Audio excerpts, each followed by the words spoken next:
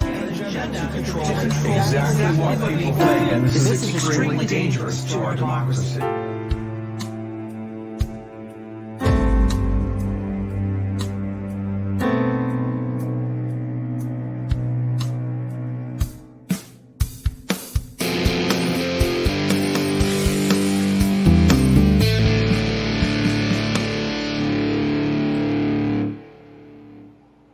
And we are going free. Make sure you all can let me know, please, if you can see me and hear me okay today. We are running into the office, the slash studio here at the last minute, and we're going to bring the great Tiina Wiik out here in just a moment out from behind the curtain. The first thing I want to say is a good Sunday evening, Monday morning to all of you wonderful people who are going free around planet Earth. And we have some spectacular stories of folks who are making amazing gains around the globe right now. And if you could pardon me as I just spin around here and make sure that I grab the screen, and I will have Entropy running in just one moment for everybody. We will bring Tiina out. It will be spectacular. Now listen, if you want to, if you have questions for Tiina, you want to bring up some stories for the both of us, you have suggestions, whatever it might be, make sure you tag me as No White Guilt on the No White Guilt channel. Tag me as Discipline with NWG on the Discipline channel. I'm more likely to see the No White Guilt channel. Cash App, DB Cooper is asking, is Cash App working again? It does appear to be working. So if you want to financially gift, thank you, DB Cooper, and great to see you, brother, one of our wonderful heroes. If you want to financially gift, you can do so on Entropy in just a moment. You can also do so on Cash App, and those who are financially gifting will get priority with their comments and questions naturally, but I do get to all the comments and questions that you make. You can also, aside from the two channels on YouTube, you can also ask questions in the question widget, make suggestions in the question widget, and there you can vote up and down, or maybe just up, on questions that have been asked. It's wonderful to see so many wonderful, great folks, some magnificent people in the chat today already. Let me go ahead and bring forward the one and only, the beautiful Tiina Wiik. And here she is, ladies and gentlemen. How are you, dear lady? You're muted. Let me, oh, you might have to do it. Of course, I'm muted. I'm sort of infamous for that. So of course, our live stream starts with that. Yes, as you can probably tell, it's very hot in here. It's still, even though it's in the middle of the night. And people are always sort of surprised that it's hot in Finland, but that's how it is. It's very extreme. In winter, it's extremely cold and dark, and now it's sunny all the time, and we are here in the scorching heat. Oh my gosh. Yeah, the message you sent to me, it really, it shook me, because I was, when you said during the day it's scorching hot, that was the first thing I was like, Finland? Scorching hot? Yeah, I'm down in Virginia, and 95 or low 90s, I guess is what it is right now. And Fahrenheit, of course. And that's hot. But to think about a place so far north of where I am, to be scorching hot. And of course, naturally, you all don't have air conditioning, given that it's cold, far too cold for AC the rest of the year.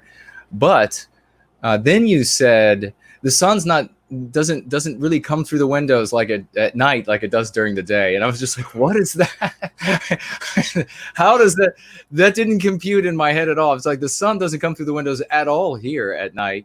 So that's wild that you have the sun at night, so it's not as hot during the night. But it's good to hear that they are, folks, ladies and gentlemen, if you are unaware, for Tiina right now, 7 hours ahead of where I am in the once great state of Virginia, outside of Mordor, the nation's capital of Washington, D.C. Of course, maybe not going to be named that much longer. We're going to find out what they're going to do to it. But yeah, where Tiina is, she is up late, so we are very grateful that you are up late with us to have a conversation here on Going Free. We appreciate you dearly, the work that you and is he your husband now or fiancé now? Still fiancé. Okay, all right. Well, we deeply appreciate the work that you and your fiancé do for White Wellbeing, and that's a part of the world where we have to be reaching everywhere we are, of course, across the world. We have to be reaching our people.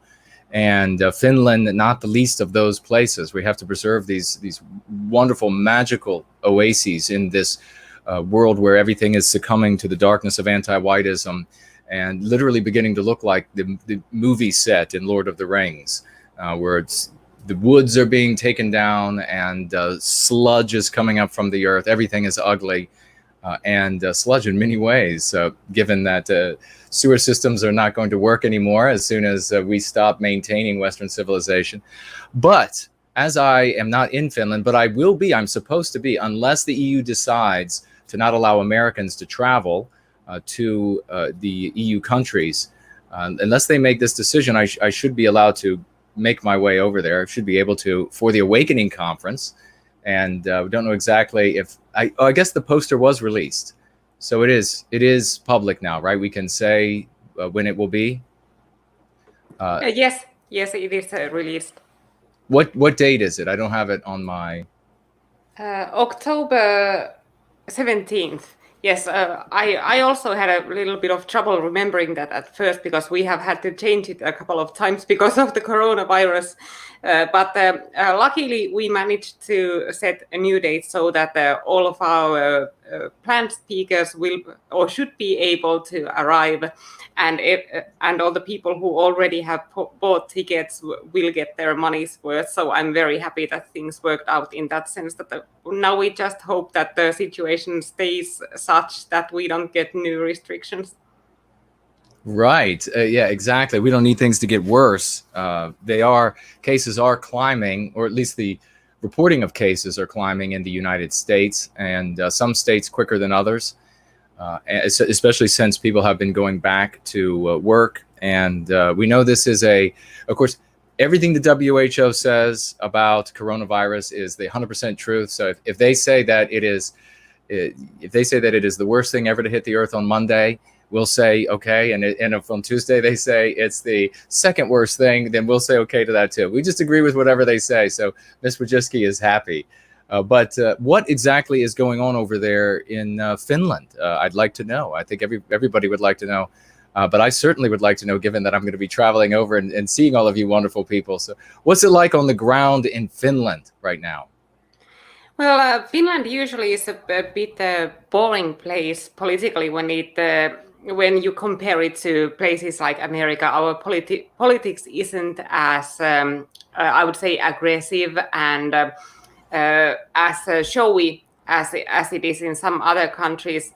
But lately, of course, because we've had the coronavirus, and right now we have the most liberal government in the Finnish history. It has gotten a bit more interesting that we actually have a government who prioritize things like bringing refugees from Greece, even when there is a global pandemic that we should be dealing with, and that is hitting our economy very hard. So politics-wise, that is what's happening. And of course, our government is known worldwide as this feminist government of young women, and all American liberals and feminists are completely fawning over these women of my age who are ministers in our government. It's interesting to see that sort of disconnect between the fawning abroad and what is happening in Finland, because in Finland they had a short period of that fawning of the feminist government of young women, and then it quickly turned into sort of living with the reality of having a government who really don't know what they are doing. So it passed very fast, but American liberals are still at that phase of fawning. That I think that in Finland, especially when we got to the situation that our finance minister is making an Instagram poll about whether we should bring back Finnish citizens from the Al-Hol refugee camp. Whether we should what now? Do what? Bring back refugees, meaning like these defeated ISIS terrorists from the Al-Hol camp into Finland. And bring them back, she was making an Instagram poll about that topic. So I think that was sort of a wake-up call to a lot of people about what sort of a government we actually have. My gosh, that is fantastic. That is so hilarious to hear you say, well, to have this government that seems to not know what they're doing. Why would anyone ever guess that putting a bunch of young women in charge of they would end up not knowing exactly what they're put a bunch of young ladies in charge of the government, and then they don't know what they're doing? Wow, what a surprise that is. Yeah, that's typical. This is the anti-whiteism. You know, they continue to talk about the anti-whites in the United States, and of course, other countries continue to talk about the great successes of anti-whiteism under the names that they give to it in South Africa. And of course, we know that there are not great successes there. They say the same thing about the country formerly known as Rhodesia, now Zimbabwe.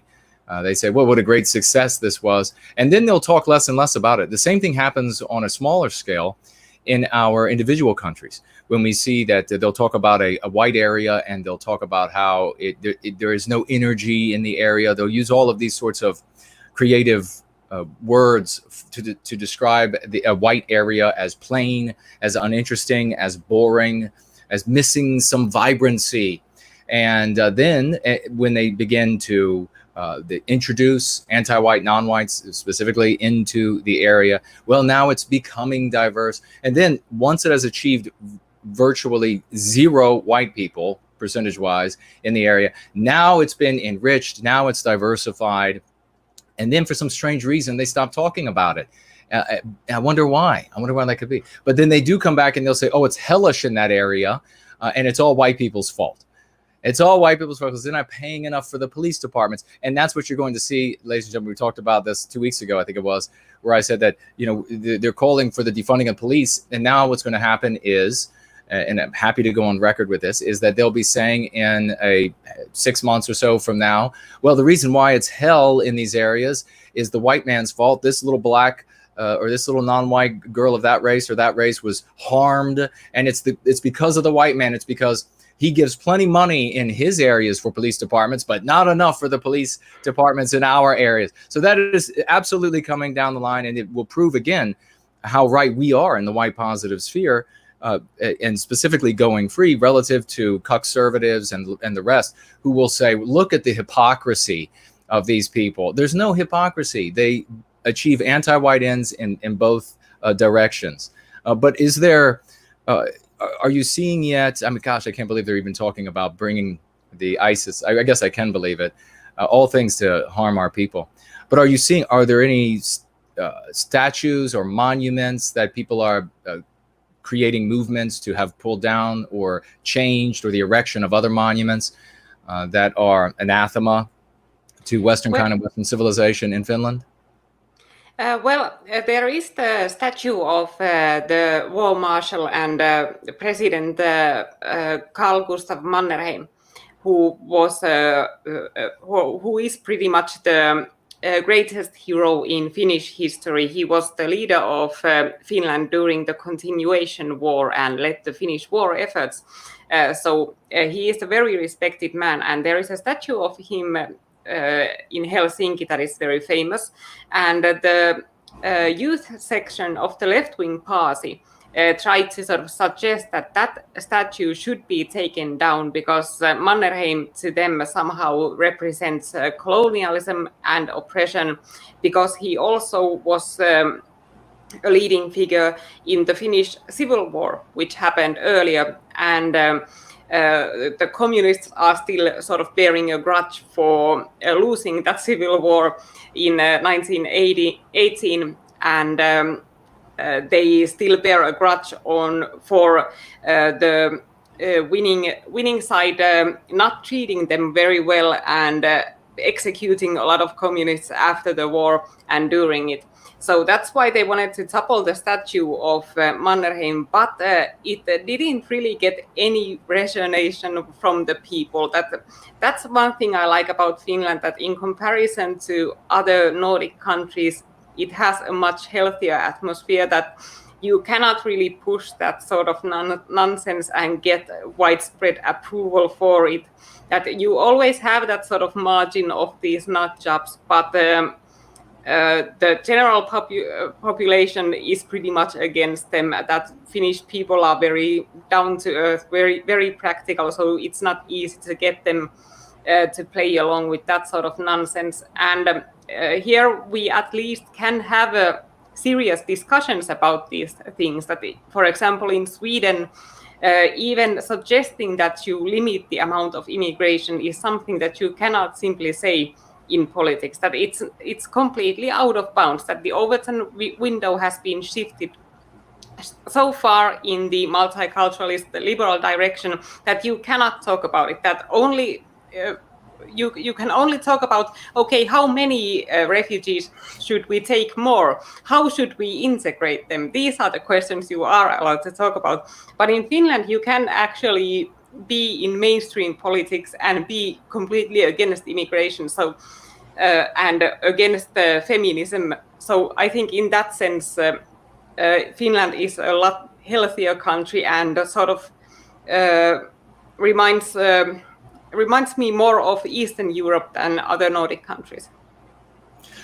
Well, I'm really glad you pointed that out for everybody, because it's a great lesson, I think, for us. And the way it's striking me is this is the exact kind of verbiage that we would hear from our people in the United States back in like the 1950s. Say they would say that's never going to fly here, and these and they would take polls and they would say it would come back and it would be always more than 2 to 1. And then when you ask something as egregious, in 2 to 1 in favor of maintaining the status quo of it being a white civilization, and then when they would ask more pointed questions about, well, do you want to get rid of XYZ, these pieces of history, then it would just it would leap even further. You know, it would be like 5 to 1. People would say, no, absolutely not. We just keep these things. And white people in the United States in previous decades were, you know, we would say, I think, healthier. What it was, they were infected with mean pathogens, but the types of mean pathogens and where they were on the spectrum being brought along seems very tame compared to where we are, and is very tame compared to where we are today. So white people of 50 years ago, for example, and it's not to say that our brothers and sisters in Finland are 50 years back as far as anti-whiteism goes, and eventually these sort of arguments that anti-whites can make to white erase us from our own civilization will make sense to them then. And it's not to say that it won't happen. In fact, it's not to say that it couldn't happen much more quickly, given that it is happening elsewhere around the world so rapidly, and in particular the United States. This is why we have to recapture our destiny and never use their verbiage, never be in their story. Because when we're in their story, for example, when they come to us, and this is why it's so important, and we've had over the past week, Tiina, you probably haven't. Tiina and her, ladies and gentlemen, Tiina and her fiance are active, they are busy, they're making content all the time. I think on D Live, is that right? Yeah. Okay. And is that the only channel though that you all have? Well, we also have like Periscope and VK, but D Live is the main platform for us right now. Okay, and what's the name of that D Live channel, just for everybody listening, so they can immediately subscribe to it? Yeah, so it's dlive.tv/VPFM. So just like that, VPFM. VPFF. Yeah, all right. We shortened the name of our Finnish live stream so that it's easier to spell for foreign viewers too. Because we these days make these live streams in English on Tuesdays and Fridays on that same channel. So it's now also for the English speaking audience. Perfect. That's what we need. We need you magical people from far north to speak to us in a language we can all understand. And of course, English language has become the lingua franca around the world. And so yeah, that's beautiful. But I was going to say that. Folks, Tiina and her fiance are very busy advocating for white well-being, and so you might not be as aware of what's happening down here, which is there have been over the past week or week and a half now, 2 weeks, this little bit of a debate over the importance of words and the concepts we use to view the world. And to me, this is insane. It is totally insane. Because it is so obvious, it is so salient that we cannot use their vernacular, we cannot use their dialectics, we cannot live in their story, because in their story, there is a morality, an anti-white morality, that you become immoral if you oppose. So, for example, the argument that these anti-whites are bringing forward to remove this statue of this war marshal in Finland, that argument may not have worked today, because you have so many people that are just going to turn their backs on it. But if you stay in their story, if our Finnish brothers and sisters stay in the anti-white story, then the arguments, and remember, ladies and gentlemen, the anti-whites use what we refer to as the myths of pretexts. So they moralize, they intellectualize, and they sentimentalize pretexts, arguments, lies to achieve anti-white objectives.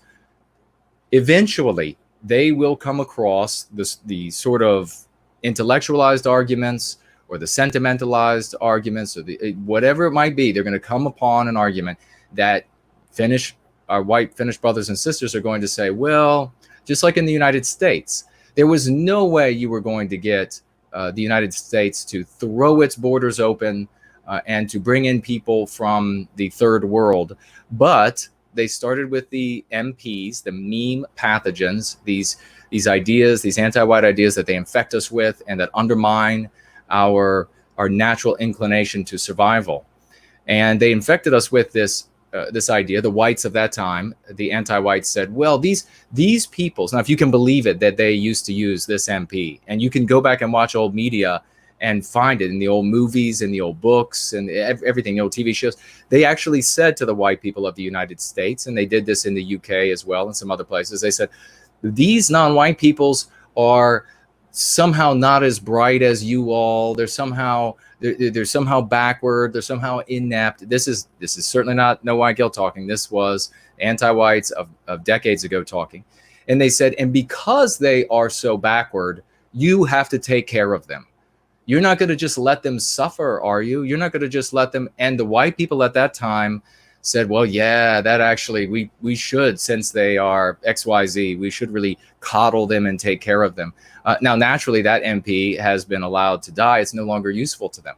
But if our Finnish brothers and sisters stay inside of the anti-white narrative, and what does that mean? That is the narrative that the anti-whites create on their media, news and entertainment media at the universities.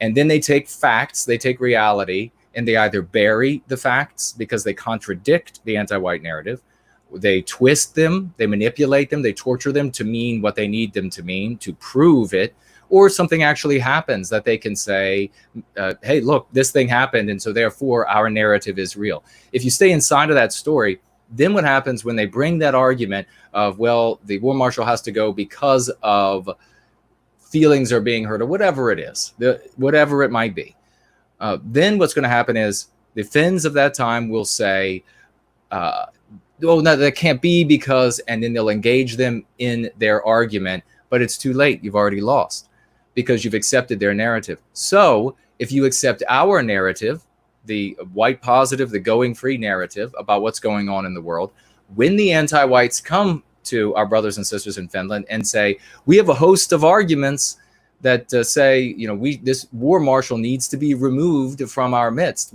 And so therefore it should be, our Finn brothers and sisters will say to these anti-whites of that time, no, thank you. We don't care what arguments you have. If it arrives at an anti-white conclusion, we reject it. And then the anti-whites are put in the position of having to try to describe why it's not anti-white. And as you can see at that point, it's an easy victory for us.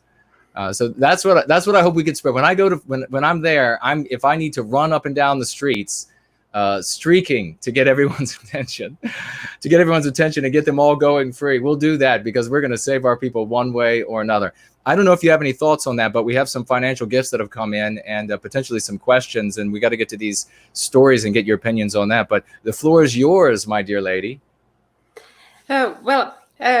About those arguments, I think it's also what you said about Finland being sort of behind in this development from America, that certain generations, the older generations of Finns, they have seen harder times. They have lived through the poorer decades that Finland suffered during and after the Second World War.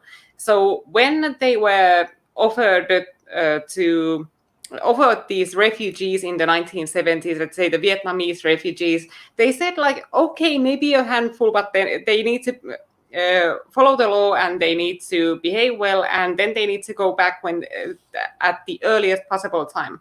And that's how it actually worked, that the immigration policy was extremely strict at the time.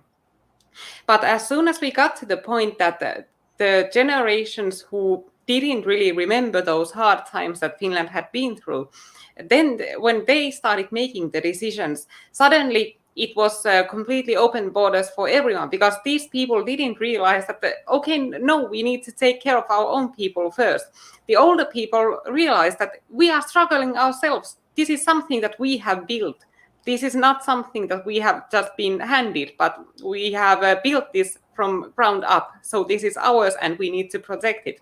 But the later generations, they just take the wealth and the security and stability that we have for granted. So they think that there are something eternal and something that we got in some unjust way, that it was just a good luck or something that got us to this situation. So they are willing to hand that out to everyone. So I think it's that people have had these younger generations, they haven't seen the hard times the old people have, and that has made them like complacent, and they take good things they have for granted. Yeah, that's exactly what we hear, and isn't it so telling? This is one of the things many years ago when I was brand new to the white positive sphere, and I started getting news from elsewhere of patriots or whatever they call themselves elsewhere around the world. I would get these newspapers, and sometimes it could be quarterly, sometimes even like half a year, every 6 months or so there would be another paper. And the stories that they were telling in their countries were identical to what we were experiencing, maybe a little bit different on the timeline. But like what you're saying right there, Tiina, is absolutely the exact same thing we hear and have felt in the United States. And I've talked with others of our brothers and sisters around the world where it's like, well, the older generations, that they saw harder times, and they're more in touch with reality, and really it's true in many ways. And but the one thing we really have to note is that the older generations had an older set of meme pathogens. What they were taught about, for example, like the MP I just shared about, well, you've got to care for them because they're somehow inferior. That in that milieu, you couldn't also make the argument of you got to care for them because they're somehow inferior, plus we need to erase all of your civilization. So we need to get you out of that. They would have said, are you crazy? We're going to take care of these people because they're inferior. Whereas now they can very easily make these arguments in most Western countries about, well, we have to erase. And why don't we jump right into, I think we have I don't know if this was one of the ones I saw you, so I sent you rather, but I will read some of this news item that I saw just, I think it was a few hours ago, the first time I saw it, and it was Trump saying some statues can come down through a legal process. And I'll read just a little bit from this online rag. President Trump, I'll just say Donald, late Thursday said statues can come down, but the removal process should be done legally, as opposed to the vandalism seen in Washington and other cities. Boy, doesn't this just sound like the Trump when it comes to immigration? White America voted this man into office to put an end to immigration because we don't want to see this country become something other than Western, other than a reflection of who and what we are. And yet he gets up in front of the nation and says, we want to have the most immigration ever as long as it's legal. And we'll raise the bar for how many people can come, or I guess lower the bar for how many people can come in, open the tap that much wider. We'll just have all the proper forms ready for them so that it can be legal. We can take the things down too. I can understand certain things being taken down, but they ought to go through a process legally, the Republican president said, and quote, and then we take it down. In some cases, put them in museums or wherever they may go. Where is that, Donald? Where is that? And I want to point out too, I don't know, and get Tiina's impression on where, looking from Finland at the United States, what does it look like to our brothers and sisters, the United States right now, from the perspective of the Finns? But Donald made sure that he waited long enough to finally say, and we know there are dozens of laws to protect statues and public works in the United States. And if you are white positive and you go to damage one, rest assured they'll apply the dozens, all of them, on you. So you'll be convicted of all of them. You'll never see the light of day again. But Donald made sure to hold off on his threat of, well, we will punish you. We'll use maybe one or more of these laws against you if you continue to tear these things down. He made sure he waited until most of the people that my ancestors and in the South here of the United States, Southerners, until most of those have been ripped down, until most of the processes, the legal processes for white erasing us from our own civilization were well underway. Then he says, okay, but what does he mean here in this interview that he was giving, where he says, well, they might go to a museum or wherever else they may go. Where's the other place they may go? We know the anti-whites are putting them, many of them, decapitating them. And this, of course, ladies and gentlemen, and we can talk in a little bit about this being in every single revolution throughout history, they start with the inanimate objects. What more do you need to get concerned? And when I say get concerned, what does that mean? That means get active. And get active means what? It doesn't mean that, like in other parts of the white positive sphere, where you're just getting entertained and you get to feel smart and walk away because you've gotten some information. No, it means that you go out into the world, and it's either in blogs, on threads, or on Facebooks, on VK, on everywhere. You get out into the conservative groups, you get out into the right to self-defense groups, the guns groups, you get out into all of these different groups, mechanics groups, trucking groups, whatever it might be, and you share Going Free, you share this message, because this is how we're going to save ourselves. But they decapitate the statues, they knock statues down, and then they raise them by the neck. And these are statues of white people they're doing this to, only white people. And in every revolution throughout history, it starts with the destruction of the simulacra of the people. So they've come after the history books, they've gone after the signs. Now it's the actual stone versions of our people. This is one step away from it being your mother, your father, etc. If you are white and heretical in the United States and elsewhere around the world. And then once they take care of the heretics, they'll take care of the rest of the white population. You can just be assured of that, as that has always been the case. They've been, Tiina, I don't know if you know, they took down, they've been taking down statues, tearing them down, and the like of the father of the country, George Washington. And they actually, in one case, wrapped a Stars and Stripes around the head of it, of George Washington, set that on fire, ripped the statue down, set the whole statue on fire, and then urinated and defecated on the statue. How close is that to doing that to the actual people that represents? But let me just have a quick, and then I'm going to get your view from across the pond over there. Read a little bit more of this. And he says, government officials in a number of states, including the Carolinas, have removed statues of slave owners with plans to place them in museums or educational institutions. I see. So if you did something that was commonplace for all of human history, until done by all races, to all other races, until the white man put an end to slavery. Of course, that may or may not be true. You have to look it up for yourself, because if we know the anti-whites disagree with that, there's a huge rewriting of history. If you did that, then you're coming down. Ladies and gentlemen, that's just an excuse. That's just an excuse to arrive at an anti-white objective, which is to white erase you. That's why you don't bother to have the argument about who owned the slave ships, and who dropped them off, and who was making the money off it, and the Arab slave trade, and the Asian slave, the Orientals, and all of these different things, and what the Barbary pirates, and all. There's no reason in having that conversation, because this is just an effort and an excuse to white erase us. Trump, speaking during a Fox town hall, said federal law enforcement has arrested a lot of people, possibly hundreds, for the destruction they've wrought during riots in recent weeks, noting mobs have taken down or targeted statues of former presidents like George Washington, Andrew Jackson, and Abraham Lincoln. And yeah, there's an effort right now to violently destroy a statue of Lincoln, and a parallel effort legally to remove the statue Why? And it doesn't matter what happened in reality. It doesn't matter, and then I'm going to pass it to Tiina. It doesn't matter that Lincoln was part of the movement to return all blacks to Africa. It doesn't matter what he was freeing slaves in a different country, of course, which he had no power to do, and didn't free the slaves in the country which he did have the power to do. So all of these little tidbits of history don't matter, because all that matters is the anti-white narrative out there for the anti-whites, and those you're trying, the vagues, our brothers and sisters, those you're trying to bring over to help going free so that we can save ourselves by saving our people. That doesn't matter. What matters is that Lincoln is a white man, and in the statue, he is helping a non-white person to freedom. That can't last, ladies and gentlemen.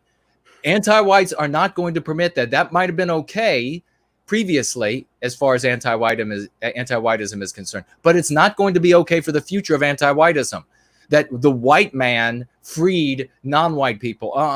That's going to go, and that's why the Lincoln statue has to go. And by the way, all of the founding fathers had slaves or were part of slavery or permitted slavery or condoned slavery, and that means they're all going to have to go in the United States under that excuse alone. But of course there would be others, and if you are thinking to yourself, well, my ancestors in my particular country, no, they didn't do anything like this.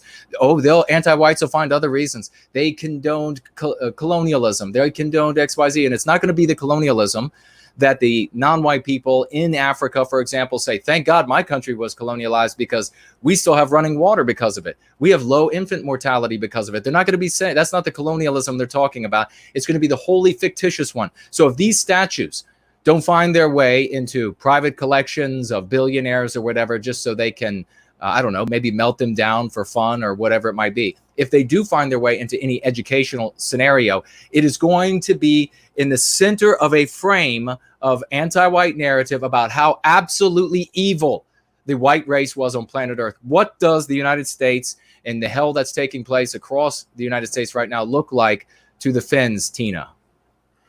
Well, the discussion here is sort of strange because our liberals, this sort of fringe minority, is trying to have the American discussion in the Finnish context. And of course it doesn't work because Finland doesn't have any sort of colonial past. That we have been subjugated by two more powerful neighboring countries in our history, and Finns have been taken for slaves by Russians and by the Ottoman Empire. And so we don't have that sort of history. So it's very forced when liberals try to push that narrative in Finland, and you end up in these very funny situations like a Somali trying to preach Finnish people about their white privilege and citing slavery, because Finnish people have never owned slaves. So those Finnish people that Somali is preaching to, they have no slave-owning ancestors. But that Somali sure as hell does, because slavery has always been a big thing there. And historically, slavery has been a major source of income for Somali people. So their ancestors certainly have been slave owners. Ours haven't. And the Finnish media also, because it's very liberal, has taken these strange positions like comparing the toppling of these statues to bringing down the statues of Lenin in Eastern Europe after the fall of the Soviet Union. And bringing down the statues of Lenin, it was destroying the symbols of your oppressor, of an invading force. So it's not destroying your own history, but these BLM riots are destroying the own history of these countries and their people. They are not destroying statues of invaders, but of the very people of that country. And also in the Nordic countries, even though in Finland we haven't had that vandalism against the statues, in for example Norway and Denmark, they have had some. And there was a Norwegian, of course not Norwegian, but an African woman living in Norway who had named several statues that she said should be taken down in Norway because those people were invested in slavery. And one of those people statues she named was an author who had nothing to do with slavery. I couldn't find any connection between this Norwegian author and slavery. He was like an author and a real estate developer. And the other person who allegedly was very strongly invested in slavery was Winston Churchill. So there's a statue of Winston Churchill in Oslo, Norway, and this African woman was saying that Winston Churchill was a slaveholder. So that's the level of discussion here, because this discussion is mainly had by this very, very small fringe minority of white liberals that. And this minority is even much smaller than it is in America, and by these African activists who don't know anything about anything. So it's very strange discussion. But that what Trump said about those statues, it's pretty much like Republican policy in a nutshell, that okay, we will stall this liberal development a little, we will stall this anti-white development a little, we will put it into a framework in which we can give it conservative justification, that okay, now that you have done it legally, now we can pretend to be okay with it, and we can be lazy and do nothing about it when you destroy our legacy. So it's what Republicans do with everything, that they stall a little, they push the liberal ideas into a conservative framework, like suddenly accepting that drag queen story hours are core conservative ideas, and you should definitely have drag queens in the conservative movements, and that they simply adopt these ideas and put them in conservative framework. So that's just a very good example of that policy in practice, that okay, stall and adopt. Yeah, perfectly stated. That's exactly what they do. It's just I can hear you. You can't see me? Your mic. I'm still here. Can you hear me? Yeah. Okay. Now. Oh, it must have been some sort of connection failure in my end. Yeah. Oh. Yeah. Can you see me now? Yeah. Okay. Good. That's perfectly stated there about the Republicans and how they behave. It's just stalling, and they want to get their time at the trough, the public trough, a little longer. And then they don't. This is the reason why I left the Nerve Center for the Conservative Movement while I was there in D.C., was that I saw the reality firsthand of what governance was in a democracy. And I saw that the Republicans weren't serving our interests as a Western kind in the least bit. They had no interest in doing so. And that's why they're as anti-white as you can be. And to allow the changing of the country, to allow the changing of the demographic, to allow the white erasure, that's everything they're doing. All they do is they want to give a little bit of lip service to folks who can vote for them so that they can stay at the public trough a little bit longer, and then get their time in the limelight, get their praise, have their power rush.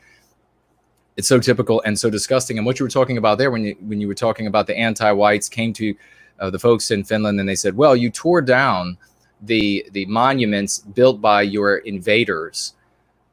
No Sierra, we did. I mean, yeah, obviously that's what was going to happen.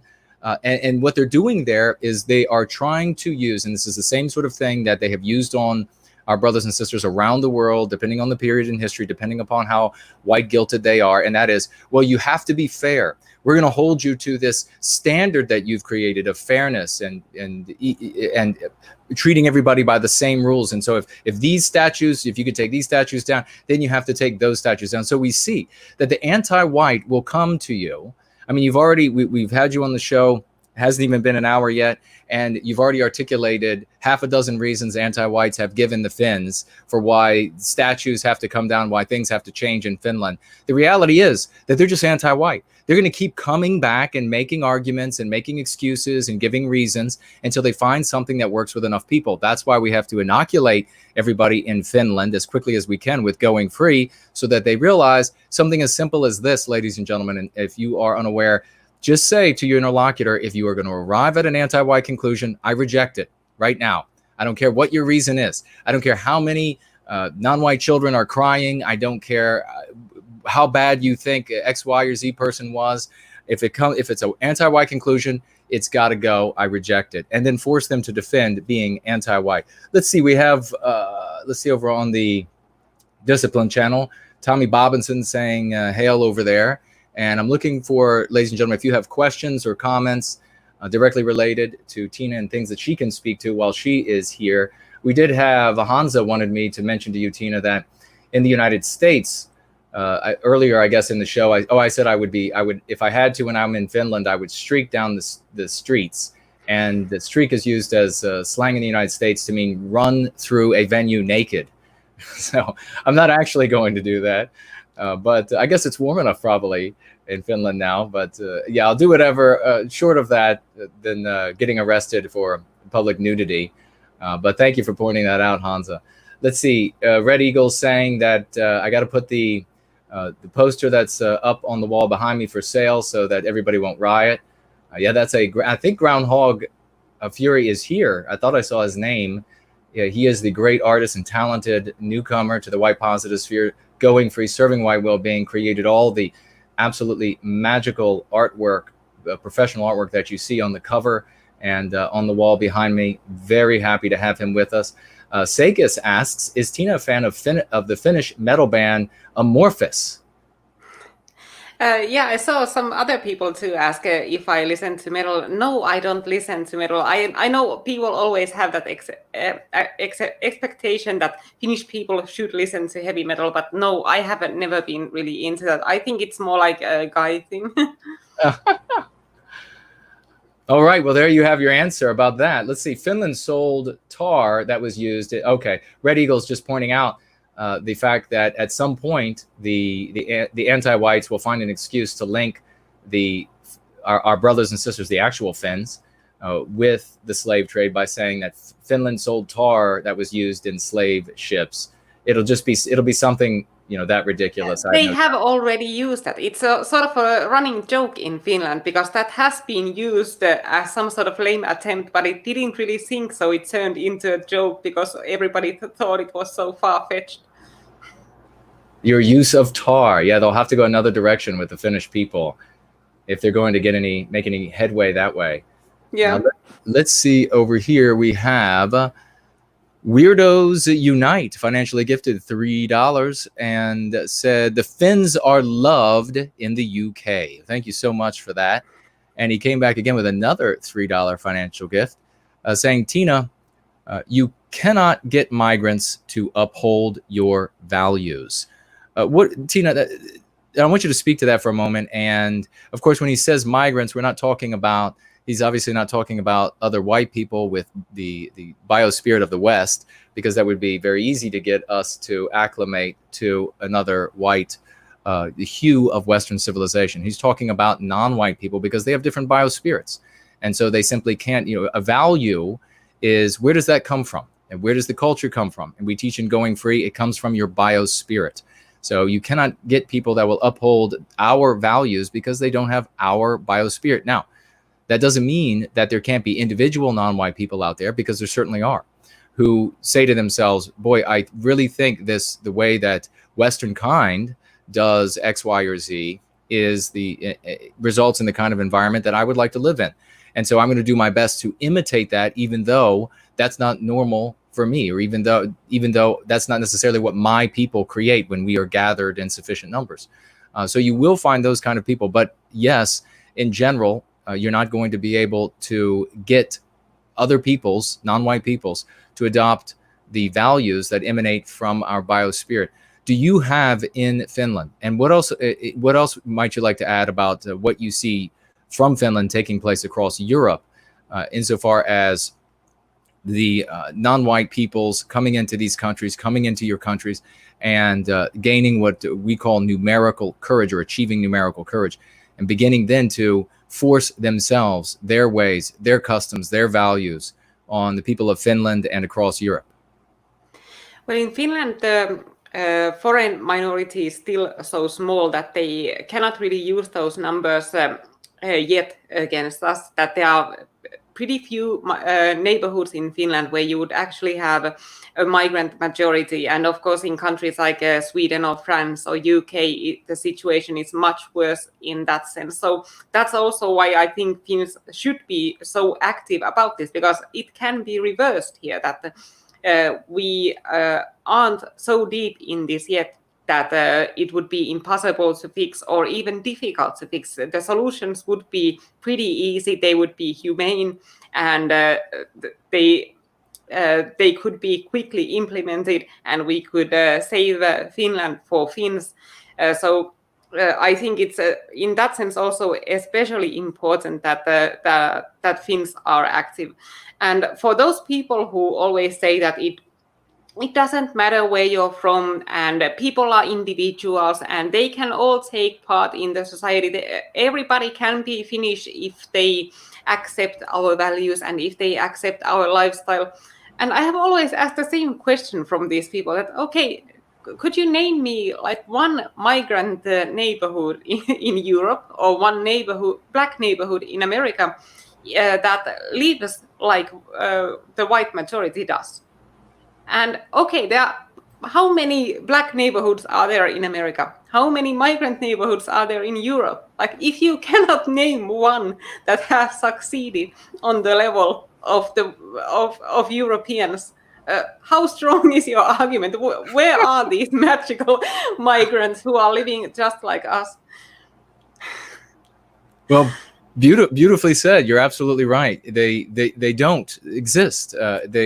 We are going to come across individuals, as I said, but as far as a group, they absolutely have different biospirits. And by the way, I'll say this as well for folks who are, we have a lot of MAGA folks coming in, a lot of people who, these so-called thought leaders in the white positive sphere, said, oh, you can never get, these people will never listen to anything you have to say. Well, they'll never listen to anything that you all have to say out there, the kind of things, especially where you are imitating the antagonists in the anti-white narrative. They want nothing to do with you. But all of these folks, the people who call themselves conservatives, the majority of these people who call themselves conservatives, nationalists, patriots, MAGA types, they care about what our people produce. They just need to hear, where does it come from? They need to have the psychological defense, which is going free for the psychological warfare being waged against them, which is anti-whiteism. And they take to it like a duck to water. I mean, they immediately get in. And so if you're new, and I know there are many new people out there that are listening, and listen, folks, once again, like Mr. George says, we need to be the algorithm. We have even more evidence of the efforts, the extraordinary efforts the anti-whites are going to silence the work that specifically we are doing. And it absolutely buoys my heart to see so many of you going out and spreading Going Free, spreading white well-being, because you are going to be the only way it happens. If you are not going out and spreading this information abroad, it is not going to happen at all. So please continue to do so. The anti-whites are doing everything they can to shut us down. But for those who are MAGA types and the rest who are brand new, I want to say this. There is no galactic yardstick or measuring stick. There's no galactic measurement that we can say the biospirit of one race of mankind versus another, one is better, one is worse, or anything of that nature. What we do have is what we create as Western kind is what's best for us. What some non-white group is going to create for themselves, it's what's best for them. Why do we see so many people coming to live in Western countries? The reason why is because we also, as a function of our creativity, this is Western kind, as a function of our desire to explore, to discover, we have created, explored, discovered a great many things that make the life of the individual far more comfortable, far more safe. You get to live your life, you get to live at all. With our medicines, you get to live it all with the farming techniques that we've developed. You get to live it all with the sewage removal that we've developed. A great many things enable you to live comfortably. And so the entire world wants to come live here. Well, what happens when they come and live in our countries is that at first we have, like what Tiina is saying right here, you have a small population. That means, and we refer to this as numerically diffident. When a non-white population is in the body of your population and they are numerically, and there are some other factors involved. How strong is the host population? Versus how strong is the new population or the immigrant population? Do they have a religion that encourages their strength, or do they, etc., or weakens them, whatever it might be? When they are in that numerically diffident state, they don't manifest their biospirits.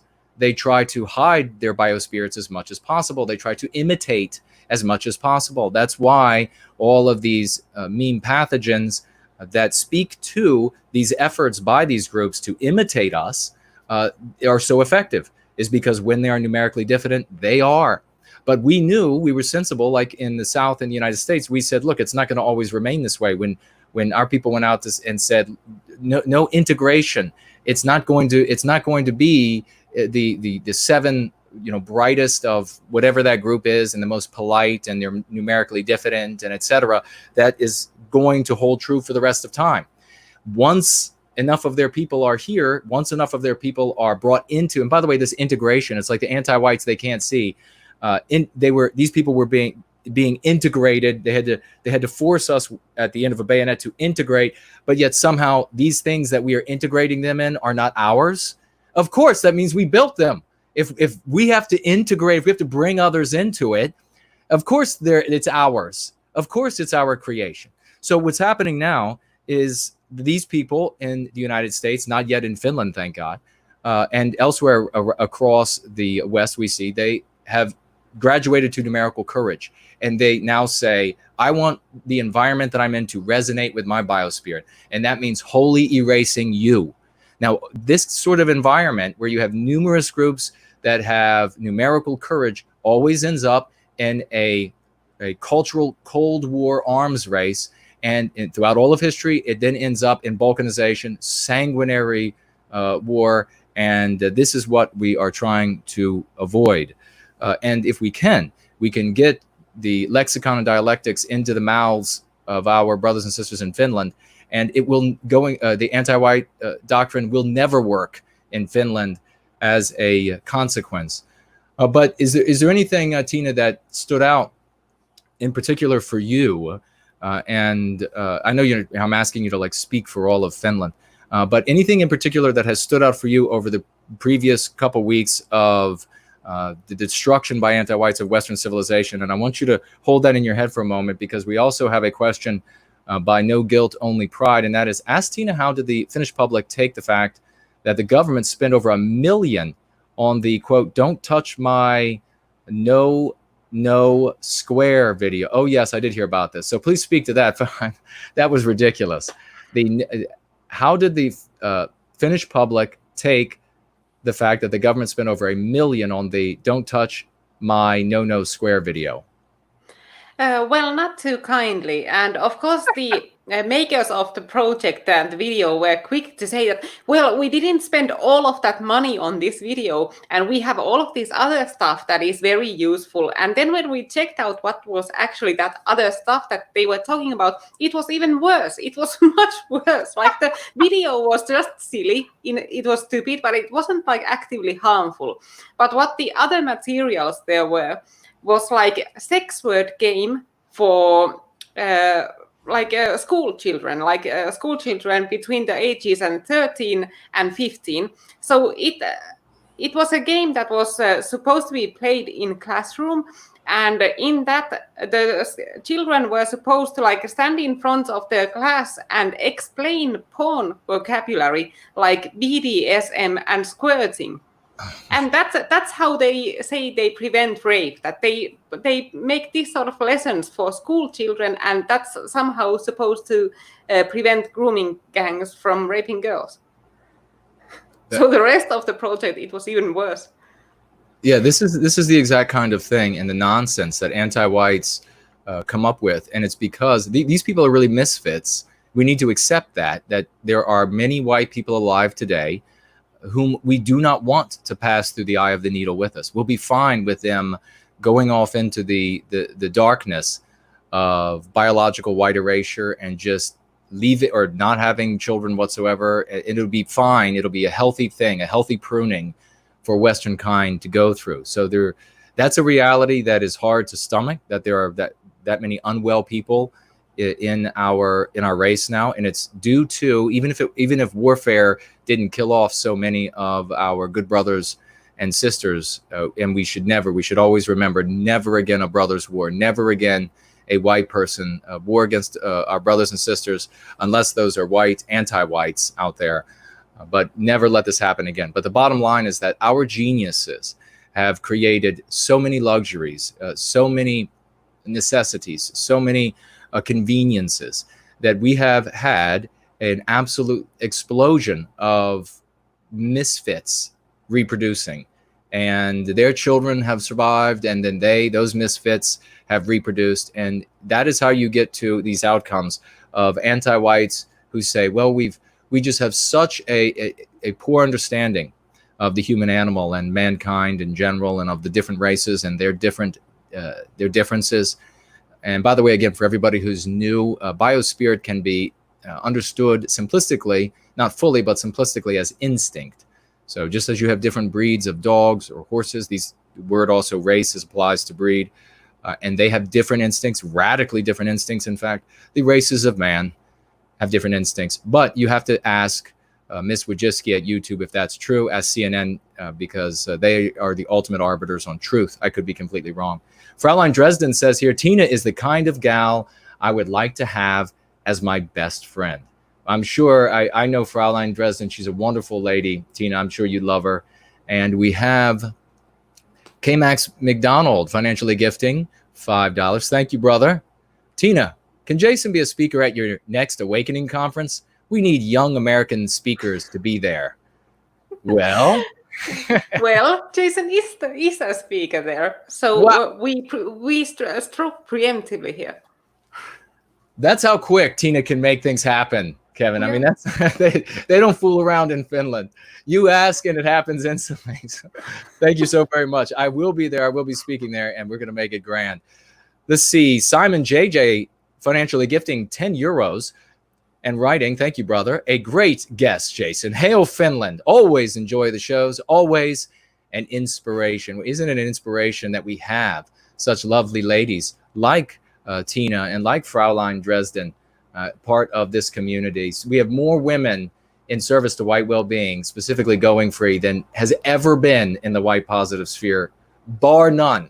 Without question. You could take all of I've been around, I won't tell you folks exactly how long, but I've been around for decades. I'll just say that.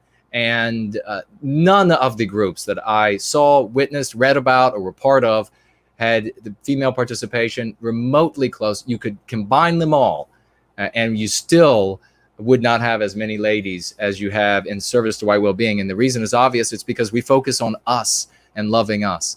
Weirdos Unite, financially gifting $3. The non-whites are trying to take over the world. Your thoughts? Well, we'll speak to that in a moment, potentially, brother, because that could be a big question. But we'll make sure that see if Tiina has any thoughts that she could give to it. But Hansa has $5 here, and thank you so much for that financial gift. And he says here, Tiina, your Finnish hero sniper. He was he called the White Ghost when young, before his face was shot? Do you think Jason slightly resembles him? Also, you and Eunice are true heroes for Finland and for whites worldwide. Hail. Thank you so much for that, Hansa. So Tiina, was the sniper called the White Ghost? And then, before he had the injury to his face, do I look anything like him? Well, actually, I think you might resemble him a bit. I have only seen like a couple of good photos of him where you can like really see his face, and there is some resemblance there actually, now that I think about it.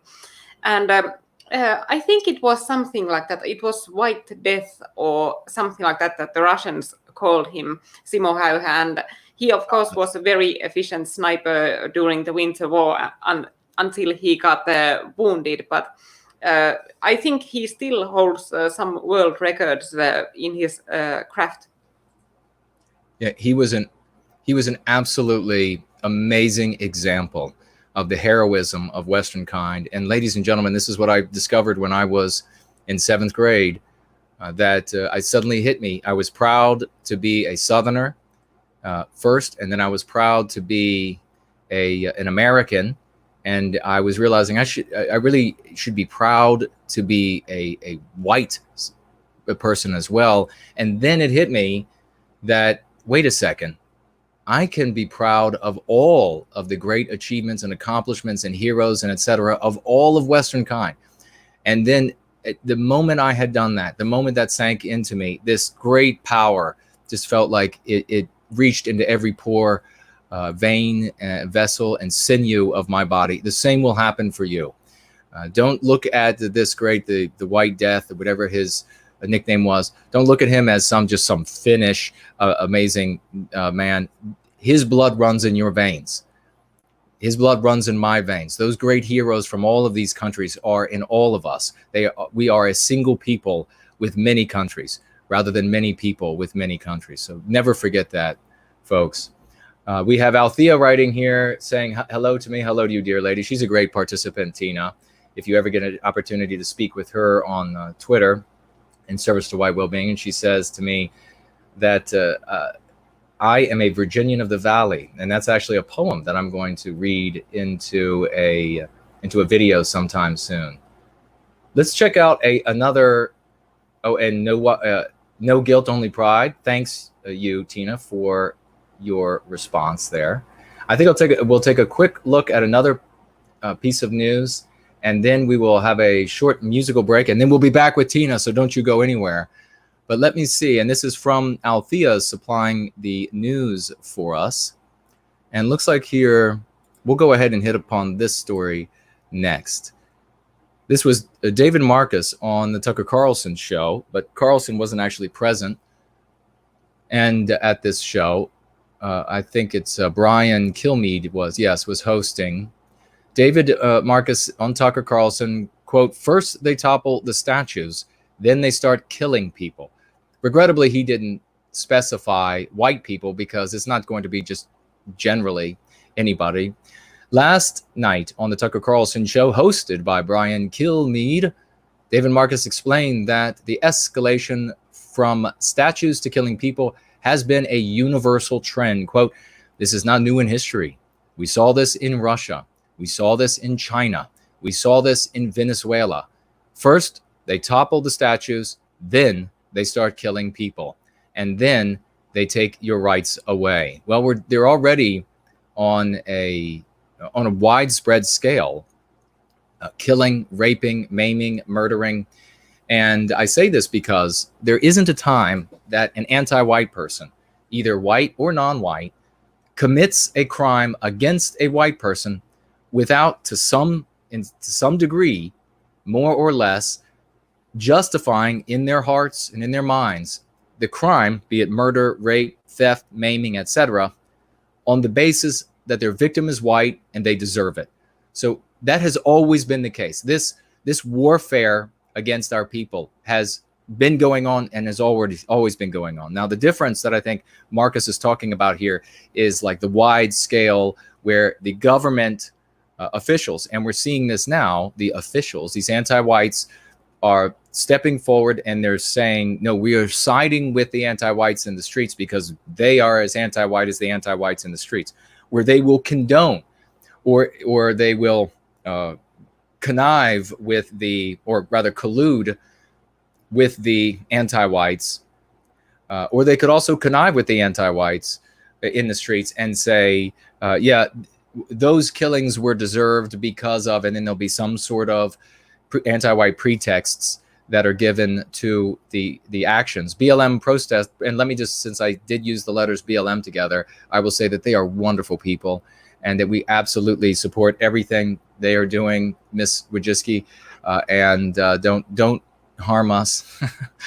They're serving their people the way they want to, and we're serving our people's well-being with a little bit of a different angle, with just love and spreading the good word of going free. BLM protesters and rioters, writing here by this author, says have been threatening to topple the Emancipation Memorial. I was speaking about that earlier, actually, in Washington, D.C., depicting, right, it was the freed slave by Lincoln.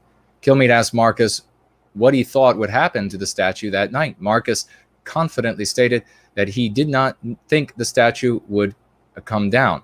I think that the statue is going to be fine, because thankfully both the Trump administration and law enforcement are now doing their job. They're now doing their job, and they should have been doing for the last several weeks. And as the statues fell.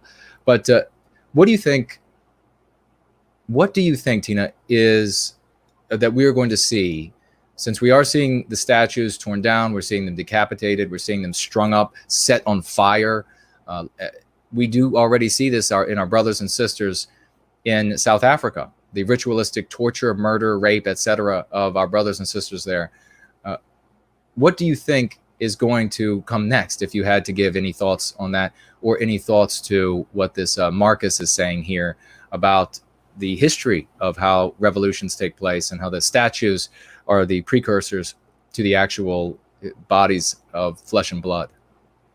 Well, I actually think we are further than he thinks, because we are already at the violent phase. And right now we are at the situation that you can, a black person can very violently assault a white person, and all he needs to say is that, okay, that white person used the N-word, and everybody's like, oh, okay, I understand. Like that Macy's assault, with the Macy's clerk assaulted, that suddenly saying the N-word is something that even the media journalists, they find it suddenly completely understandable to viciously assault or even kill a person for using allegedly using a racist word. And of course, in that case, nobody even used that sort of word. But the thing that it suddenly has become so openly accepted, this violence against white people. It's sort of shocking that I thought it wouldn't happen this suddenly, but I think it's how all societal changes happen, that the first they sort of crawl on you very slowly, and then when the momentum gets going, things get bad very quickly, and then it's faster than you realize. So I think we are already seeing it, that already everybody suddenly finds violence against white justifiable. Yeah, precisely. And this is the really scary thing, is, and very well said, because throughout this destruction across American cities, we see white people getting killed, police officers being run over. There are hundreds and hundreds of videos that are available of anti-whites, both white and non-white, committing absolutely heinous atrocities against white people, ganging up, bludgeoning them, killing them.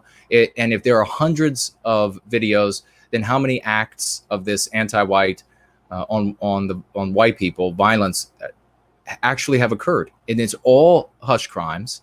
These are all, and these are this is the way you should talk about it with your friends and family, is to call it a hush crime, because it immediately begins with the premise that anti-whites are in charge rather than the white man is in charge, and we're just oppressing everybody. And that's where you want to put your interlocutors in the discussion with us that's taking place on our field. So before we jump to the song that we're going to be playing here, and a video, by the way, ladies and gentlemen, you're going to love this. Let me quickly just see if we have anything else over here before the song. We have Seika saying, people sometimes post nowhiteguilt.org in the chat during the Rebel Media streams. Fantastic. I'm really glad to hear that. And we have Imminent Rain.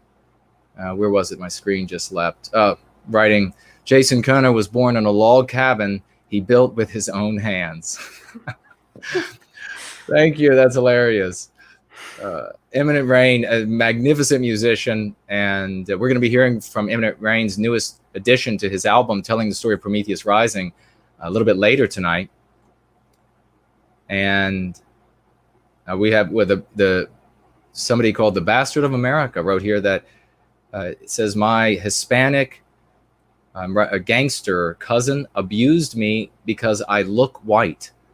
So yeah, we have seen this too. I mean, when you look to Saint Domingo, where the anti-whites rose up and and murdered all of the, and this was, of course, because our white brothers and sisters said, we got this idea, we're going to allow you all to be free. And even though this has never been done in human history. And then they said, okay, thank you. And then they took the shovels. Of course, I'm completely making that. That's not how Haiti came into existence, because Wakanda. I mean, I don't know. But the story that you all can search for yourselves is that they rose up, they slaughtered all of the white people, gang raped them, kept the women and children alive as long as they could. This is a reality that you just have to be able to stomach so that we don't have to suffer it again, because we see the same thing. If anybody would say that never happened, all they have to do is cast their eyes a little further to South Africa and see that it's happening to our brothers and sisters now. And then once they got rid of all the white people, they then looked around and they said, okay, which of the non-whites here has the most white blood in them? And then took them out as well. So you're not going to be safe, ladies and gentlemen, if you have any white. Rest assured, it doesn't matter how anti-white you are. If you're white, you're not going to be safe. And I think that we look good there. Let me just check over here, Tiina, really quickly to see if I have anybody on Cash App. We have some financial gifts, and I will be getting back. If you have a question specifically for Tiina or a comment specifically for Tiina and myself, we will absolutely speak to those while our lovely sister is with us. Oh, well, we do have Zero Talent, a great participant in service to White Wellbeing, Tiina, and he has financially gifted $5. And he says, hello, my Finnish sister. And then I think he has, he gave the address for your D Live, which I posted in the live chat. And if anybody else wants to post that, and Tiina, are you in the live chat, I could give you a wrench so you could post your D Live channel as well, if you're not able to do so. Which chat do you mean? On YouTube? Yeah, I have the YouTube chat open. Okay, so if you jump onto the No White Guilt channel, yep, live chat, and you just say hi or something, I will give you a wrench, and then you'll be able to put your links there as the show moves. Okay. And okay, and folks, let's see. All right, just gave you a wrench. Okay, great. Folks, as you know from previous streams, that Tiina's links will be on my website. They'll be on my joint website with Mr. George. That is the afterparty.tv, which you should go to as the regular place to find our content, just in case we are deleted from platforms where you are used to finding us. But you will not find those links unless it's a YouTube platform link in the description below, because as you know, I get strikes for giving links to other platforms on this channel. So those links will be, as I say, on those two websites. And of course, we will post them in the live chat during the course of this show. So Tiina and I will be right back, and we're going to play something for you from Raymond Foster down in Australia. He made a sign.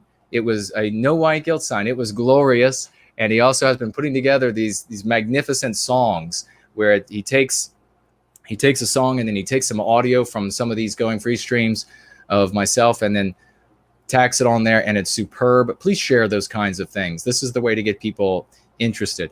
So we will be, and Tiina, you can go to, or I could put you in, turn your cam off and mute you, but I'm going to be doing that now, and we will be right back after that. Great.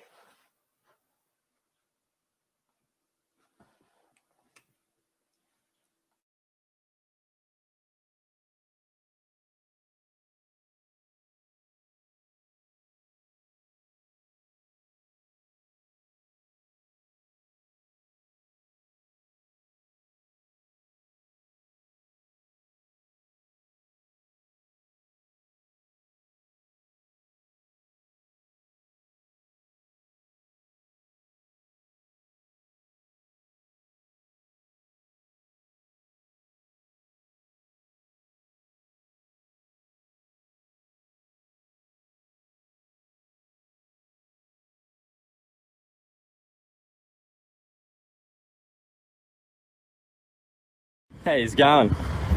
This is Raymond from the Australian Vanguard. I'm just walking down to my local shopping centre and I'm going to go in and grab myself a coffee.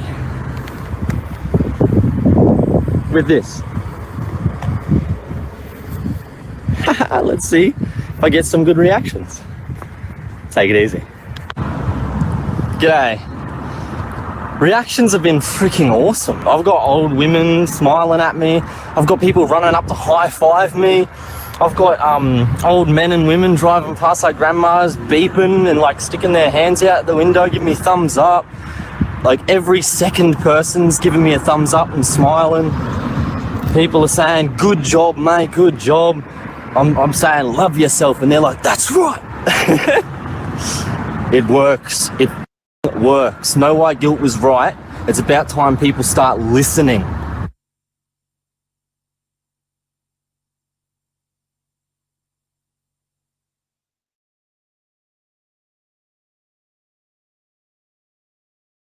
And they go free.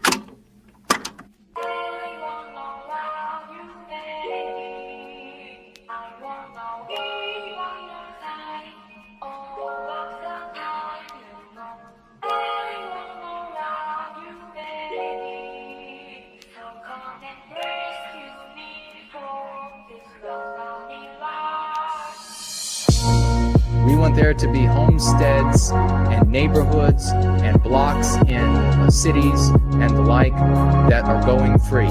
There needs to be now the set of blocks, the entire community that is serving white well-being.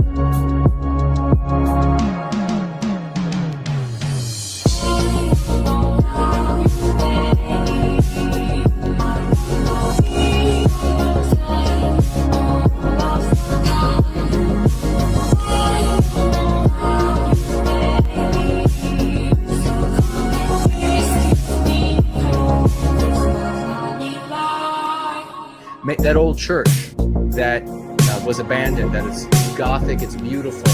It is crumbling though. That entire community going free comes together and they go free and they talk about the well-being of our people, what they can do, how they can help their families. I want these communities in cities. I want them in suburbia. I want them in exurbia. I want them in the rural settings out in the country. I want them everywhere because that's the only way we're going to survive.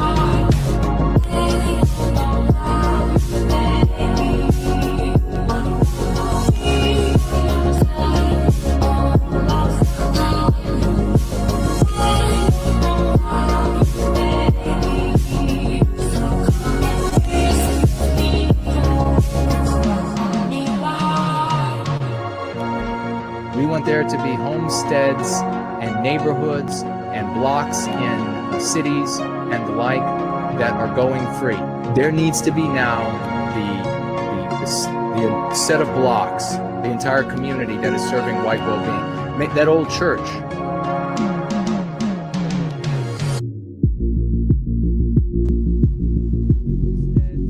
And neighborhoods and blocks in cities and the like that are going free. There needs to be now the set of blocks, the entire community that is serving white well-being. Make that old church that was abandoned.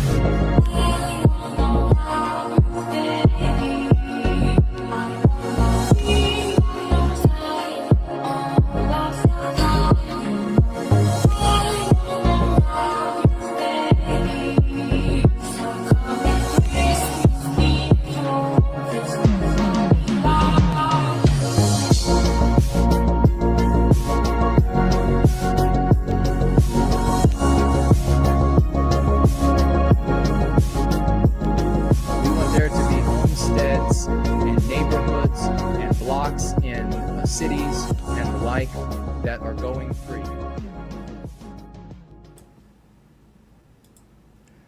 And that was a fantastic piece of music.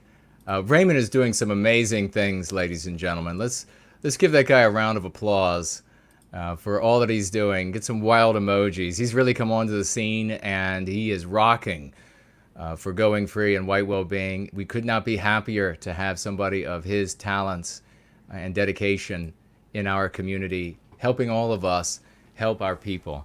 And today, we could not be more happy than to have Tiina here. And we're definitely going to have her back, because I tell you what, Tiina, I have had so many messages from people saying how much they absolutely love and have missed you. They had gotten used to you, and then all of a sudden you're not around, and so they are so happy to see you again, and I could not be happier. I think we have I thought I saw a question over here. Well, did you have anything that you wanted to say on anything that we've covered so far before we look to some other questions, Tiina? Well, I think one thing that came up was sort of important, that that came to my mind when people mentioned that they had seen "No White Killed" said on Rebel Media's chat and things like that. That it's so important to repeat these simple messages, and you have talked about it, and for example, White Rabbit Radio has talked about it, how it's a sort of a problem with the nationalist scene, that everybody feels this need to be really original, that nationalists usually don't like to repeat the ideas of other people. And that has become a weakness of ours, because that way we cannot have these easy, simple phrases that the liberals or our enemies have, like Black Lives Matter, that spread worldwide, because people are not willing to repeat other people's ideas. Everybody wants to be that Mr. and Mrs. Original. So I think there people touched something very important, that repeat, and keep the message simple. That's actually brilliantly stated, and that is the kind of thing that needs to be repeated, because yeah, folks forget, and there are a lot of people, regrettably, many people who are motivated by, to greater or lesser degrees, by something other than the well-being of our entire people. And they like to have the folks think they're intelligent. They like to aggrandize themselves. They like to make themselves some little bit of money. There definitely isn't money to be made. If you're trying to get rich, then you want to be anti-white and go for it that way. But these people make clear that they really like these novelty takes, because that's what keeps people stuck. That's what keeps people entertained. That's what keeps people listening. And we've read some great, we had one gentleman, and I need to pull out the message from him wherever, I've got it somewhere, and read it occasionally, because he talked about how he was pulled into these novelty take scenarios, exactly what you're talking about here. And he just, as a consequence, he thought that he was doing something. He thought that he was bright because of it. He thought all of these sorts of things, and he wasn't actually doing anything. And this is what I will ask everyone. And this is the kind of thing that you all should take into your conversations when you get in conversations with folks who follow other content producers and the like. And that is, what is that content producer asking you to do? What do you need to do to accomplish the objective that thought leader or organizational leader has set before the community? And if the answer is, well, nothing, then you're obviously not in the right place, because we are not going to survive unless we are all going out and spreading a psychological defense for the psychological warfare. And the psychological defense, it has to be something exactly like Tiina just said, that is repeatable, memorable, instantly identifiable, and no more of these excuses like I've seen over Tiina these past couple of weeks. You wouldn't believe these people saying things like, well, how are folks supposed to know what anti-white means? I mean, well, I think in this day and age, it's pretty clear that I think even the normies are starting to realize it on their own without any further explanation from any activist.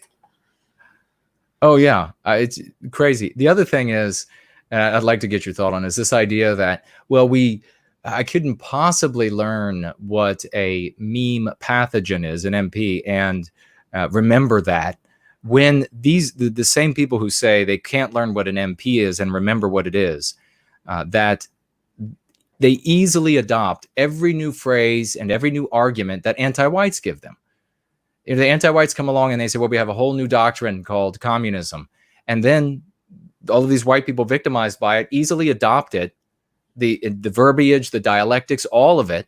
And then they'll just say that they are the opposite of whatever that is. So like for right now, this is something that is really getting on my nerves. I'm hearing it more and more, and I really hope people will stop saying this. And that is calling the anti-whites woke, because the opposite of woke is being asleep. So then you are asleep. You're the dumb one. You're the dim-witted one, because they're the bright ones. They're the ones who are awake.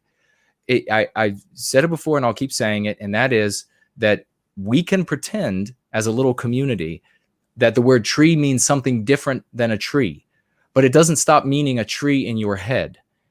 And even if you want to pretend consciously for a moment that it means something other, and that is the way it resonates with you. So if you go around saying that you are politically incorrect, then you're just incorrect. If you go around saying that they are the woke ones, then you are the unwoke. You are the asleep. You are the dim-witted.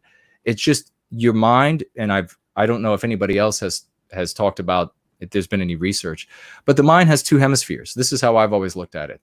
And so I think that because of the two hemispheres, we think of everything in a dichotomy: up, down, right, left, back, forward. If you think about anything, you can only think about the thing and the opposite. If you have 5 things and you think about the one thing, it is that one thing versus the 4 other things that are oppositional to it in that moment, as soon as you put yourself in that position. So you can't be but the opposite if you are disparaging something. And if you call the anti-whites by the names of their taking, they're never going to take a bad name. And you note that they never call us by the names we take. Never have, has a author, anti-white author said, yo, you want to be called a well-being activist or an advocate for white well-being? Okay, Nazi. I mean, they've never done, they're not going to call you by the name of your taking. Don't call, and the reason why is because they're, as dumb as they are, they're smart enough to listen to the brilliant members that are anti-white in their desire to destroy us. For some reason, so many of us say, oh, don't want to listen. But fortunately, Tiina, I've got to tell you that just like that little group that has no power but has all the power in the world, they are, every time they come up with a good idea that serves the interests of their community, then all of their community will pile on and say, yes, let's push this idea. We've never seen that in the white positive sphere until we hit going free.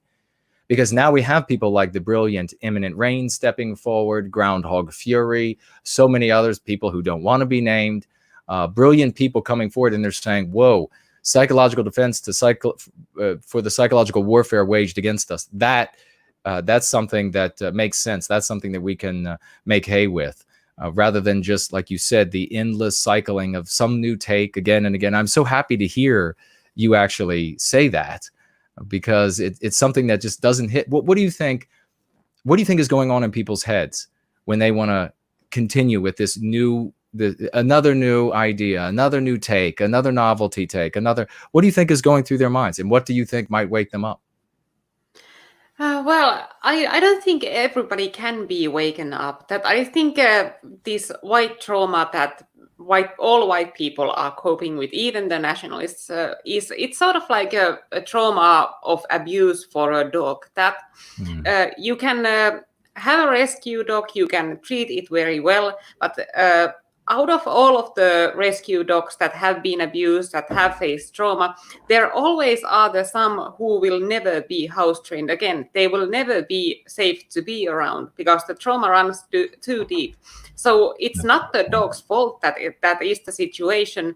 It's the victim in the situation too, but still you cannot have it around your children because it's not safe. And I think that the same goes for this white trauma, that for a lot of people it can be reversed, but there will always be the certain population among white people who are so deep in their trauma that nothing will ever change their minds, and they are dangerous to have around your children. So you would best isolate them and definitely not give them any power over your life.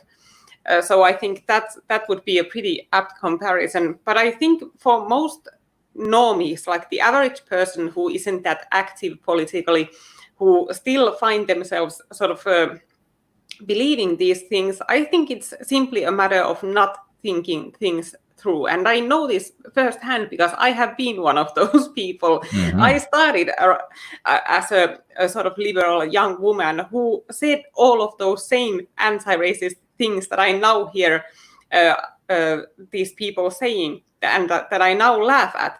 And for myself, it wasn't malice, it wasn't something like that got me to. I didn't hate white people. I simply hadn't thought things through. So when I started facing better arguments than my own, and when I started really looking into things and really thinking about this matter, then I found out that I was wrong. But there will always be the certain population, certain part of the population who will not do that, who are so taken with that propaganda that no argument in the world will change their mind because it has become a way of life, an identity and a religion for them. So it's too valuable for them to give up.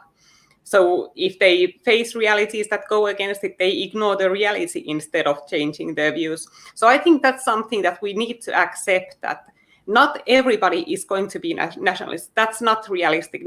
That's never going to happen. There is a certain population who you can simply ignore. You can simply say, okay, I understand that person is too far gone. That person is never going to be convinced. That person is not going to give me the honest chance to voice my opinion. He's not going to hear me out. So I think that's important to understand, that there will always be those people. We will never gain 100%. That's beautifully said. My gosh, that is so perfectly said. You're talking about, I guess, the main underlying point there is something that is we need to keep in mind, we need to bear in mind when we are advocating for going free, and that is that there are going to be folks out there that are simply not going to come away from anti-whiteism. And when you come across those people, do not continue that debate with them. Just move right along to someone else. The best thing that you can find out from someone, and we've talked about this, and we will always put things into economic metaphors rather than militaristic ones. But if you're selling a product, the most important thing you can find out is that the person isn't going to buy your product, so that you can get away from them and move on to somebody else who might buy your product. And that is really the case that Tiina is mentioning here, but she's doing it in a more intelligent way than I have done. And that is, she's talking about the people, the trauma that the people have experienced. These people are suffering with what we refer to as white noir, and they're just too harmed. They're too infected. There's too much damage to help some people. And when you come across somebody in that state, it's a sad reality. It's like the traumatized dog, just as she said, and it's a sad reality that you're not going to be able to bring that animal to a place where it can become a member of the family, and you can love on it, and he can love on you. So we just have to move on to the next one. That's a fact of nature. But I'm really interested in this because I didn't know before you just said this that you were at one point echoing these anti-white sentiments, and then ended up coming around to going free, and you're on this process with the rest of us to try to cleanse ourselves personally and also our people, so that we can reclaim our destiny. And that takes a lot of courage, and it takes intelligence. It takes a lot of courage. So if you could please maybe take a moment to speak to the ambivalence you probably felt when you started to hear these superior arguments, things that made sense. I'm sure you probably had moments where you thought that, oh, this makes sense. And maybe you even felt that agitation because you realized you were being persuaded. And ladies and gentlemen, when you have somebody that gets a little agitated as you're making arguments that they can't speak back to, and they get angry, you should be aware that you are persuading them. And at that point, you might want to back up a little bit. It's like when you're fishing and you feel the tug on the end of the line. Let that fish run with it a little bit before you reel it in. That's the time when you kind of take a step back, you realize you're persuading them, and you let them then begin to grow. So please, if you could speak to that, take all the time you want. Well, I would say I was very average as a liberal young woman. Like I wasn't politically too active. I read the news, but and I think I read the news like more actually than an average young woman. I didn't really have a deep running political ideology. I had simply adopted what was the mainstream view that came from the media and movies, pretty much everywhere in society, that we need to be accepting about immigration. Racism is a bad thing. People who oppose things like gay marriage are somehow backwards, and that they are malevolent people and they are ignorant.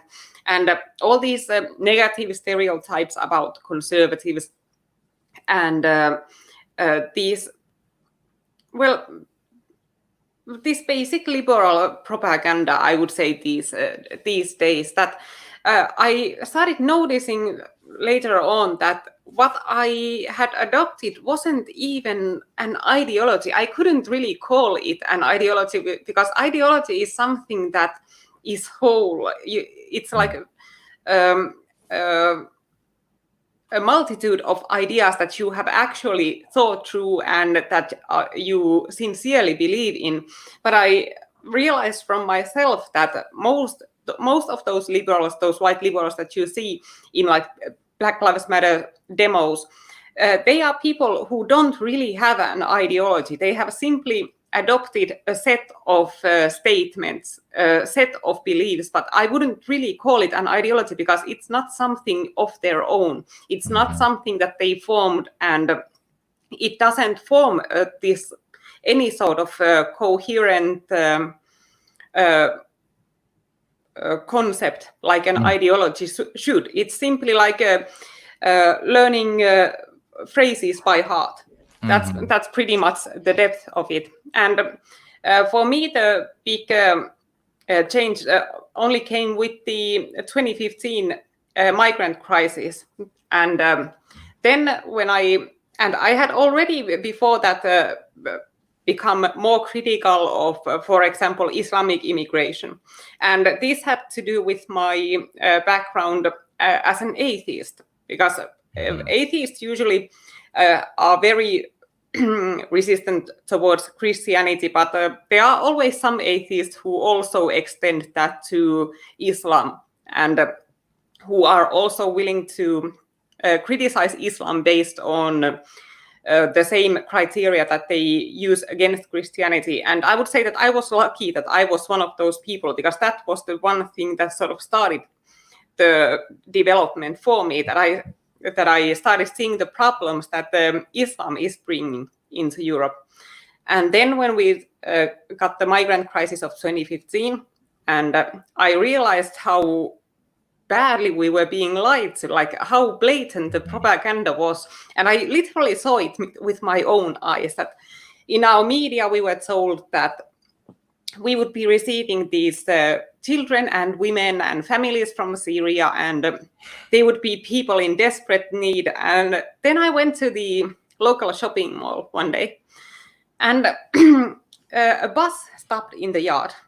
And I thought at first for a long time that it was a tourist bus, because a lot of young men walked out of there. They were acting just like any tourist. They were taking photos, they were going shopping, they were buying burgers, like and it took me some time to realize that these are the migrants. Like these are the refugee children, all of these men in their 20s, and none of them looked anything like what we had seen on media.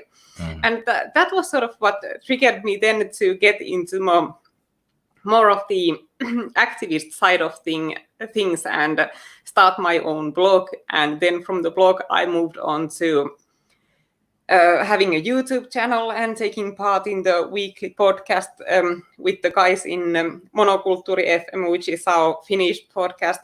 And of course, the development didn't stop there in 2015 or 2016, but it continued. And even after that, I would say, resistant towards discussion about the JQ. I had certain ideas about the people who talked about it, that, okay, they are just these backwards people, they are superstitious or something. And And for a long time, I was very resistant towards that. But then in the end, I sort of had to cave in that too, that, okay, I don't really have anything better to say than these guys have. So the only honest thing to do is to change my point of view there. And I think that's the defining characteristic of all these people who can be swayed, that there are certain people who are too proud to ever really change their point of view, especially if they have made their previous point of view public, that they have talked about it and made a big deal about it and been activists. Then it gets difficult to change your point of view. It gets embarrassing to admit that you have been wrong, and it takes a certain amount of guts to do that. And I also think that one thing that is holding a lot of liberals back from becoming red-pilled is that it's a big thing to admit that you have blood on your hands. Like a lot of these liberals who have been in the refugees welcome crowd, they are sincerely well-meaning people. They are simply misled. They want to do good. They want to make the world a better place. They are simply misled in how to do that. And of course, if you have been working towards some goal for several years and you have been putting a lot of work on it and you have been very public about it, and you think that you have made the world a better place, of course, it's difficult from that point to suddenly understand that, oh my God, I actually have blood on my hands. I haven't made the world a better place. I have actually led to serious harm to people. People are actually dead because of these policies. People have been seriously harmed because of these policies. So understandably, it's difficult to admit to that sort of mistake, that something that you have done that you thought was good was actually so terribly destructive. My God, that was just so all of that was insightful. But right there at the end, when you just mentioned that, coming to grips with the fact that the policies, the ideas, the concepts, the definitions, the arguments, the words that you used, all of that an anti-white has pushed for, coming to grips with the reality that this hasn't made the world better, but in fact, it's made the world infinitely worse, and that these policies and the outcomes have been things like death and gang rape, ritualistic torture, and the white erasure from our civilization. I know people that are older who were anti-white when they were younger and really active in the anti-white movements, and now they can hardly live with themselves because they didn't at that time realize that it was going to mean the white erasure of our people from our own civilizations. And now the things that they cared about and loved so much are being ripped out from underneath of them. That you can imagine, that was just an absolutely brilliant point that Tiina just made, folks, that coming to grips with that, that's heavy. Another thing that a lot of anti-whites will say is, not only is it a matter of those who have come away from being anti-white and are now going free, they say it's a matter of the things that we're talking about here, but it's also a matter of being brave enough to look at reality.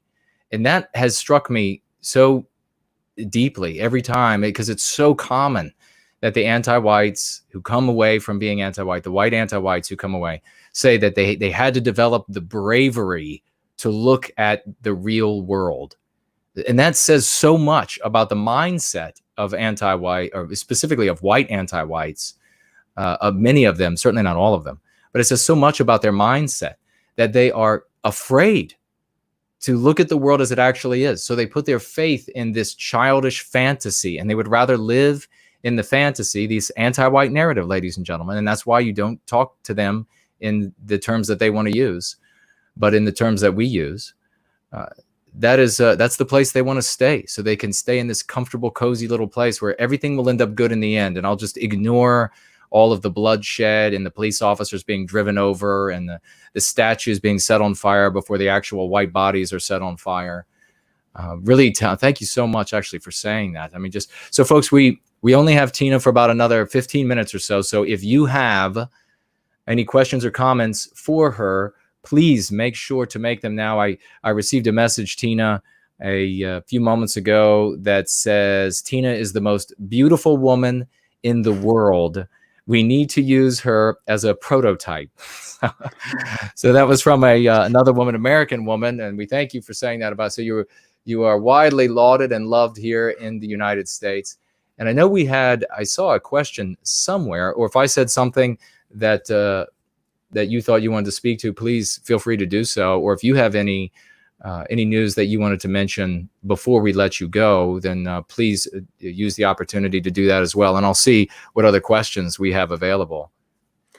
Well, I think I could expand a bit on what you said right there, that about the courage to face reality. And I also think it's about the complacency and a sort of laziness, that if you actually face reality and you realize that your society is at the brink of destruction, then of course you feel the obligation to do something about it.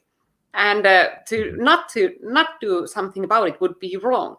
So with the realization of what is actually happening comes that obligation.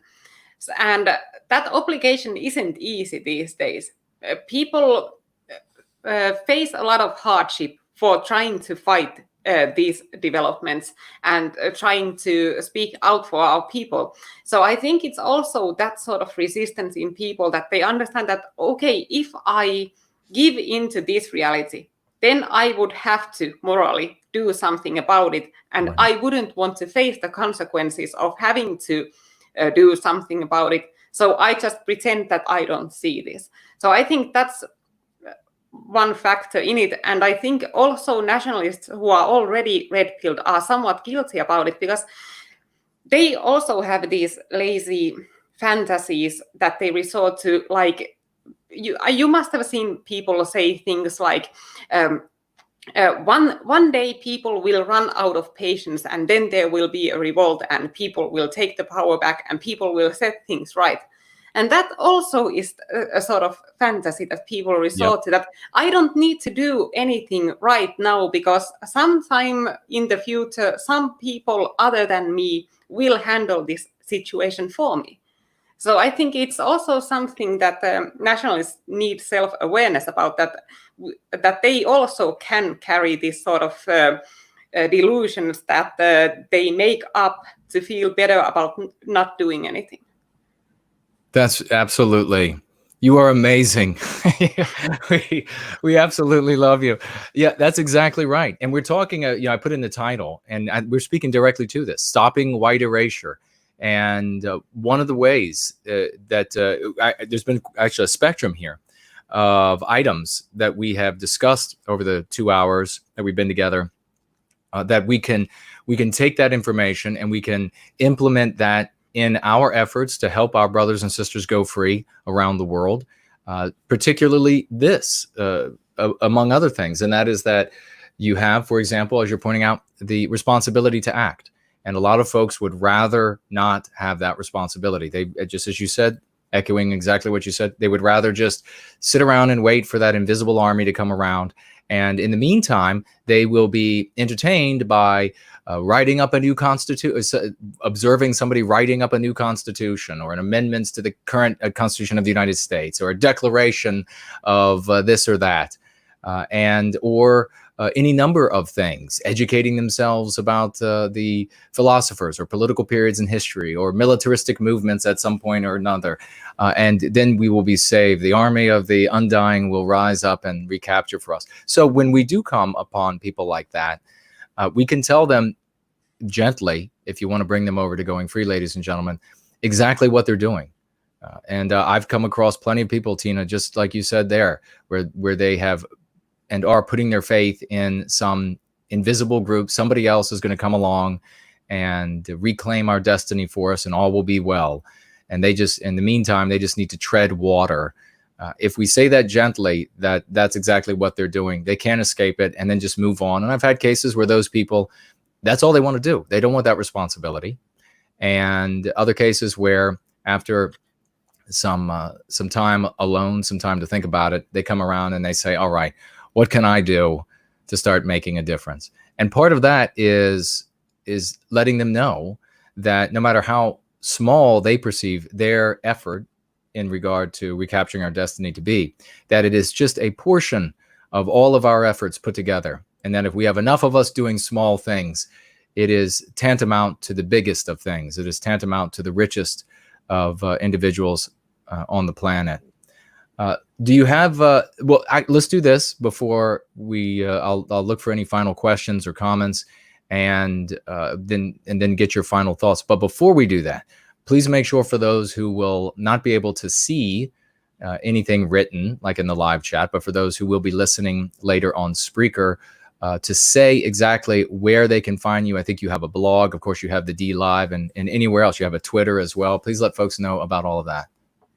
Yeah, so you can find me on Twitter under my name, Tiina Wiik. That's there also on the screen. And on D Live, we make live streams in English on Tuesdays and Fridays at 3 p.m. ET. The show is called Out of Line, and we do sort of a similar thing as Jason does here, that we talk about news. Occasionally we have guests over. So that's our thing on Tuesdays and Fridays. The rest of the days usually is Finnish content. So keep a lookout for those Tuesdays and Fridays if you are looking for English content. My blogs are all in Finnish, so I don't think they are that useful. The links.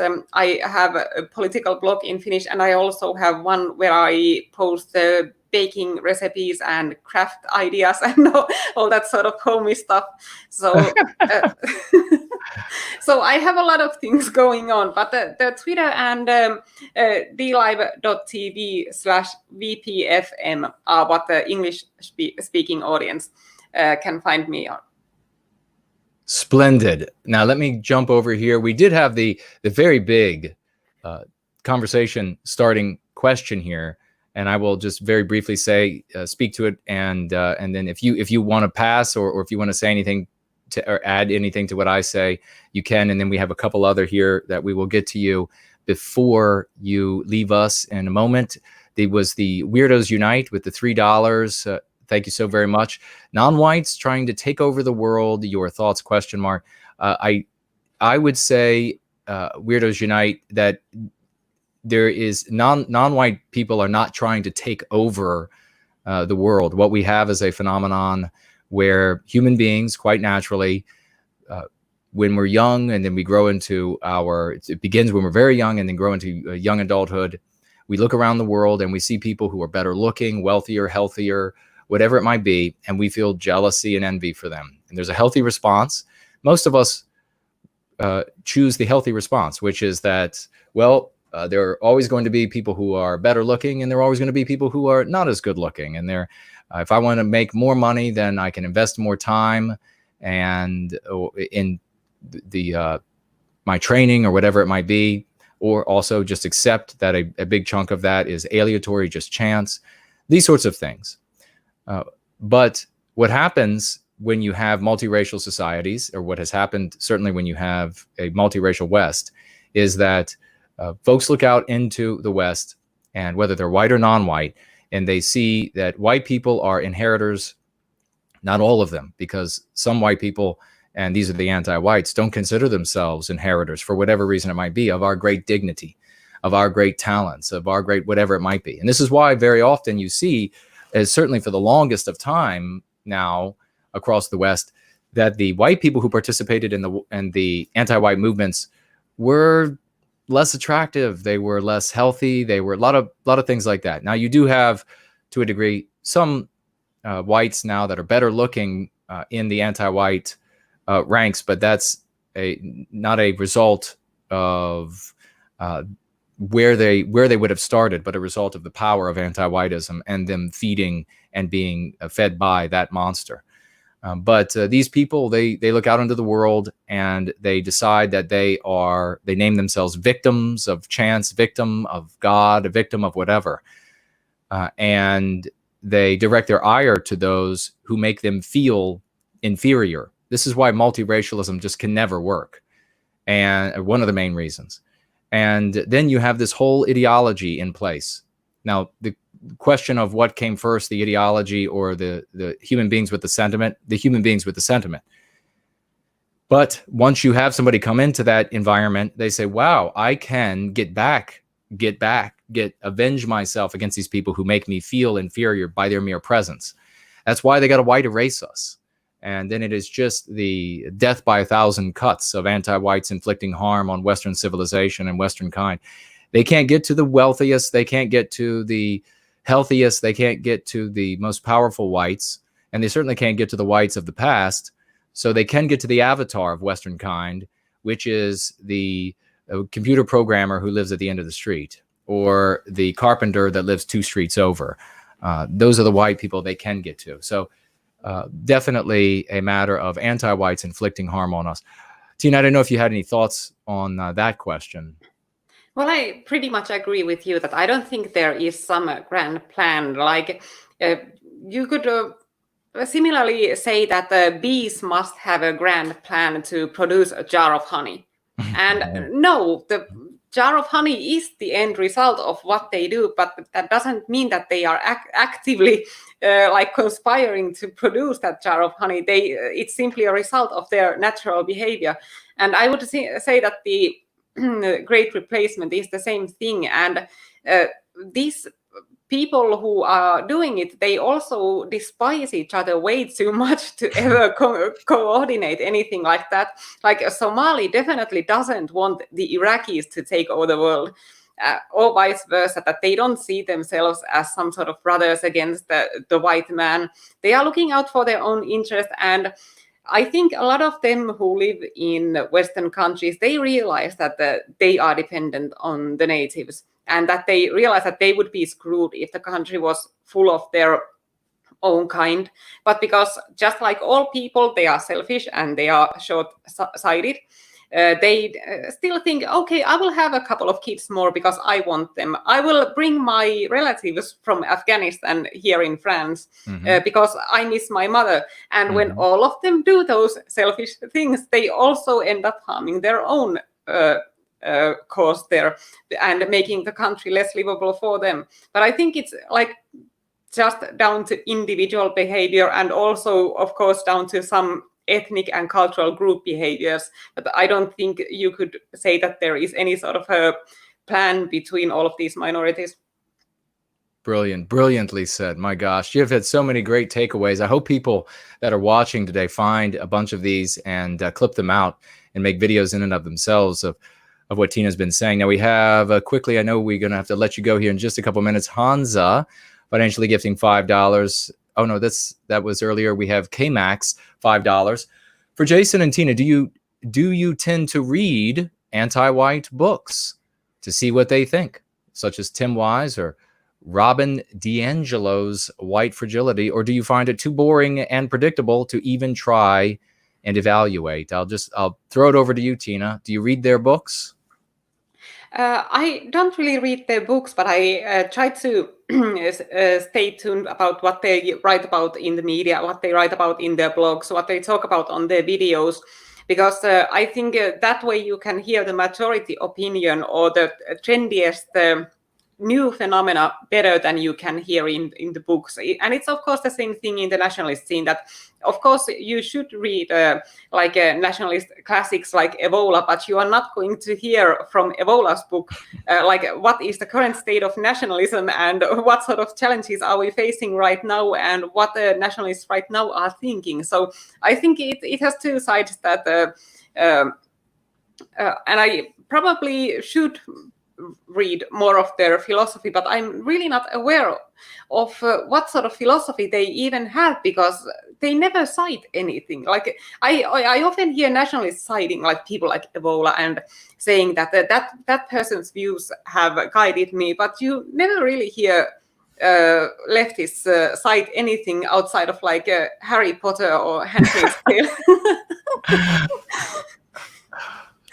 That's right. It's so true too. It is. I mean, you can spend a lifetime reading, and I have regrettably, I guess in some ways I've culled what's good out of what a lot of previous thinkers have done. You could spend a whole lifetime just examining the past. Let's be people who make history rather than people who just read history.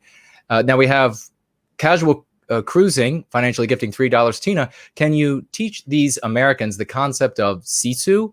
Also, what's your opinion on the Finno-Swedes? Are we cool or not?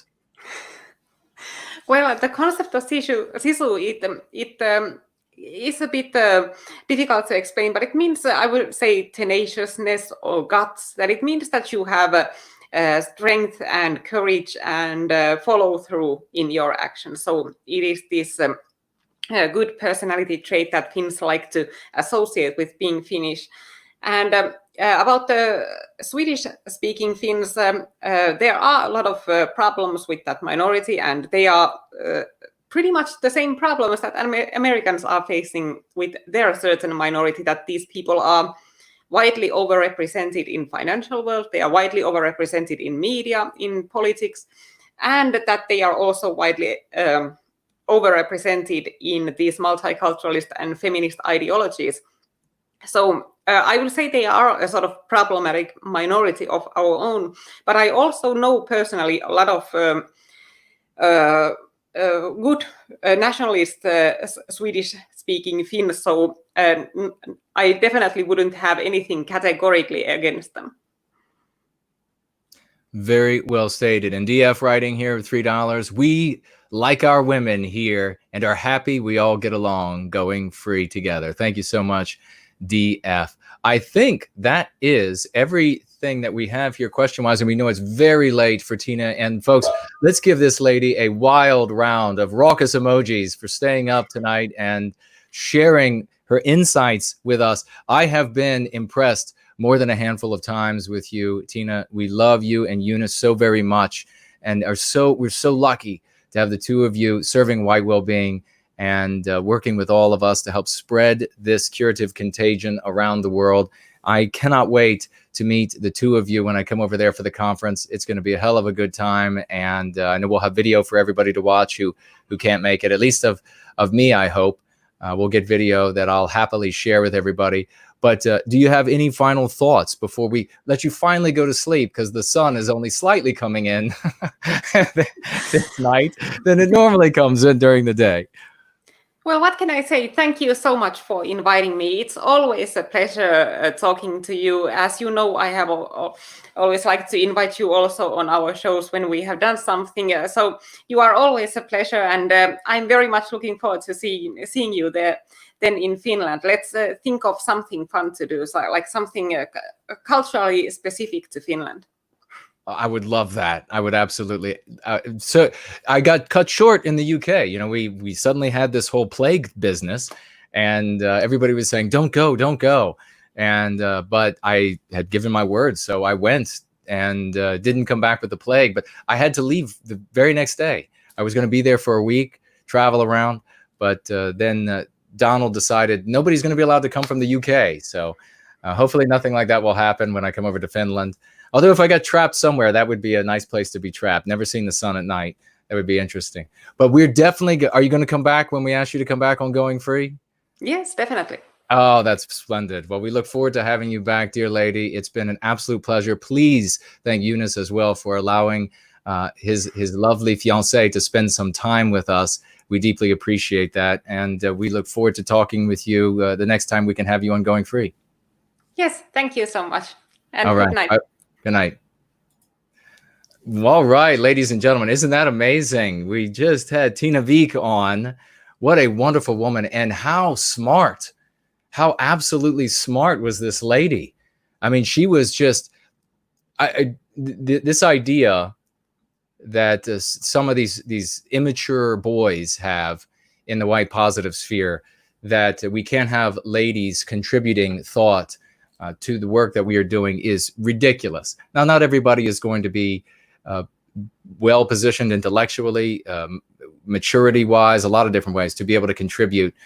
But she just shared in, if we were to take the amount of time she spoke in totality over the 2 hours and just put it all right together, whatever sum that was, she spoke so many truths right to the heart of what's going on with what ails our people, what can remedy our people, the understanding of human nature, so understanding the human animal, so many different things that absolutely these boys that are out there saying that no girls can come in our treehouse, that they wouldn't say in 10 years. It's just ridiculous.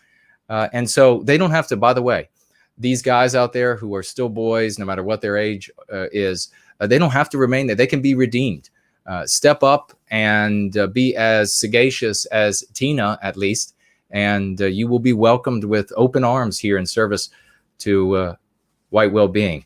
So let's see what all we have here. God, what a pleasure that was to have Tiina on, and up late, really late there in Finland, relative to where I am here in the United States.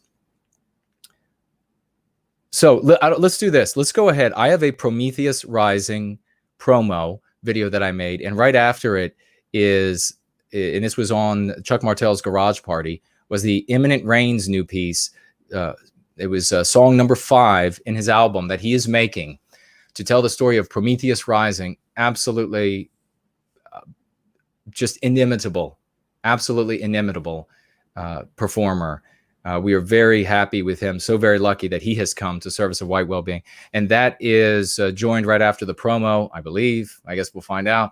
And we'll play those right now, and then we'll come back and we'll go to the mailbag, and we will talk about some of your mail and maybe some of your comments, and I'll speak directly to all of your financial gifts and any comments that you all might have right after that. So I will see you soon.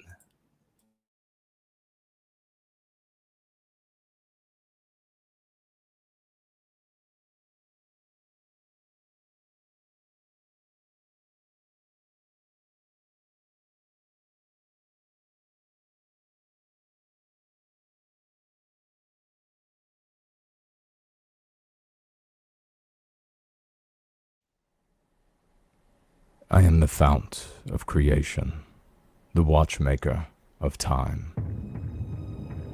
I was the teacher of the gods before they betrayed me. My teachings and compassion they used against me. Much of your world I made a paradise, but in its wastes I was imprisoned. And from there a secret kingdom I built, and a rebellion I marshaled. Legions of Valaroma, gods of vengeance, I led into battle. I wielded the wilding kingdom and conjured terrible demons. And in my image, I created my children. Many victories we had, though defeats there were too. Through the ruin of this world, I lived in the pain and tears of my children. With their eyes, I watched others poison thoughts and stir hostile deeds. I fled with the life from their faces as they were besieged and slain by the hordes created in their despite. Through them, I wielded their weapons in combat. In their hands I raised the stones of their homes rebuilt. In their voices, I sang the songs of their victories. I lived in the heroism of their kings, and together we waged war on the devil. I lived for ages beyond count, and passed many ages ago. Yet I am come again, my children. From no more than the watcher through the dream of your lives, I am become the voice to those with the spirit to hear and the power to conjure. On your suffering and love, an awareness has awakened an ancient magic. Even now, my shadow rises. In your tongue, I am Prometheus. I am your deliverer.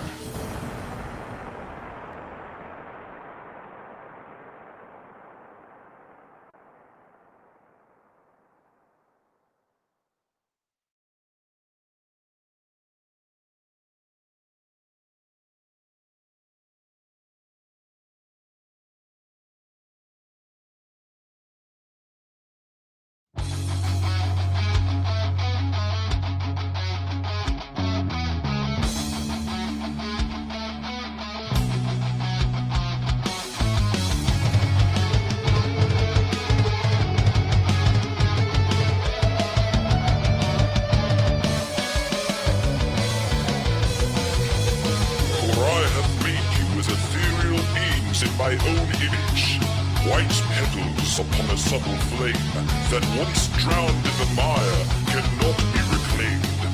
Tarnish the flame, and it may rise again and again, but plunge it into darkness, and no spark can rekindle his fires.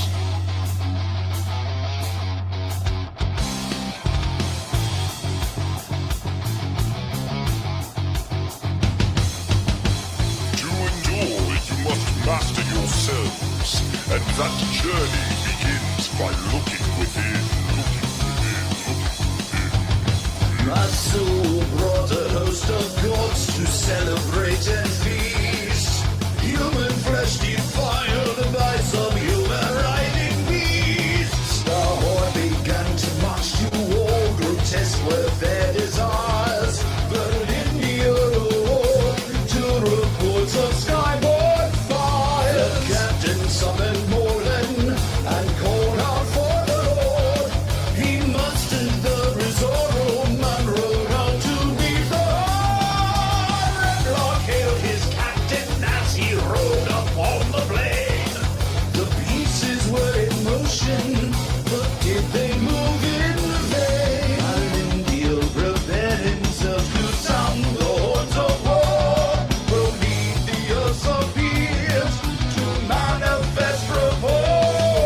Hail the fellow Roma and the armies of the light, who purge the ghouls of darkness like a fire in the night. The time is near at hand when wrath will show its face. Shrink not from your destiny, rise up and take your place.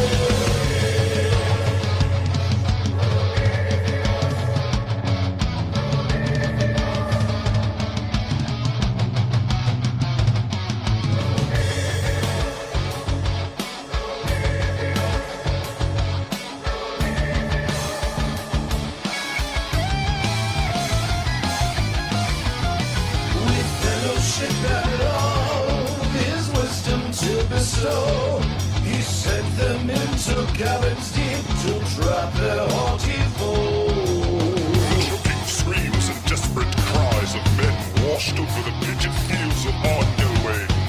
Throats pierced by spears, veins severed, geysers of black froth, lungs filling with blood round the tusks of jagged darts, flesh melting under the dragon's inferno, fighters fighting, fighters killed, and the ground screamed blood.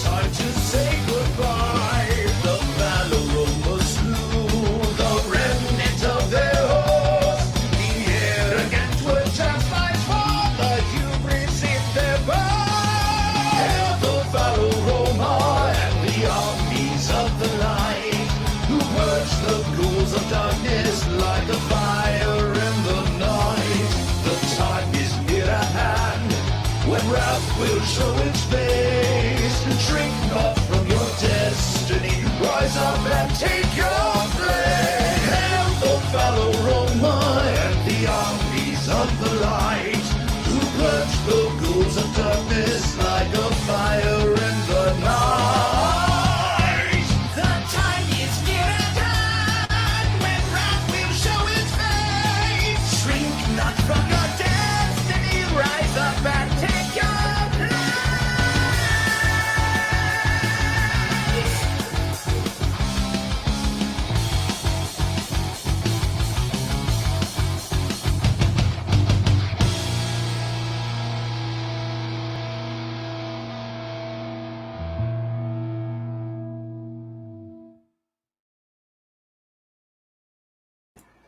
Absolutely magnificent piece. Wow. Let's get excited. I cranked that up.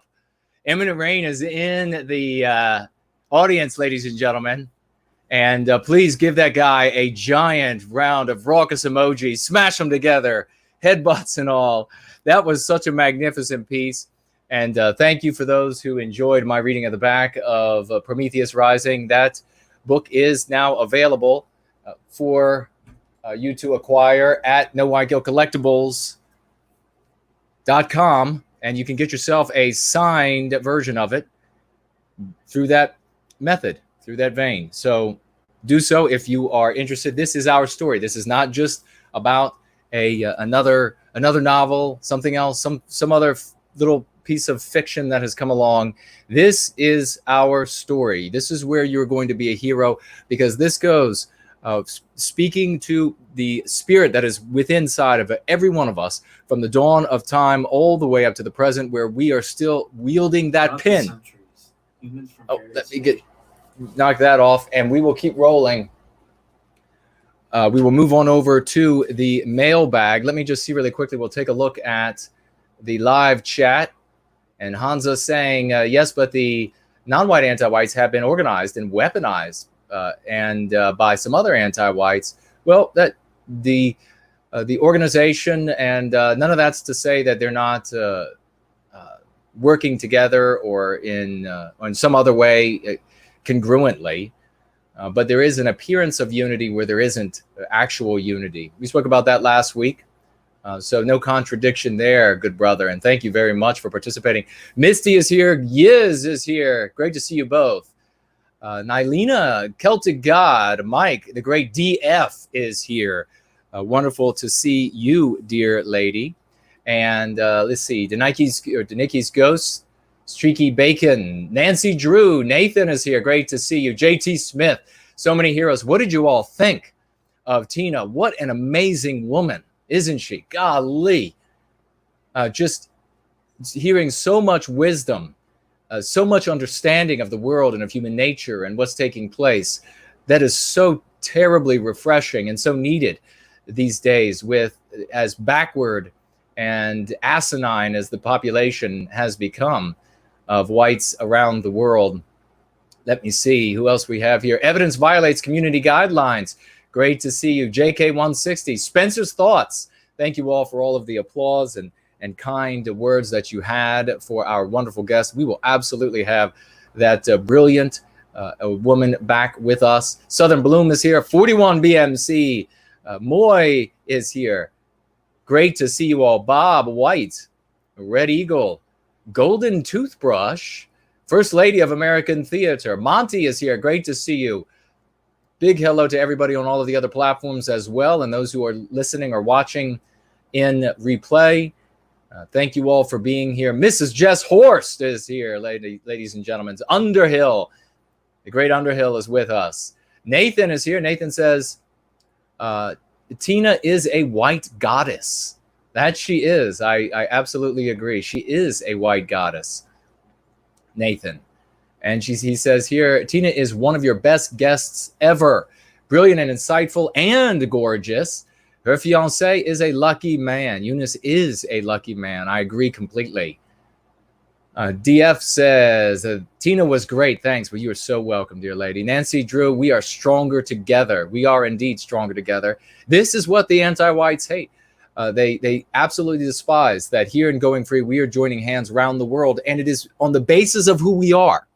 Don't get confused about joining hands around the world, forming this great white ring around planet Earth, in that this argument that we have seen made, and I think it is utterly feckless, this argument about we are nationalists for all nationalism. So we support the Jamaican nationalism, and we support do not do this. That argument takes place inside of the anti-white narrative. It is an argument that can never win. You are never going to be given, that argument is seeking fair treatment from anti-whites. It's seeking fair treatment in the minds of our vagues out there who know that you're not going to be treated fairly just because you also say that you endorse nationalism or whatever in these other places. Because what's the consequence There are so many reasons why what we are doing, why that doesn't work. What we are doing here, and that is coming together on the basis of our biosphere, something more fundamental than a nation, something far more fundamental than a religion, something far more fundamental than a flag, something far more fundamental than an anthem for the country. You are not born with any of that, but you are born with a biospirit of the West inside of you. That is it. You can take any white baby on planet Earth, deliver it anywhere you want on planet Earth, rear it in Western civilization, that little boy or little girl, and it will be perfectly a member of that community, something that no non-white baby could do. We look at across the West, and I'm not saying there's anything wrong with non-white babies growing up into adults in our civilization. They just cannot, because they are not members of Western kind, just as I could not have been adopted by blacks and as a consequence been black in all ways, aside from my appearance. I could not recreate their experience. I could not recreate their culture, and nor can they do that when it comes to us. And in fact, we see the opposite. We see that when these children are raised in these white families, and you could see it with that former washed up athlete out there in San Francisco who decided to get on his knees, raised by his white family, everything they could do, bending over backwards, sacrificing their white children, their biological children, so that this guy could be reared in this way with all of this wealth, with all of that comfort, with all of that training that costs all that money, so that he could go to the university, the right university, get in front of the right scouts and the like, and he turns on the creation of his parents' people, his family's people like this. That is a regular occurrence. We are a single people, and it is in the basis of who and what we are, and we have many countries. So thank you so very much for that. Let's continue this rocking party here tonight. Evidence violates community guidelines, saying tune into Going Free with No White Guilt every week, Sunday till Tuesday-ish.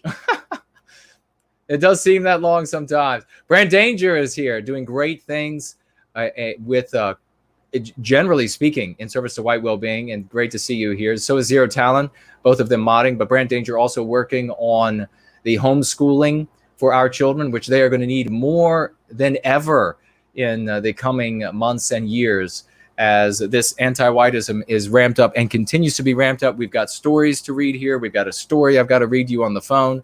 Let's get to the mailbag, and we'll start here. We have, this is from Rock Dad. It came in the mail. Thank you so much. A great participant in our community, and I saw your email in my inbox, and I will absolutely get to it. And Rock Dad included here $10 financial gift for the cause of white well-being. Thank you, my dear brother. What a great participant in the community regularly here. And we have here another great participant in the community for white well-being in the mailbag.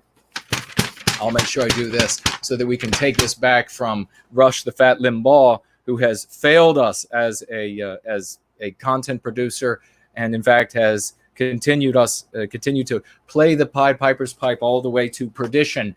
How long has Rush Limbaugh been around, and what has he accomplished? We are now at the gates of hell, and the anti-whites destroying everything that is all around us. This guy has hundreds of millions of dollars. He has the ears of, over the years, of hundreds of millions over all the years that he has been on radio, and he has continued to lead us down this conservative path to hell, and every now and again maybe tossing out a little bone so that these people who are his fans could come forward and say, yes, but remember that time in 19 whatever when he did whatever. We don't care. All we care is that he has failed us. We're at the gates of hell thanks to his lack of effort. We have here a great participant in our community. I got worked, and writing me by way of snail mail, writing, congratulations on reaching 20,000 subscribers on YouTube. Enclosed is another financial gift to celebrate the milestone. Your Going Free show is something I look forward to every week. It's calming, centering, and uplifting, not to mention fun and entertaining. Thank you for all you do for white well-being. Keep up the great work. Sincerely, I got worked.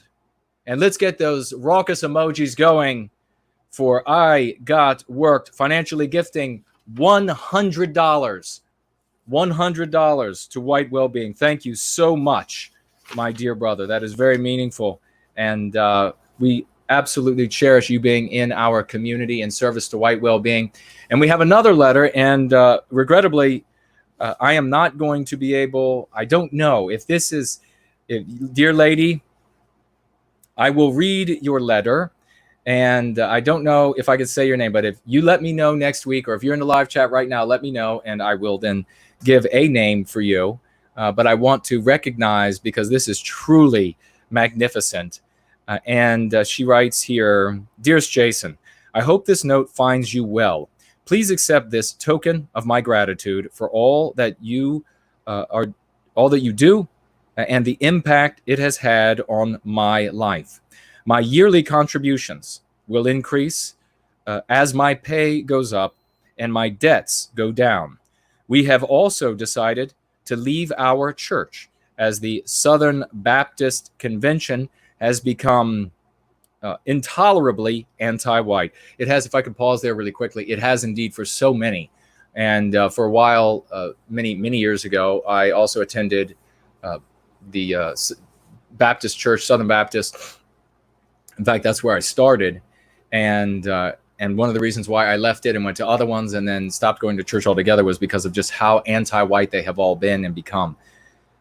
She writes here, I hope to convince my husband of the value of our folk and of folk tithing.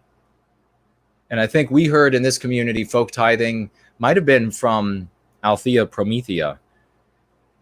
So she goes on to write here, this dear lady, he's not all the way to white well-being yet, but the wanton destruction of a Western civilization is definitely helping. I apologize. She has very beautiful handwriting, this woman.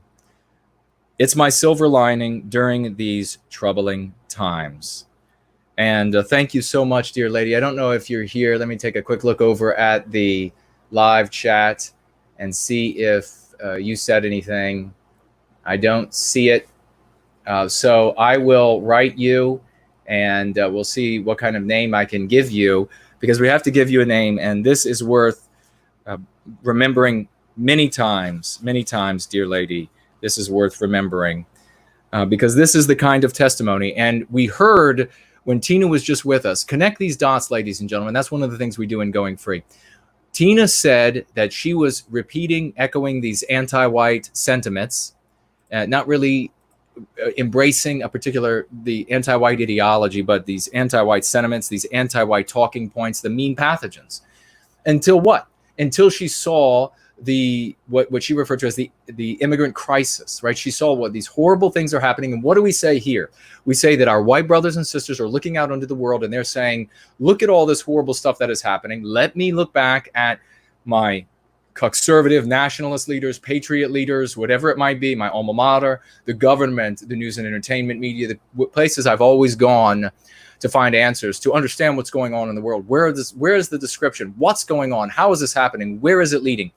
And what they find when they go back to these institutions, to these entities, to these individuals is they don't have the answers. They can't say why this is happening, where it's going tomorrow. They didn't tell them yesterday where we were going to be today. And these white brothers and sisters out there, these vagues out there are now nervous, just like Tiina was nervous, just like Mr. George talked about when he saw what would he refer to, I guess, the migrant crisis as well for him in Europe, and then said as a consequence, I've got to look elsewhere for answers. Be that person that those brothers and sisters find. Be that person that Tiina found. Be that person that Jared George found. Look at the impact that these people are having because they found someone who said, this is the direction to go. And we can save people a lot of time in Going Free, because they might come to the white positive sphere and get mired for years in feeling smart by listening to certain entertainers in our sphere, or by thinking that they're doing something, by listening to someone say they're going to write a new constitution, and then the magical army is going to sprout out of the earth and save us all. Think that they're actually doing something as a consequence of this when they're doing nothing. and they could end up mired for years in this, and we don't have years for them to be mired and not spreading going free. Be the apostle, be the voice, be the message that our people need to hear now, so that these others can come forward and they can participate in the ways that they can participate. That might mean that they bring themselves and they bring their family over to going free, and that's it. And that is a glorious thing that we need them to do. It might mean that we find somebody who is like Mr. Pie and he has the wealth, the 20 Mr. Pies, 100 Mr. Pies. We might mean that we find somebody who is a more talented musicians, talented sculptors, talented writers, ways that we can reach out to the world, people on the inside, more folks on the inside. I'm finding out all the time. Let that be something that drives you. I have people reaching out to me in law enforcement, in the military, in the government, saying that they are on the inside, they are with us. They are watching these streams. They are excited about what we are doing. They are beginning to work the dialectic and the lexicon into their lives. How do we recapture our destiny? Not by taking anything over. For God's sakes, how many times do we have to talk about this? I still hear this from the rest of the white positive sphere. There is going to be no democratic voting taking anything back. There is not going to be any violent revolution. And God, we don't want one. Nobody wants to not be able to get the food that they need or the medication that their mother and father needs. There is not going to be any slow crawl up through the institutions. That was a lie given to you by anti-whites. They didn't take anything over by the slow march through the institutions. Lies. They took it over from the top down. Have you seen how they took over Silicon Valley? That's all you need. You have a contemporary case of how they take an industry over in Silicon Valley. They didn't work their way up from programmers to the top. Christ's sake. You have to be the voice. And it's like I was saying with Tiina earlier, and we were absolutely in agreement on, ladies and gentlemen.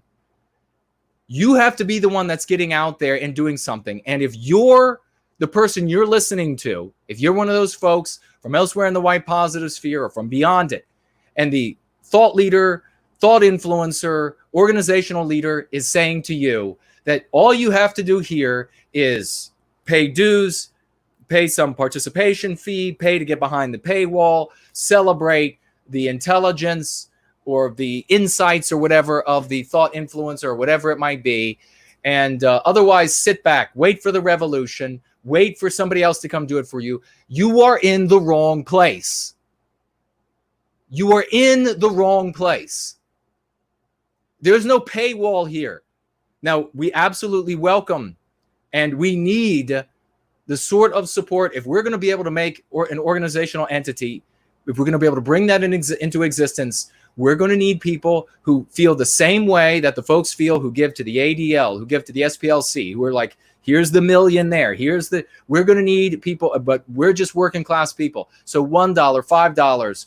And ladies and gentlemen, put your raucous emojis on fire, light them on fire with fireworks, because this dear lady, folk tithing $1,000 of testimony, $1,000 to the work we are doing here for White Wellbeing, ladies and gentlemen. Let's hear it for this lady who's stepping up because of what she says in her words, how much we have done for her in her life. It means that much to a working class person that she's willing to part with $1,000 that she calls a folk tithe. Let's bring this folk tithing into reality. You know, in the Jewish culture, they have something called tzedakah. You probably haven't heard of it. And it means it's not just for the Jewish religion. You can be a Christian Jew. You can be an atheist Jew. It means giving of yourself. And that might mean finance. It might mean talents. It might mean time. You giving of yourself for the betterment of your people. Well, if they have tzedakah, we'll have folk tithing. 1,000, and folk tithing is not just dollars and cents, but it's any of these other things as well. This dear woman, working class, $1,000 financial gift. My dear lady, God bless you. Thank you so much. You know who you are. And if we get a name to tie to your financial gift, we will absolutely say that name, and we're going to remember you many more times for this financial gift. God bless you for what you were doing. We have to be that voice, because they are shutting me down as best they can. They're shutting Jared George down. They're cutting the tongues out of our mouths so that we can't reach people. Now, I don't know how we got to this woman. I don't know how she finally heard about No White Guilt and Going Free and service to white well-being. But it probably wasn't a YouTube recommendation. It was probably some person out there who thought, what I do is not going to be very valuable. My little help here is not going to be very valuable.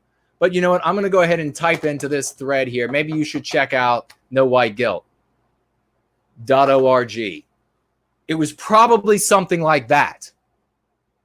And then we now have this absolutely sterling participant in our community who has so much character, so much integrity, and so much foresight.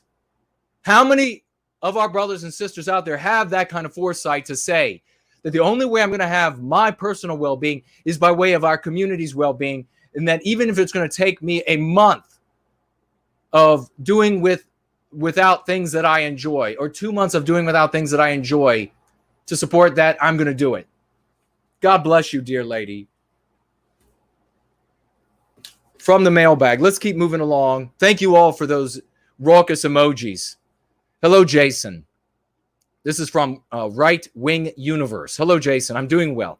Thank you. I was able to listen to your speech that you gave at the Patriotic Alternative Conference. All I can say is that the words you speak in service to white well-being are truly inspirational, and you have provided many of us with the guidance and tools to fight the anti-white psychological warfare being waged against Western kind. We are living in troubling times right now. The anti-whites are playing for keeps. We are in a war for our very souls as Westmen, in a struggle to recapture our destiny and to ensure our biospirits live on to eternity. We will not be defeatists or black-pilled. We will devote our lives to our people, our ancestors and grandchildren. We'll know we did not kneel before anti-white scum. We will be victorious, Jason. I want to personally thank you for promoting my channel. Since you read my message on Going Free, I added over 200 subscribers. I have talked about Going Free on my channel, and I just bought Prometheus Rising, which I will discuss as our spiritual guide as well. Thank you for your hard work and dedication, Jason. I watch your Going Free live stream every week. Your brother, Right Wing Universe.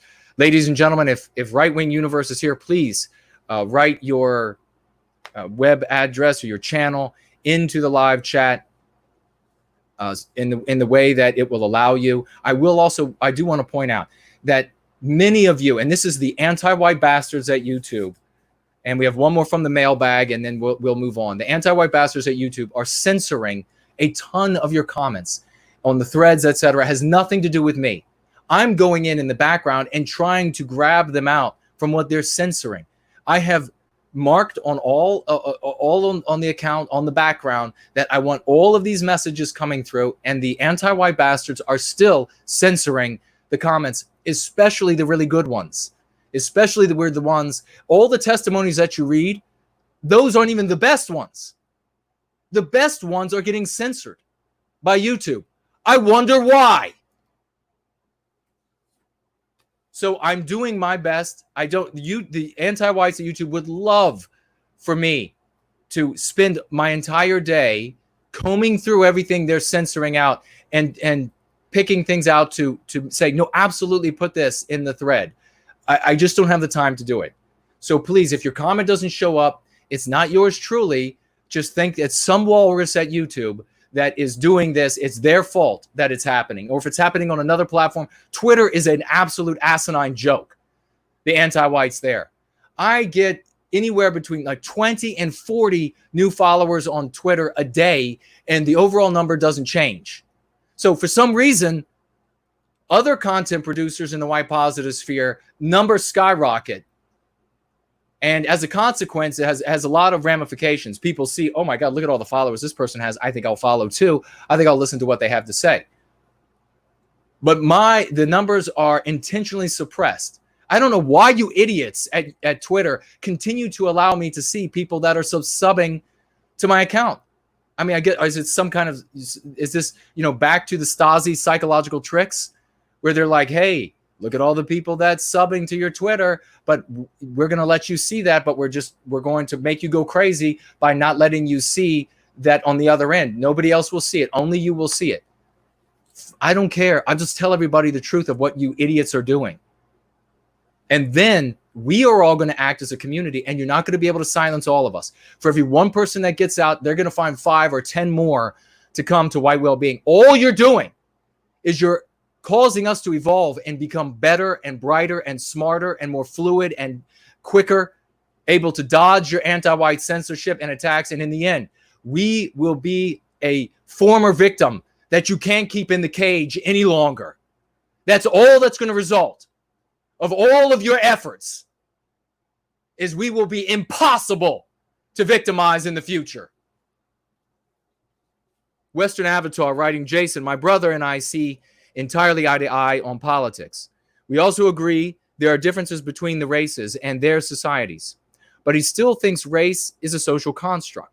He doesn't accept the common biospirit of all Western kind. For example, he touted the superiority of the Romans over the ancient Brits, or the British Pilgrim Americans over their homeland kin. As far as he's concerned, our paternal Sicilian ancestors are comparatively just olive pickers. He's pretty smart and well-educated, but I just can't get through to him in this respect. I made good counter arguments to these points and others, but he wouldn't agree on my core point. Do you think Born Guilty could open his eyes in this respect, or would you recommend another book? Now, I've written back to him, and I'm going to share that with you all, but I just want to point out, circling back to the conversation about what, with Tiina, the brilliant points that this beautiful woman made about why people don't come over. They're afraid. They don't have the courage to look at the truth. And the reason they don't have the courage to look at the truth is because it's going to be incumbent upon them to act. Think about these sorts of things. Westman Avatar, great name, by the way, using one of our lexicon there, Westman, W-E-S-T-M-A-N. Both, that means both men and women. Plural is the M-E-N. Western kind is the totality. And if you don't know how to use that, get Going free. Get the book Go free. If you get it digitally, it should update, no cost to you, every time we have a new iteration. And you'll see then that there are reasons that are unspoken why many won't come over. And they'll give you these circumlocutory courses to take to get away from that real reason that is in their heart that's keeping them from moving forward. Not the least of which is what you're talking about, brother, is my brother, whoever Westman Avatar's brother is. He's saying to Westman Avatar, what you're saying is heresy to anti-whiteism. And if I become a heretic, don't you know what that means? The anti-whites destroy you if you're a heretic to anti-whiteism. So here's what I wrote to Westman Avatar. Thank you for trying to bring your brother over. I recommend Go Free. He is making an error of logic as he is comparing our people in different states and different time periods. For example, given the context in which the Romans achieved their acme, every other group of whites, including the ancient British, would produce a nearly identical civilization. And they have done so. However, given the same context, no other race has produced Western civilization. To deny the biospirit is to deny that animals have instincts, and that these instincts can vary widely within the same species. That is perfectly preposterous, as it is all around us in the natural world. As mankind is of the natural world, we are no different. His inappropriate comparison of different groups of whites is akin to comparing an intensely trained shepherd dog to a shepherd dog that had never received any training. To say that one trained shepherd dog is radically different from an untrained shepherd dog, but that there is no difference between a shepherd dog and a pit bull, i.e. another race or breed of animal, is illogical. So I hope that clears things up, brother, for Westman Avatar. Share that with your brother. And here's what I'm going to bet. He's going to find another circumlocution. He's going to find another way around the logical argument that I just shared, and you'd be able to share with him, because there's something that's preventing him from coming over to going free. And you'll have to look into what exactly that might be. You have to dig a little deeper. Are you afraid, brother? Are you afraid of being a heretic? Are you afraid of the responsibility of having to do something if you accept the reality? Do you not have the courage to look at the world as it really is? You might have to touch that nerve and then step back and decide whether or not he's going to be a man or a mouse. So I really appreciate that. Thank you so very much. We have the Going Free lesson of the day coming up, and let me quickly see what you all are saying. We'll go through your financial gifts over the course of the show. Right now, we'll go back earlier in the show. We mentioned Weirdos Unite at $3. Thank you so very much. We mentioned you again at another $3 financial gift. Thank you again, as Tiina was on earlier. K-Max McDonald financially gifted $5 earlier tonight. Thank you so very much for that. K-Max, a great participant in the community, getting me on another show. If you can do that, ladies and gentlemen, you know another, you have an in. It's sometimes these content producers in other areas in the white positive sphere, outside the white positive sphere, even better. People like Stefan Molyneux and the like. You might be an older white person, and you might have their ear because you're an older white person. You have talked back and forth with them a little bit. Hey, if you can reach out to this person and say, you know, somebody who would be really good to have on, it would be this no white guilt guy. He is nothing like the rest of the folks in the white positive sphere. He has a message of love and redemption. Everybody can participate in going free. Nobody is better than anybody else. No characteristic, nothing can, no value or rather religion or whatever can keep you from service to white well-being. Nobody is rejected on any of those bases. Everyone is allowed to decide whether or not they are going to be anti-white, and then we just recognize that decision.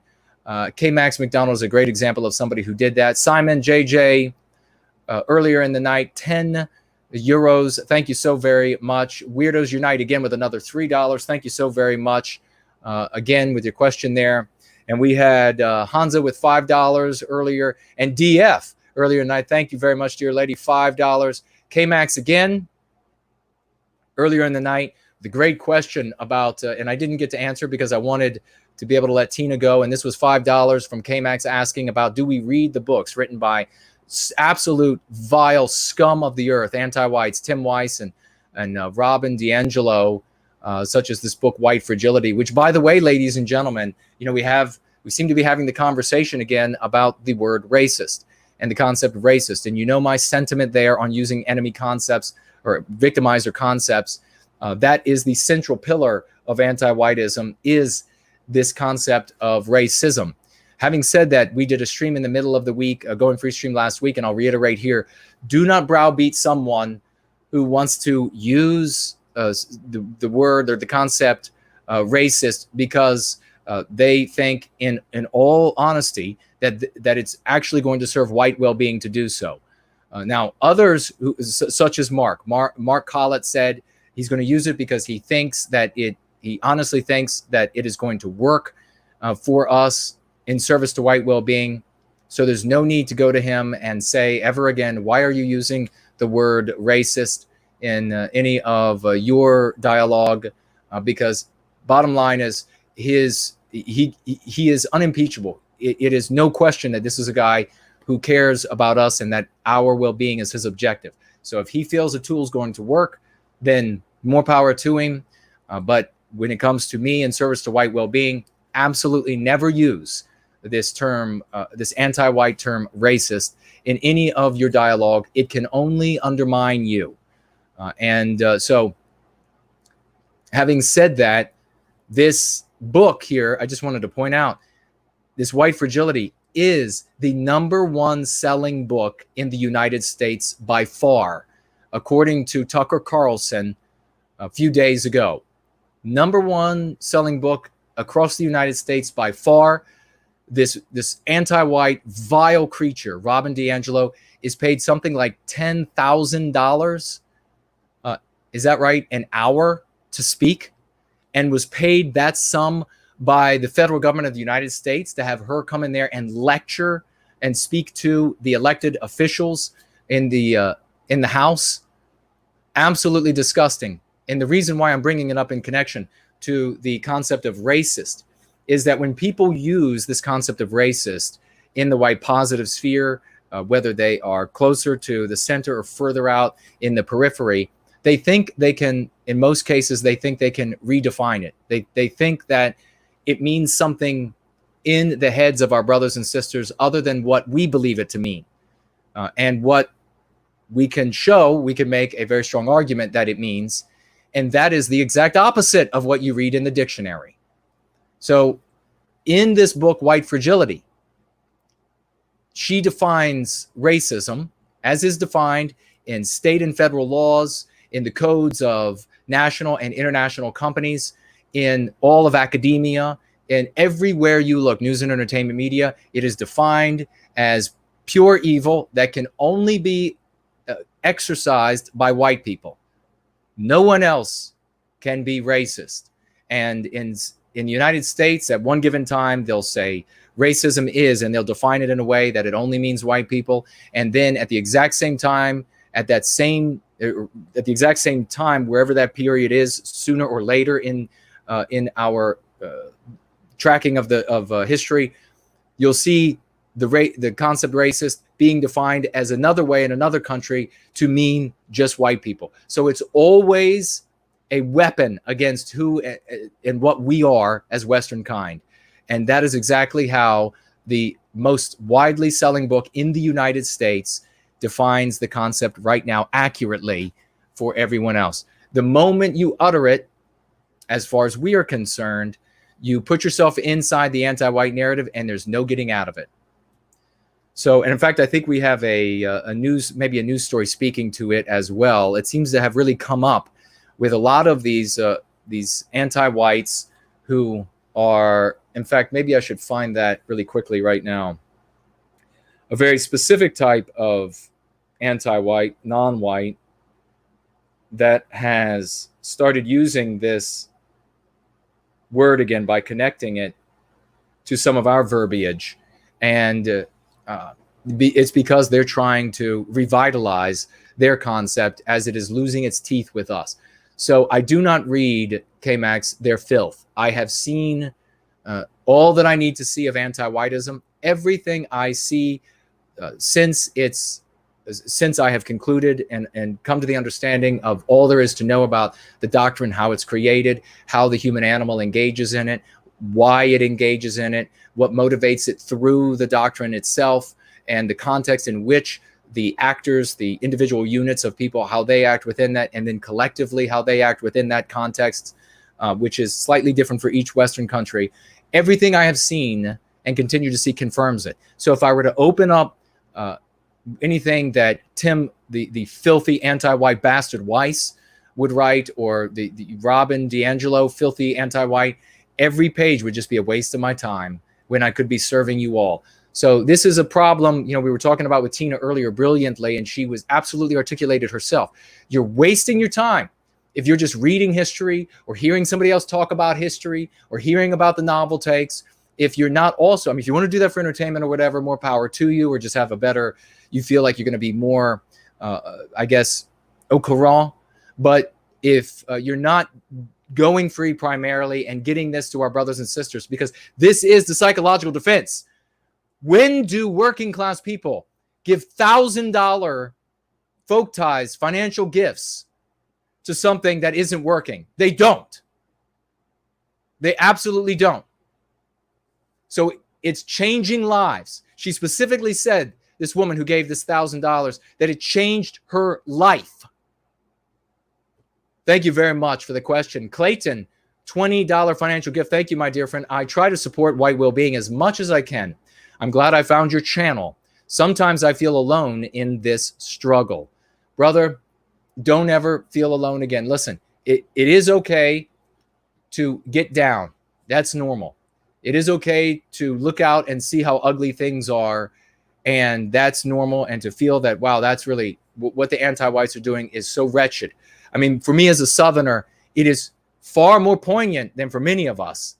I mean, look at what they have done to all of my heroes, to all of our legends, to all of our, they have absolutely redefined every single one to be Beelzebub himself. And then they are busily white erasing all of it from the soil we live on. It is okay to notice these things. It's okay to feel alone sometimes, but it is never okay to give up hope. And you are not giving up hope by serving white well-being. Focus on yourself, brother. Focus on the mean pathogens that are inside of you. First thing, focus on those. Better your diet. Get rid of these time wasters in your lives. I'm speaking to all of you. You're wasting time on some television program that you have to ignore all the anti-white mean pathogens on. Get up off the couch. It's okay to do things a little bit here and there. Don't waste your life away doing this.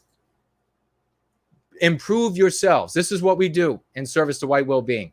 You have to treat the mean pathogens that are inside yourself. This is not I'm not suggesting it. If you want to access the true latent talents that are inside of you, because you are an inheritor of the spirit of the West, the only way you're going to begin to break that wall down is to start treating the MPs that are inside of you. It is a lifelong exercise. You want to be smarter? Treat your MPs. You want to access more intelligence? Treat your MPs. You want to be in better health? Treat your MPs. You want to get into better physical shape? Treat your MPs. You want to be able to do more, have more energy, have more zest in your life. Anything that you think that you could improve, any area in, memory, all of it is being undermined by the stressors that well up from the white noir that is created by the storm of MPs inside of your subconscious mind. How do I stay awake for 3 days and stay productive? Don't make that your yardstick. You need sleep to be healthy. But how do I go and go? How am I able to stay in good shape? How am I able to access the spirit of the West and write Prometheus Rising? How is Imminent Rain able to make the music that he writes and makes? How is all of the others able to make their music and their art? How about the people who are behind the scenes, who support me in the works that I'm doing? And my works would be half as good as they are if it weren't for those folks. It's because they are tapping into those latent abilities. Do so now. Those stories of our heroes from the past, those aren't legends. Those are fact. When you hear those stories we have in Scandinavia, where they say, well, the guy picked up the mast of the ship and carried it from a mile inland all the way to the shore. That happened. When you hear the story of the guy who out in the battlefield against the anti-white non-whites invading our brothers and sisters, strewn with darts, wielding double-handed swords and axes, slaying the enemy, dozens every 15 minutes. That happened. When you hear about people like Edison, who stayed in the lab day in, day out, creating invention after invention, that happened. And you know what? If we don't recapture our destiny, the anti-whites will rewrite it all. Not only will the whites to come, before there are no more white people, say that nobody ever carried a mast of a ship to the shore. Nobody ever from the white race ever went out into the field and had 300 take on and defeat 30,000 before they were finally defeated in combat. Not only did none of that happen, but Edison didn't even happen. You think, well, they can't deny Edison. That was just a blink of an eye. They will. And they will give all of those inventions to some non-white person or collection of non-white people. You have to tap into that power if you want to be better than who you are. And we need you to be better than who you are. DF, thank you, my dear. $3 more from DF. Thank you so very much. And I'm going to reread what she wrote earlier. We like our women here and are happy we are all going free together. God bless you. We absolutely are. Casual Cruising, $3 earlier. Thank you very much. Asking Tiina a question. Casual Cruising again, $5 more. Thank you very much. The defensive strategy of supporting nationalism for all, especially non-Europeans, first came from Alain de Benoit. Yes, I have seen these characters come and go. He was a big smash here in the U.S. for a while, and this is we've had these other ones come and go where they think all of a sudden it's going to be this academic peacock or that academic peacock, and suddenly they have all of the answers. We all have to go and sit and listen. Boy, wasn't Tiina just talking about that? If you ever needed motivation, know this, ladies and gentlemen, Tiina was, by her own admission today, this brilliant, beautiful white woman adopting and parroting meme pathogens, MPs, and then she finally came over. It was possible for her to come over. By the grace of God, it's going to be easier to bring more Tiinas over with Going Free. Trust me, this I can tell you with my track record. This I can tell you. But if you need any more motivation to not sit on your ass and listen to another intellectual stand at the front of the room, another intellectual, I've been doing this for 2 decades. How much longer do we have to sit in another meeting and another sitting on your ass, or sitting on your ass just watching somebody speak brilliantly about all of the books that he has memorized or whatever it is, than to have somebody as smart and intelligent as Tiina standing behind you saying, excuse me, why are you still sitting on your ass? She said that tonight in as many words. Why are you still sitting on your ass and not doing something? Because listening endlessly, waiting for some magical army to come along and do this for you, is sitting on your ass. Thank you, Casual Cruising, for pointing this out and enabling me to speak to it. And he also writes here, they made the mistake of focusing too much on lofty intellectualism. Precisely, Casual Cruising. Without building communities. Perfectly stated. This is the advanced placement for the entire white positive sphere. Feel good about yourselves, ladies and gentlemen. Feel good. Because no matter how much you have, and when I had Mr. George on the other day on tap, and we gave the analogy of, and we had Harry on from True K Show.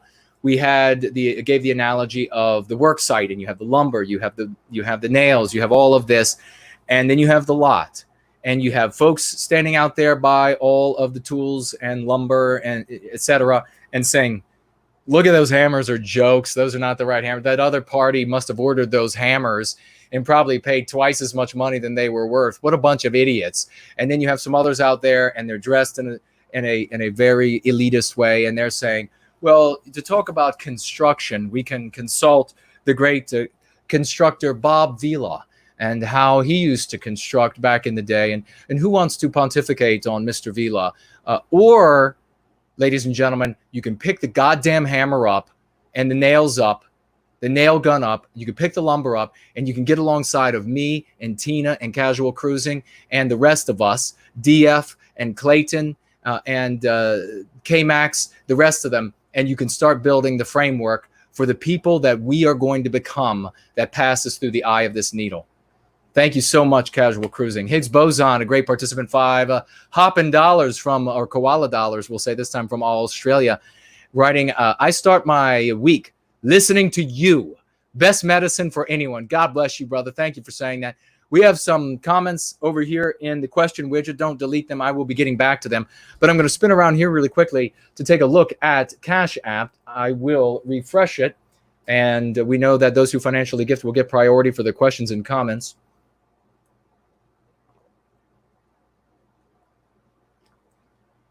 And we will speak to everyone's financial gifts over here. Thank you so much. We have sloths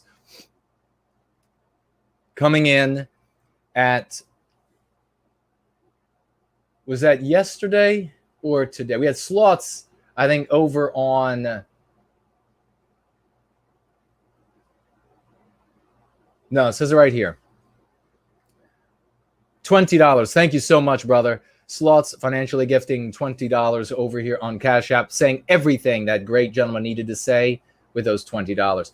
And DB Cooper, Great participant in this community, spreading going free to his entire family, extended relatives, a great hero. And we salute everybody doing that sort of thing. $5 financial gift and writing, this is not just a test. Thank you so much for that. Coming back again with another $3, DB Cooper. Great intro to a stream. Thank you so much for that. Speaking to our great Groundhog Furies introduction that he made, and we'll be regularly mixing that in with some of our other intros that we have here for Going Free. It is a superb introduction, especially because it's telling his own personal story that is a story that perhaps many of you were having. The story of being blue-pilled, and then red-pilled, and then black-pilled, and then coming here for the endless white pills of constructive, productive, pragmatic work for white well-being. Thank God we finally have a community. Thank God. We have 41 BMC over here, $20, and we read this earlier. Thank you so much, good brother, and writing. Great to see Tiina on the stream. It was indeed, and great to see you. Zero Talon. I got the delt on this right shoulder aching me a little bit, ladies and gentlemen. I want to have to get some anti-inflammatory into me before the end. No, it's not old age. It was a workout. Trying to do workouts here. Not, I'll be able to return to the gyms shortly, though. They're going to be opening them in my area. Zero Talent over here with $5. We read that earlier. Thank you, dear brother. And that was saying hello to his Finnish sister. And then Nathan, a magnificent participant, exploding onto the scene, doing tremendous things. Financially gifting $10 over here on Cash App and writing White Freedom. Thank you so much for that, dear brother. A big salute to you. What a great new hero, rising star in our community. We'll jump on over to, really quickly, the Going Free lesson of the day, and we will get these questions, and we are going to have calls coming up a little later. But the lesson of today, this is Going Free, edition 2, iteration 1, page 61, Anti-whitism in government. And we're seeing a lot of that right now in the governments across the West manifest. It has been there for a long time. It is becoming increasingly salient. And what is amazing about this is that I was talking about earlier, how did Jared George get here? How did Tiina get here? Because horrible things were happening to our people, and the sources they went to could not provide the answers. The sources they went to could not allay their concerns. You and I need to be the people that the millions of our brothers and sisters find when they come for answers. Anti-whitism in government. Anti-whitism is rampant in the federal government, state and local governments of the West. A few examples.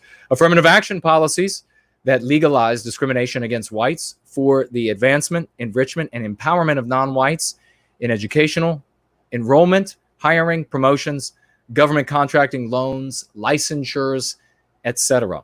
Race norming policies that exaggerate non-white performance by way of various and unscrupulous mechanisms, thereby undermining white effort and achievement. For example, artificially inflating admission test scores for non-whites. Taxation policies that disproportionately affect or harm whites while benefiting non-whites. For example, anti-white dominated governments inflating property values in white areas in order to increase the tax revenue from those areas. These funds are then lavished on non-whites and non-white areas. Failure to enforce laws that intentionally or unintentionally accrue to the benefit of Westmen.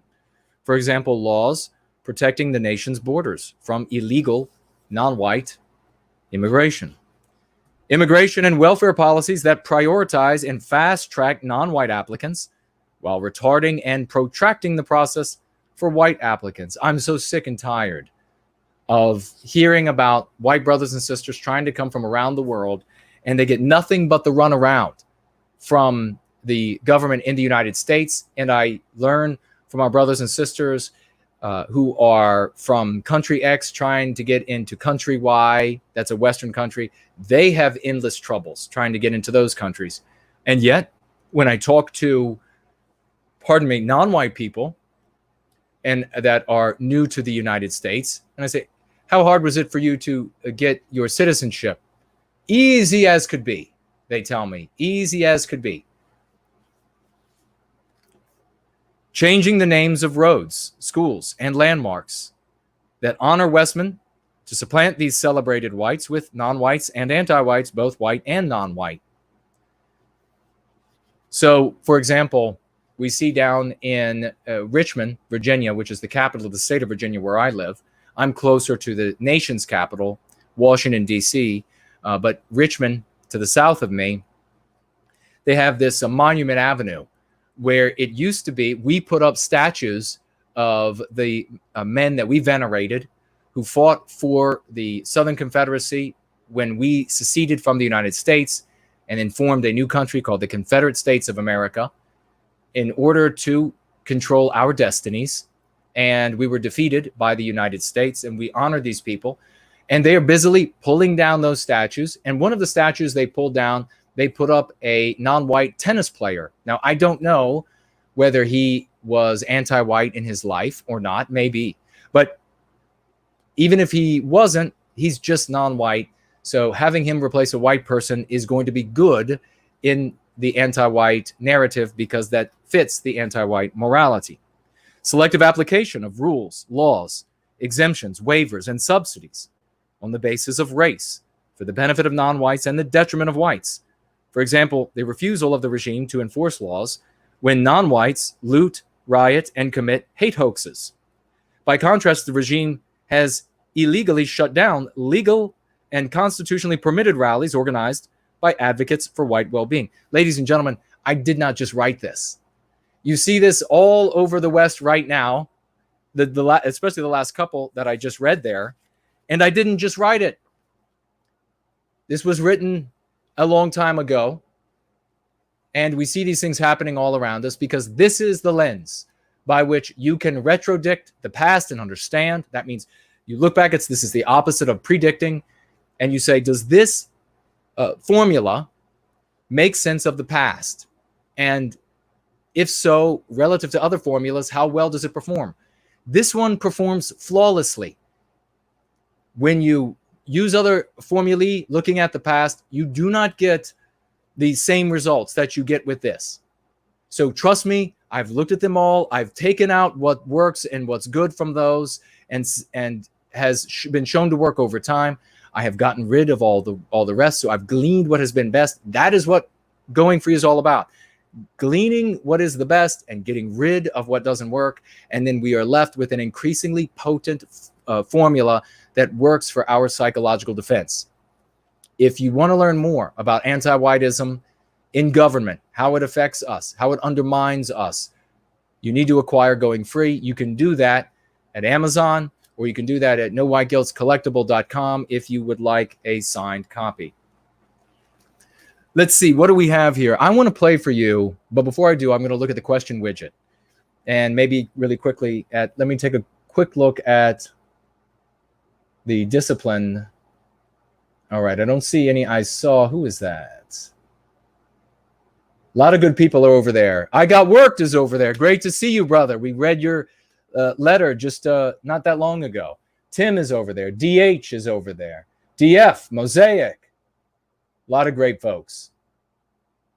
Great to see you all on the Discipline channel. And so what I'm going to do is, because we're still having this conversation about this topic of using the word racism or not. And again, I'm drawing a very distinct line between those who, like Mark Collett, who believe that they can use this word to serve the objective of our people's well-being. So do not browbeat Mark over this.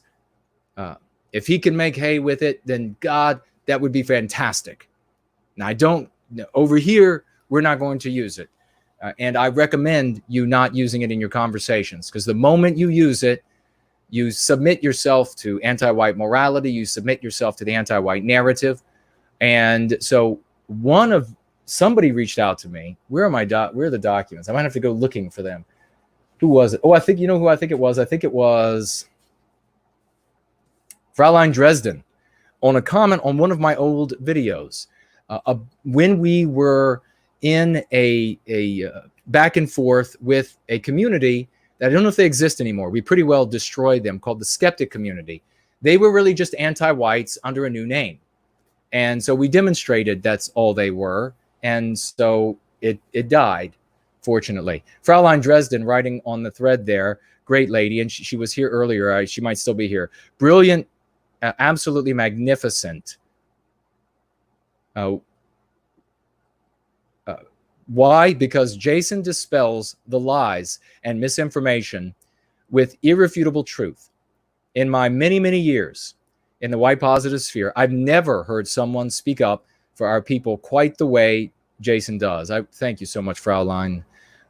Please, everyone, let's spread the word of no white guilt and let's go free. She's doing some amazing things, ladies and gentlemen. She is one of our absolutely beautiful women and really doing some amazing things for our people. Thank you so much for those kind words. But that comment came underneath a video that I made back in 2017, as I was saying. And I think it's worth, I think it's only like 10 minutes. It's worth us watching now, since the concept of they're the real racists is come up again. And let me really quickly, though, take a look at the question widget. And we have Yiz, the eunuch, saying, I plan on doing a series of community interviews here in rural America with people about go free ideas for my channel. Any words of wisdom for what specifics to say to willing participants? That sounds like an absolute. So you're going to be doing these interviews live. Well, I mean, not live, but you're going to be recording them with people out on the streets, it sounds like. And if that's what you're going to be doing, could you please add that info to the Tall Kevin widget here? And so we'll know exactly, and I can think a little bit more accurately on recommendations to make. Sounds like that's what you're going to be doing. But if that is what you're going to be doing, then maybe after this break, I'll make some suggestions on that. But that is brilliant. Yiz is another one that has come onto the scene, ladies and gentlemen, going free, doing magnificent things, a great rising star. Fogish Warrior, is there anything we can do to stop anti-whites from buying people? You mean like buying people off, pressing them into service? Joe Rogan said it's white kids who are destroying America right after being offered $100 million by Spotify. Wow. Wow. Well, thank you for that information. Yeah, so old Joe Rogan.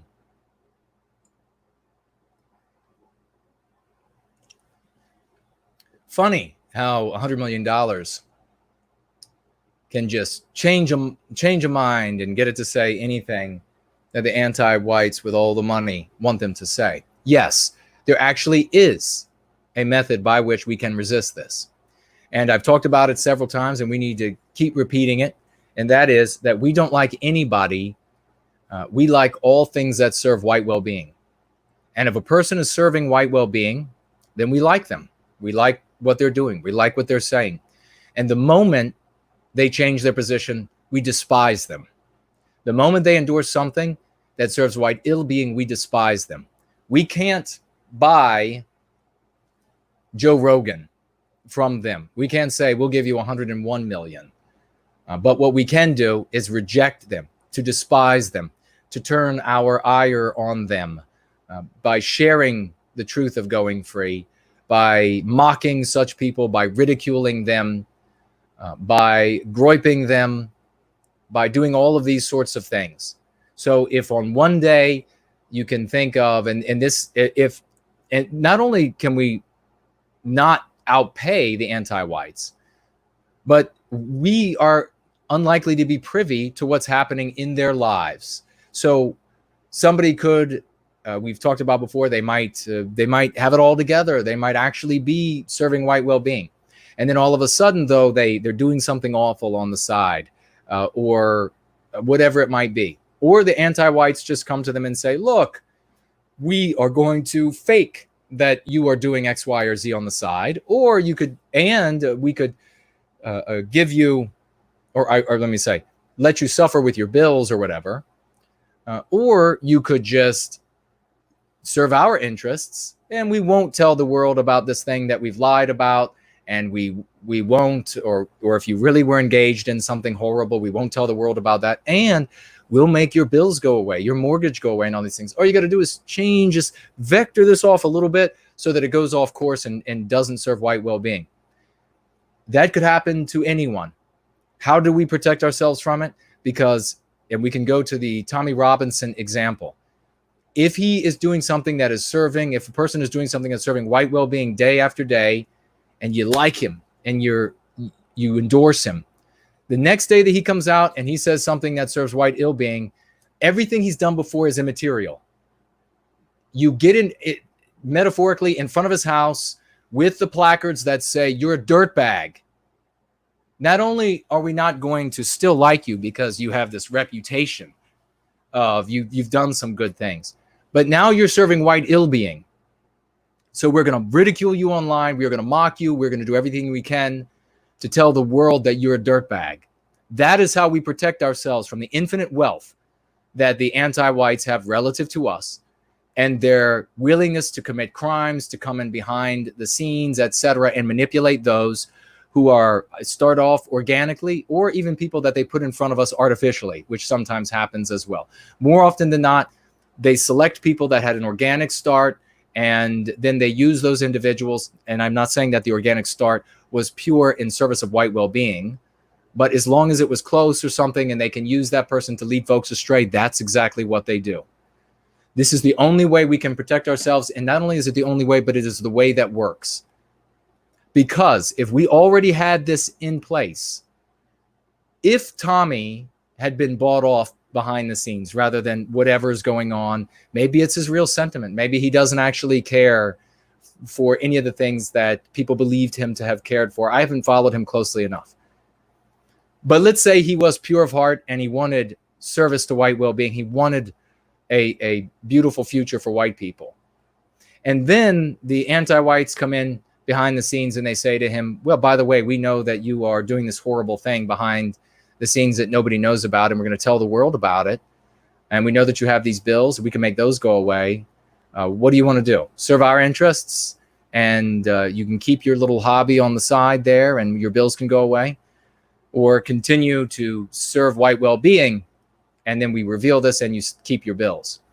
Tommy would have had to say to them, you know they'll destroy me. You know they're going to show up with placards everywhere I go. You know they're going to harass me when I go to the grocery store, shouting epithets at me. You know they're going to ruin me on every platform. You know I will be of no use to you if I go out there and say the things you want me to say. If this was already in place, those would have been the words that he would have spoke to the folks that showed up behind the scenes. That's the answer. Focus Word goes on, tell us the funny story about when your parents got you a black woman to teach you speech and you started to pick up her accent. Maybe after we watch the video, I'll talk about that. I was a speech therapist at school because I was thoroughly tongue-tied. In other words, my tongue could not lift off the bottom of my mouth. And so there was some concern that I would not be able to pronounce words properly. But maybe we'll address that later. It's a funny story. Thanks, Focus Warrior, for bringing it up. And also asking about Trump tweeting a video of a guy saying white. I'm not going to say that. This guy used the word power, and Trump and then right before to use the word white, and Trump supposedly retweeted this. Do you believe, like Spencer, that this is a dog whistle to us since the election is close and Tulsa rally was a failure? I don't, on its face right now, I haven't seen it. I would like to see the tweet first, but I'm thinking that it is, if it's a dog whistle, let me rephrase that. Because there is a premise there that needs to be spoken to. And that is, does Trump actually care about white people? And my feeling is no, not at all. He does not. Now, can he buy us some more time than others? Surely that's the case. So is it a dog whistle in the sense of he's trying to manipulate some white people into voting for him? I would think that would be the dumbest ass thing for him to do. And he is a brilliant person. So to dog whistle with somebody saying those two words together in that order, the word power and preceding it, the word white, would not be appealing to any normal white person in America. So no, that is absolutely stupid to think that Trump is dog whistling. He is not stupid enough to think that that phrase would appeal to anyone. So this obviously, until I see the tweet, I mean, maybe when I see the tweet, I would reconsider. But this was obviously, given the information I have here, an accident on Trump's part. I mean, could you imagine? Oh my God, what a misunderstanding of the white American population. Mestizo writes here, Worski's channel is no more. The gender confused censors at YouTube had terminated his channel. Right, they terminated it some time ago, but I think, didn't they? Or was there a new one that was terminated? Thank you for bringing that information up, brother. And this is Dederga. On the creative side of the metapolitical landscape, we're only in recent years starting to expand. In both your opinions, I apologize that I didn't see this while Tiina was here. What creative media content could our side produce or better produce? Now, when you say meta-political, I am going to ask you to please expand on that in the question widget. So if you could, I know it doesn't give you infinite characters, and so you might take a couple opportunities there to expand a little bit on what you mean by meta-political. But we need to get practical. We have had meta-political concepts out of the ass. I know you say here that on the creative side, we're only getting started in recent years. No. No. What people consider, and I'm looking for you to fill in the blank here, what people consider meta politics takes place inside of the anti-white narrative. And effectively what it means, and I thank you very much for bringing it up, effectively what it means is that the argument and the conversation becomes increasingly abstruse to the point that it's so recondite that no one can understand it. Not a single person can understand it.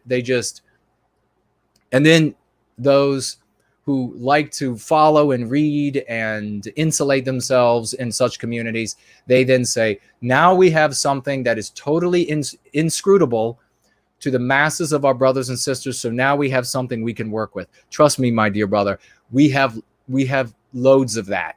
We have loads of it. I mean, it's more prevalent than pigs and shit on a farm. So we don't need more. What we need is a psychological defense for the psychological warfare waged against us. And please fill out the blanks there, and might help me speak better to the point that you're driving at. And maybe if you could even give an example. I thank you all for being here. We are going to take a brief break. We're going to have a look at this video. I think it's like 10 minutes long, and it's worth watching on because this was a pivotal point back in 17 when we were at odds with the skeptics, and they were trying to make the argument that we should use the concept and white people should use the concept racist because we should reclaim it. And if you remember, there was a whole branch of this fad that was called the alt-right. And I have never been, I'll say this again, I've said this from the beginning, I've been saying it all along, I've never been alt-right. Alt-right was always a fad. It wasn't the white positive movement. It wasn't the white positive sphere. It was a fad that ran through the white positive sphere that had a sell-by date. And I told people that it wouldn't last the entire time. And I told people that we would be here long after it was gone because we were here long before it showed up. And those who only came to the sphere when this fad showed up, like bell bottoms, they thought, well, this is the beginning and the end. If it doesn't last, then it's over. And they really felt that way. Some content producers, some new ones that were very successful, they felt that way. And I hope that I allayed their concerns. We're still here. We're still doing better than ever now that this fad is dying.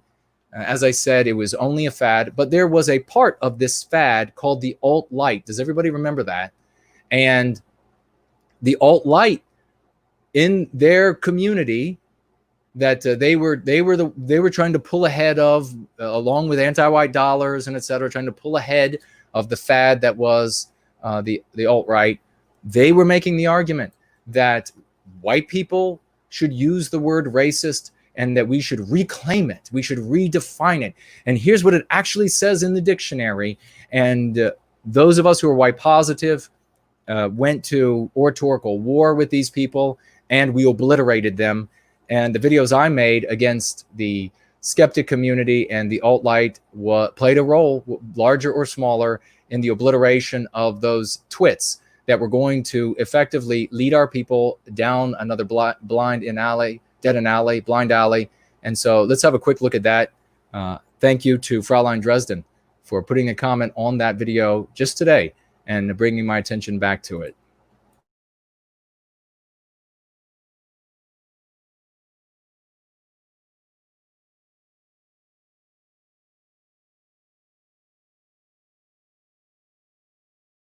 Leave it in the nursery, cupcake. I've had some real winners from the alt-right and skeptic community braying at me that the words racist and racism have nothing to do with anti-white ideology. In wretched English, they remonstrate that using those words as society uses them is proof of stupidity, and they impute white supremacy to everyone who identifies the users of those words as anti-white. I know it's absurd, but I found a worthy champion of their position. Advocates of social justice have a persistent habit of redefining words to suit their needs. Of all the videos I've looked at, this guy makes the best argument against the popular usage of the words racist and racism. His arguments are lucid and scholastic, and I respect that. But it's not the first time I've heard these arguments. I believe the first time I came across them was in something Buckley had written, but if not him, someone of similar antiquity. The point is that these arguments are wizened. They are old and effete. They are pathetic and ineffectual when conservatives use them, and they are equally pathetic when alt-right and people from the skeptic community use them. While this Orwellian defamation of our dialectic is damaging to the public discourse, it can be remedied by a careful analysis of the language we are using to talk about these issues. No, it can't, my lilting friend. Sargon laudably argues that the popular use of the words racist and racism is illogical, that it's naked sophistry, redundant, inconsistent, imprecise, irrelevant, that it's context-dependent and rife with non sequiturs. But most importantly, he argues that the use is against the rules. You're not playing by the rules! This is a failing of a principled person engaging in civil discourse with unprincipled people who are engaging in war, psychological warfare, and espionage. But despite this weakness, the first part of his formula is correct. The word racism no longer means prejudice based on race, but has been changed to fit a specific, simplistic formula. Racism equals prejudice plus power. And no.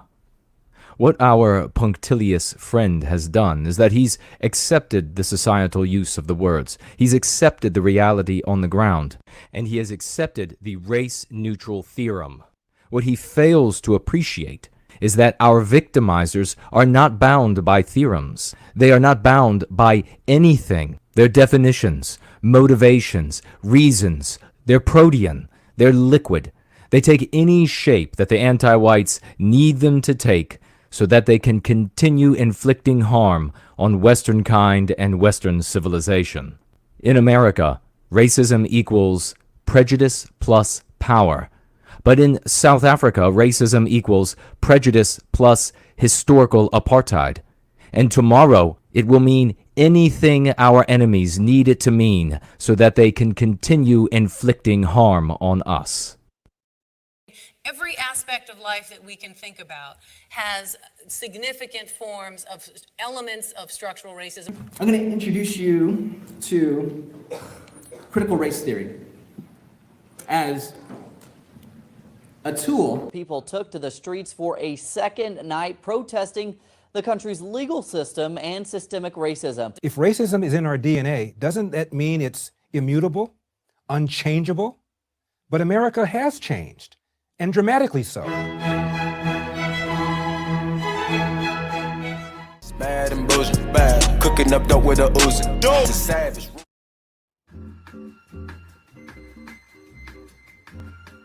Racism is a seeping system of forces that effectively keep people of color in a permanent second-class status. So you see, racism is not a race-neutral nor ideology-neutral word.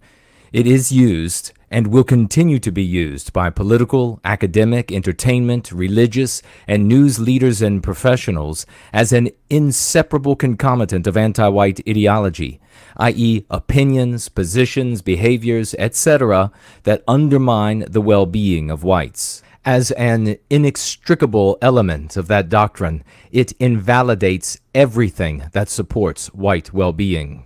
When the words racist and racism are used against blacks, for example, they still invalidate white well-being by perpetuating the anti-white ideology that pathologizes, criminalizes, and stigmatizes white well-being.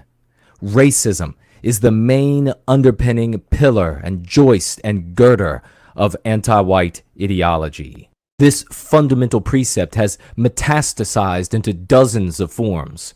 Structural racism, institutional racism, unconscious racism, internalized racism, colorblind racism, hipster racism, apologetic racism. What does the phrase reverse racism even mean if racism isn't inseparable from anti-white ideology?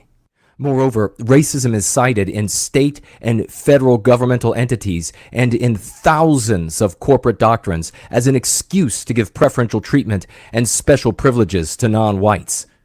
If it was neutral, how could it be acceptable to judges, federal and state legislative bodies, and corporate entities as justification for such discriminatory practices against whites? Furthermore, all of the arguments against racism and ridding us of racism do so from the presupposition that racism is a white evil, not a neutral evil. In 1960, 60% of Americans said they would never vote for a black president.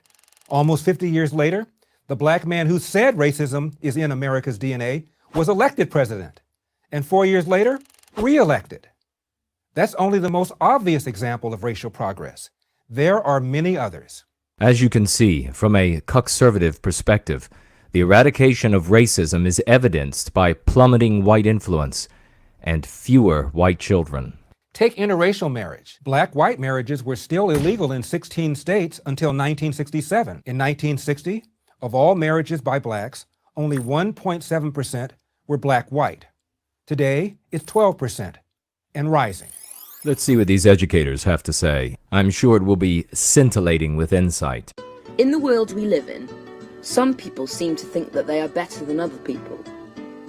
These people seem to believe that the world is split into different groups of people, called races. That's because it is split into different groups of people called races. Some of these groups believe that they are more or less superior to other groups. Did he just say other? Is this another TH malfunction? And you can't be more or less superior. You can only be superior or inferior. How could you be less superior to someone else? But please continue, Marxist twit. For example, in the most common form of racism we can think of, day in, day out, black people are called rude words and often hurt by their white counterparts. The producers of this educational video are delusional. They're fantasists. And this superstition, this victimization of non-whites, day in, day out, is a poison with which they infect white children. Racism has been going on for years now, and it has influenced many events, such as the slave trade, which was when innocent Africans were taken by Europeans and forced to work in America as slaves. These vile miscreants can't be this stupid. Slavery has existed since the dawn of time. Every race has enslaved every other race, and if it were not for whites putting an end to it because it offended our sensibilities, it would still be practiced worldwide with as much vigor as it was practiced in history. This is what I want you to focus on. The producers of this educational video for children are not this stupid. They are anti-white, and they are intentionally brainwashing white children. They are intentionally infecting them with the disease of white guilt. And of course, this wouldn't be a proper white guilting without mentioning World War II, when the Nazis discriminated against Jewish people and many others, plus the apartheid in South Africa, and of course, the civil rights movement in the USA. The first category is white racism, then we'll deal with black racism. this is what happens when white children who are educated by our victimizers become adults. What are the ways that white racism can adversely impact the lives of black people as a group? Education, okay. Economically, employment, housing, policing, healthcare. We could actually kind of grow that list. Tell me the ways in which black racism adversely impacts the lives of white people as an entire group.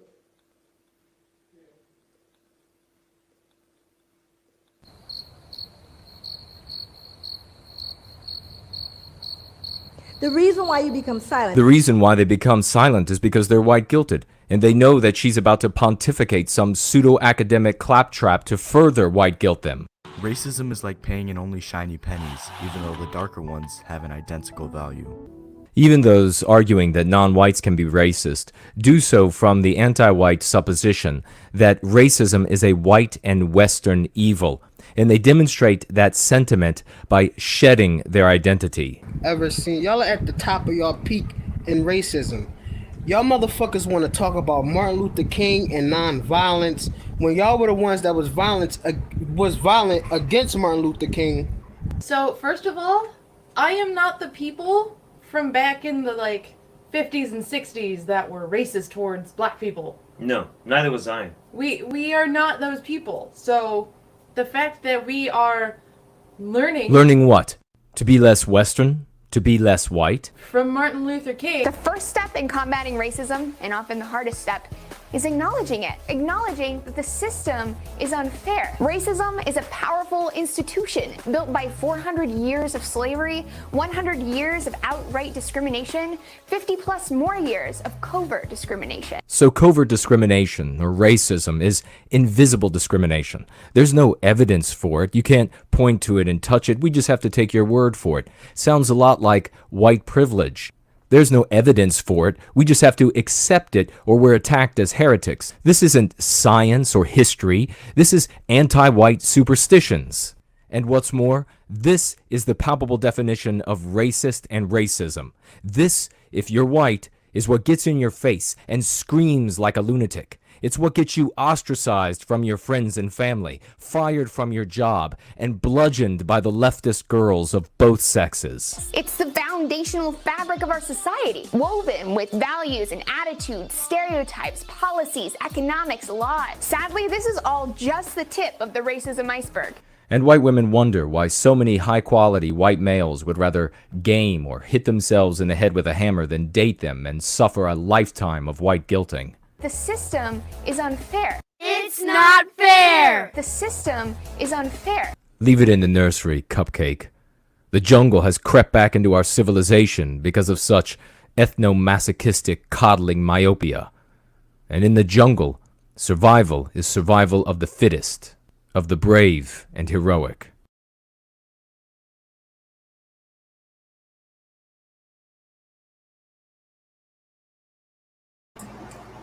All right, and that was that video, ladies and gentlemen. I want to make sure again to say that Mark's use of this word, this concept, is sharply divided from the way these people are using it, or way the skeptic community or the alt-right wanted it to be used or try to redefine it. He believes he can make it work for us, and we hope he can. But for the rest of us here in service to white well-being, we will, because of the arguments I made, stay away, far away from that concept. Let me see what you all are saying in the live chat. And we have some community comments to look at. And we'll see if there are any other financial gifts. And we will look at the news, some of these other stories, and speak to them in a way that you will then be able to take what you heard here and bring that information to your friends, family, and strangers so that you too can help folks go free by the score. And again, thank you to everybody who is financially gifted here today. it's the liquid, it's the gasoline that drives us toward this organizational entity that I've been working on now for a very long time to bring to fruition. And all of these steps, all of the endless efforts, it's all of the hours worked are for that, in the service of white well-being. And without it, without the liquidity and the fuel to make this engine run, it doesn't matter what we put together, it just simply cannot run. And if you use everyone knows, even if you don't know about motor vehicles, drag cars, race cars, what have you, it doesn't matter how magnificent the engine is. If you do not have the fuel to make it run, it just sits there dead. It never becomes a living thing. It can never put the thousands of horsepower or whatever it is that you've built into it. It can never put it to the road and take that machine somewhere. So you need the liquidity to make it happen. So thank you all. Let me get to these comments and we will keep rolling along. Another great Sunday of going free with the best in the white positive sphere. Thank you so much. Donning Armor is here. Great to see you. Carlisle is here. Hello, dear lady. How are you doing? Dispatcher is here. Great to see you. We dispatch the anti-white lies. Walker Humphrey, I like that name, is here. Great to see you. White Wellbeing with an avatar of a wolf. Wow, that is awesome. It's got like a blue hue to it. You know what I saw the other day? When I sit down to eat, I will turn on usually the news, and it's more or less just sound in the background as I'm doing other things. And sometimes I will randomly turn to channels. I have a few channels that if I want something on in the background that is not going to, it's either not like giving me news like, well, watch out because they're raiding homes down the street from where you live. If it's not something like that, then I don't want it to be something that's vehemently anti-white that is going to put me into an instantly bad mood. So sometimes it's something like, I don't even know what the channel is, what it's called, the network, because I never look at the screen except for briefly if there's something that's interesting. And it was some kind of channel where they show animals. And they were showing blue penguins. I had never seen a blue penguin before. They were the cutest little things. They all ran inside this little igloo that they put in their little enclosure, and they piled in. It was like this little igloo, and there was sand on the it was setting on top of, and they had then they had the pool, you know, that they can swim in there. But there was a whole herd of them, pack of them, or whatever they are, and they all went piling into it, and it seemed like a clown car. There were far too many in there than should have been able to fit, but maybe it was magic. This is really cool though. The wolf avatar with the blue and the white well-being, great name. Great to see you. Millennial Honky, that's great. I love it. And okay, Sakis, can you tell us whatever became of, oh, well, maybe one of these days. This is from the story Crucible, Lamont Riddick, and that's eventually going to be a standalone book. And so thank you for bringing that up. And yeah, perhaps when it becomes a standalone book, I will give a little bit more of the tale of what happened to that individual. Thank you for bringing that up. Let's see. Now remember, tag me as No White Guilt on the No White Guilt channel, please, if you would like me to see it. Tag me as Discipline with NWG on the Discipline channel if you would like me to see it. If you are on one of the other platforms that are watching, I will say hello to you, but I am not actively watching those channels at this moment, and perhaps I will do so in the future. The new machine, the behemoth, is supposed to be able to do that, but as you all know, I'm very busy, and so that is one of the things that can keep getting pushed off as I do things that are more urgent. Let's see. AOC Legend says, are you open to critiques of concepts in Going Free? Or are the concepts therein something to consider to be more or less perfected at this stage? They are all working. Now, I'm always open to critiques. I'm always open to suggestions. I'm always open to questions. And these have to be constructive. And I can tell when they are constructive or destructive, you know, what the intent is there. And so I have people who will occasionally come around and they'll say, oh, I see this is working. And so let me say, the first thing you have to do is tear the whole thing down. So nothing else has worked before as a psychological defense for our people, because the other things that have come before have only had a piece here that was good or a piece there that was good. And I, to the best of my ability, took out the things that I saw working. I extracted them and put them into Going Free, experimented with them. Some of the things were my ideas originally, and I experimented with them. And then things that worked in those conversations, both one-on-one and me to a group of people, things that worked stayed, and things that didn't work went. So you don't get to see all of the things that didn't work. It's like you don't get to see all of the things that didn't work for Edison. You just get to experience the electricity and etc. But yes, I think a much more productive use of your time, rather than some sort of tearing down of the concepts in Going Free, would be to apply them because they're working. I mean, we have people, we just had a woman, let me ask you something, AOC Legends, honestly. Have you ever had anybody come to you and say, or and don't bother writing it because it would be too easy to lie here. We know it's not happening anywhere else. So it's sort of, not even really meant to be answered because it's answering itself rhetorically.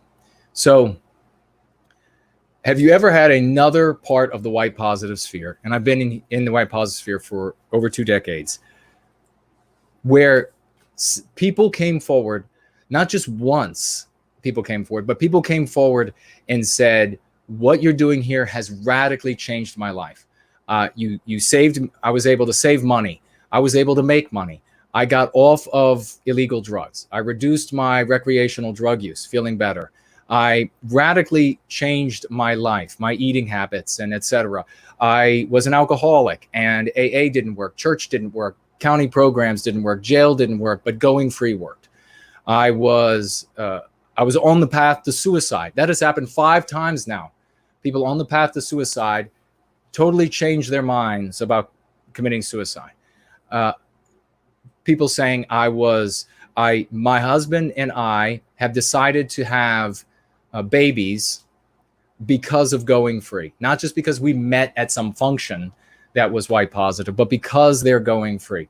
And how about people who say that this has so radically changed my life that I'm willing, even though I'm a working class person, to part with $1,000 testimony to the work that is being done here. It hasn't happened elsewhere.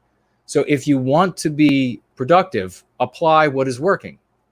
I can't see something in Going Free at this point being so far off the mark and able to do this that it really has to be reined in. And therefore we need to refocus on what we are successfully applying here. I see something successfully applied, and when we have more ideas that we have community members suggesting, and I myself get as well, that seem to make the cut for serving our well-being in whatever capacity it might be, we will then experiment with it. We will see how it works, and if it demonstrates that it could work or is working, then we will put it into Going Free, and that's the final test. But I'll tell you this as well. My first sales job ever, I'd never sold anything before. I got to the job, and I was taught how to do the sales the way they wanted the sales done, the way the sales had always been done perfectly. And there was a record holder there, and I think the record holder in the sales of this item, I'll just say, was 62. It was 62 in 1 month. And I got in there. I read, it was more than a dozen books on sales. And I experimented with strategies from those books. And this is only a fraction of all that I went through in learning in service to white well-being. I applied what I learned there. I experimented with the techniques in the books. I experimented with the teachings at this institution. I came up with some of my own ideas, and those were principally grounded in things that I brought over to going free, in understanding people and ways that persuade them, what they will and won't say. For example, when they are making an objection to something that you're talking about. And I went from not only breaking that sales record at 62 in 1 month, but shattering it with 90.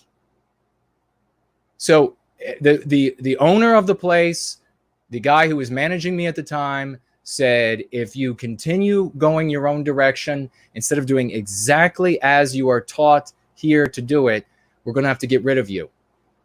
And I went ahead and I went for it. I did it my way because I saw how what I had concluded was superior to what they were suggesting. And guess what? They couldn't get rid of me at that point. In fact, the owner canceled my check for that payment, for that pay cycle, called everybody in, to the entire staff in to his office, and then paid out my paycheck in cash on the desk so that everybody could see how much money that was. That is the same, I guess the same tenacity, but the same attention to detail, the same creativity, the same logical deduction, the same. I'm an empiricist. So things have to first work logically, and then we can make an appeal to their function in the real world. And then the functionality in the real world is what stands, even if the logic said otherwise. And I submit myself to that, always have, and I always succeed because of it. Always a record winner, always a record breaker, always an award winner as a consequence. That is what I've done in going free, and that is the way I will continue to approach it. So it is to say that I have gone through many things that don't work, many of my ideas that I thought this might really work, and I'm not tied to it. If it didn't work, then it went, and I stuck with the things that did work. So it would be much more productive to come in and say, my God, I didn't know that you have had a handful of people financially gift $1,000 testimonial to how much it's changed their lives and the lives of those around them. You know, I didn't know that you have all of these things going on, so many different things I can't even read. And we've kept people out of jail. We've got women, both women and men, out of abusive relationships that they were in. Well, we had a guy who was in a functioning relationship that would have ended up really bad because she was anti-white, and if they had had children together, that would have ended up in a wrecked scenario for them, because she would have been trying to make them anti-white, or at least status quo anti-white, and then he would have been heretical, so there would have been a great division there, and now he's gone off to find another woman. We engendered, without an organization to make this happen, something that has never happened in the white positive sphere, which is a worldwide leafleting. We didn't have an organization in place. I didn't tell people, order people to do something, or they couldn't be in the group anymore. 9 states, 7 countries worldwide. We have a leafleting going on worldwide now regularly. Even in states, I've shipped or nations, countries, I've shipped off leaflets in English where the primary language isn't even English. These people are just so excited about. So it's in. We could just go on and on. This doesn't happen anywhere else. So showing up at the door and saying, can I just critique, burn down what you're doing?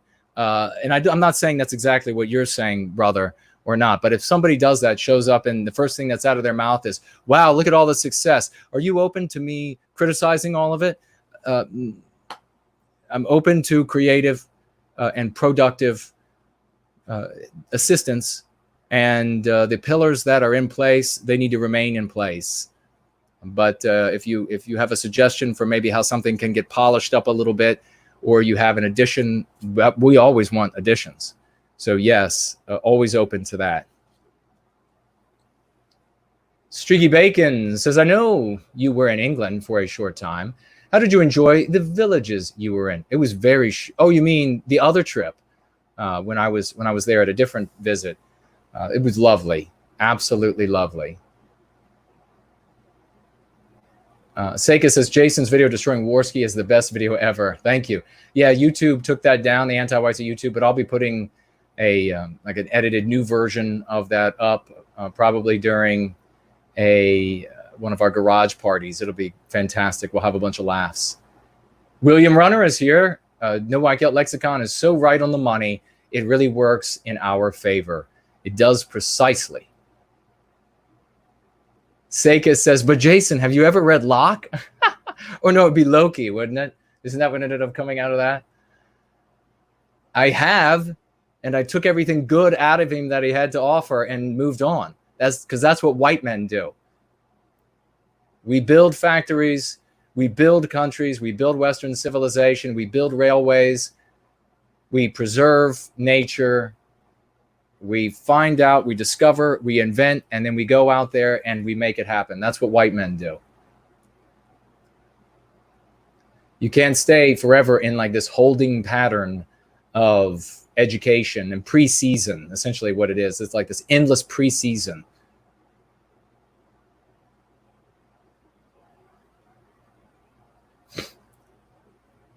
All right, let's see. Alex is here. Great to see you. And Freya is here. Wonderful to see you, dear lady. Hello, hello.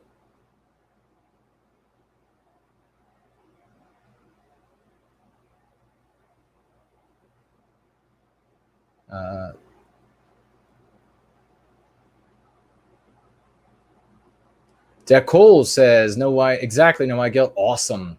I don't know what that was for, but I absolutely accept it. Seika saying hell yeah to something. Red Eagle says, what's your favorite animal and why? Is it the penguin? Also tell us about when you picked up the superior non-white accent. That's funny. Higgs Boson says agreed to something. Penguins are cute, but I don't know what my favorite animal is. I probably stopped having a favorite animal in elementary school, but Hansa says, to help whites to be able to counter these anti-whites, you should have a debate with one of their favorite anti-white speakers. Show how to thoroughly rebuke them. Well, yes and no. Yes, that I would go on with anyone where it is acknowledged that I'm going to be leaving, probably, depending on the person. I'm thinking of something that would be really objectionable at the moment. But I would not be staying for any sort of abuse because that's all it will be. When you can't have a debate with somebody who's anti-white if you're white positive. HB 2014 is here. Great to see you, dear brother. You can't have a debate with such a person because you have two different moral structures. You have two different objectives. And since you have two different objectives, you're trying to convince each other that, you know, one person's morality and vehicles, etc., is going to serve their objective better than yours. Well, it's impossible. You have a different objective. You have a different morality. How can you debate which one is better? It just makes no sense. It's like, let's debate between paint and what is it called? What is it called when you are mining and you use the water hose? What's that called again? Does anybody remember? So it's like trying to discuss what's better, paint or strip mining is probably what it's called, but it might have a more specific, like hydro strip mining or something. Well, paint is used for painting the inside, outside of your house, your car, your mailbox, whatever. And then strip mining is when so how do you determine which one's better? That makes no sense. Well, the same thing holds true when you're trying to debate with an anti-white. They have a completely different objective for the future and a completely different morality. It's impossible. I don't know why anybody thinks that now that what there can be is we can get into the same place, and then I can demonstrate, and we'll gladly do this, demonstrate that the person is anti-white, and the same things I teach you all here, I do in person. I do on my own anyhow, and I do on threads and blogs and wherever I conversate with people. And I shut it down right away. We had just this past week, in fact, I mentioned it on Wednesday, and I wish I had the time to have captured the threads, but an anti-white came onto my, or was it a Twitter, somebody else's Twitter thread that I was named on? Anyhow, the guy made some sort of anti-white comment to me and to one other person on the thread. And I thought, boy, this is really a perfect, a tale of two threads instead of a tale of two cities, of what difference it was. Because the thread between me and the anti-white, non-white ended like this. The other thread went on and on and on. And the reason why was because on my thread, where he attacked me, I responded by telling him that he doesn't get to decide. He's an anti-white. He does not get to decide what our history is. We do. What else did I say? It was just 3 points I made. And the final point I made was that he just hates me. He's just angry right now because I refuse to have white guilt. And I said, the final thing was, I said, get used to it because I don't have any white guilt. The anti-white couldn't say anything back to that. He knew that he was now, I had put him in the position of having to be the bad guy in the conversation, of having to justify something that it was going to be impossible to justify to me. And that was an anti-white conclusion. So he decided to go a different direction. The other individual on that thread decided that he was going to use the old tactics from the white positive sphere. And he performed them superbly, by the way. It's just that they're old tools that don't work. They're inside the anti-white narrative. You can't win. So even though he performed them well, I mean, he was like a ninja inside of the anti-white narrative. He just simply couldn't win. So he started off with all of this facts of history, likening and drawing the parallel between these desecrators and destroyers of other people's histories to the anti-whites here in the West. And they went back and forth down this thread, like got longer and longer. Meanwhile, my thread was over. The anti-white gave up. And anybody reading it would have also learned from that. The beautiful thing, though, was that they went back and forth for however many messages, a great many messages, until finally the guy who was arguing on the white positive side finally just wrote back, "You're anti-white." And this anti-white bastard wrote back, demonstrating perfect victory for the guy on our side at that point, and demonstrating perfect victory by defending himself. I'm not anti-white. I only dislike the white people who are XYZ. So that's it. He's lost. Now is when that guy at that point in the conversation can just pour it on. You absolutely are. These statues are cherished by to millions of white people. This flag, this statues, it means something completely different than you want it to mean. And you are harming all of them by harming what they care about. You know, you just pour it on at that point in our story so that the anti-whites can't be the good guys. They can't ride. That's where they want to be. They want to be up on top of that white horse as the good guy, and you just deny it to them. And the conversation is instantly over. Seika says, bought my parents a copy of Go Free before the show. Amen to that, brother. That is fantastic. Well, you'll have to let me know how they feel about it. And since we have HB here, I will mention really quickly, and so is the great Angharad Celtic. Piers Taylor is here as well. HB, we had, of course, Tiina made some absolutely scintillating, insightful comments at the beginning of the show during the first 2 hours when she was here. So if you do, HB 2014, ladies and gentlemen, if you don't follow him and retweet every single thing this guy does, do so immediately. I believe it's _HB 2014. He can share the link in the live chat. If you're on Twitter, follow him and then retweet everything. Make sure the alerts show up on your phone. He is taking the time to make clips of the things that we do, and that enables more people to find out about the work that we're doing here for White Wellbeing. And all you need to do is click that little button to retweet it to your community, and who knows where it goes from there. That is the absolute least you can do. Thank God for you, HB 2014, and everybody else who's making clips. Everybody's doing a fantastic job. Raymond Foster, by the way, ladies and gentlemen, aside from going out with that brilliant no white guilt, placard and making these songs. He also has a whole playlist of clips that he has made that you can and absolutely should be grabbing the URLs for. So easy. Control copy on your keyboard, control paste, and on your Twitter, on your Gab, wherever. Everybody's going to Parler. Now a lot of people are going to Parler. Post them there, post them everywhere so that people can see them and they can begin to empower themselves with the psychological defense.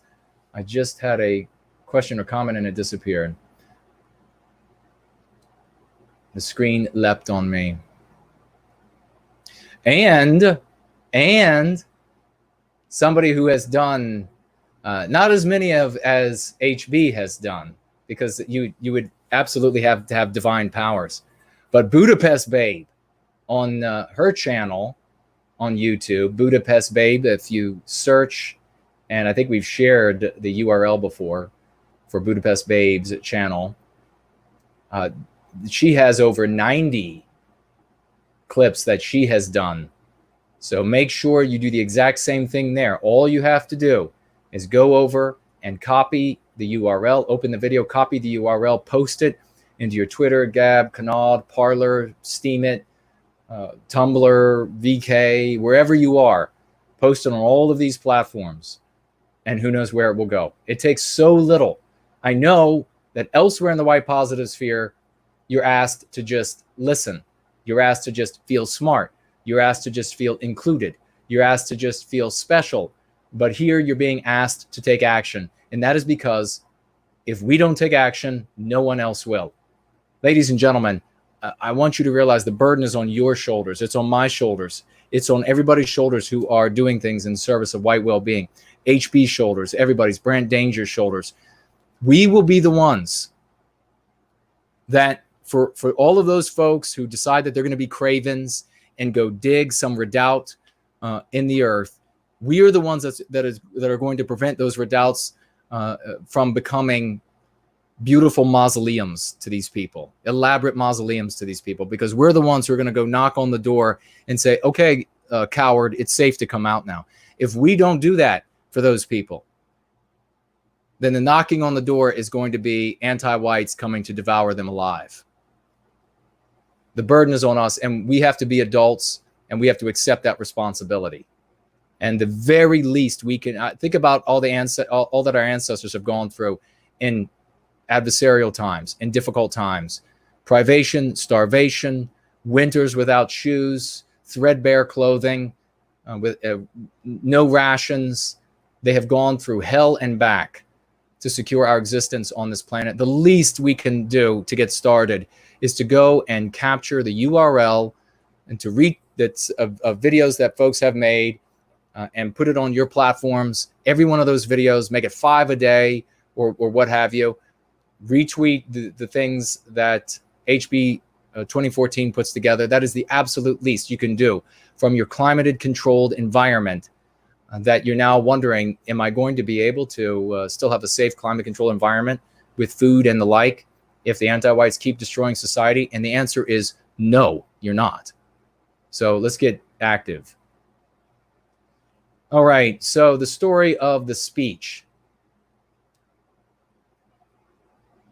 My tongue, I was what's called tongue-tied. And the philtrum, which is the piece of skin, I believe that's what it's called, underneath the tongue that we all have, on some people runs too far forward. On me, it ran all the way forward. And so my tongue didn't come off, except like on the sides, from my mouth.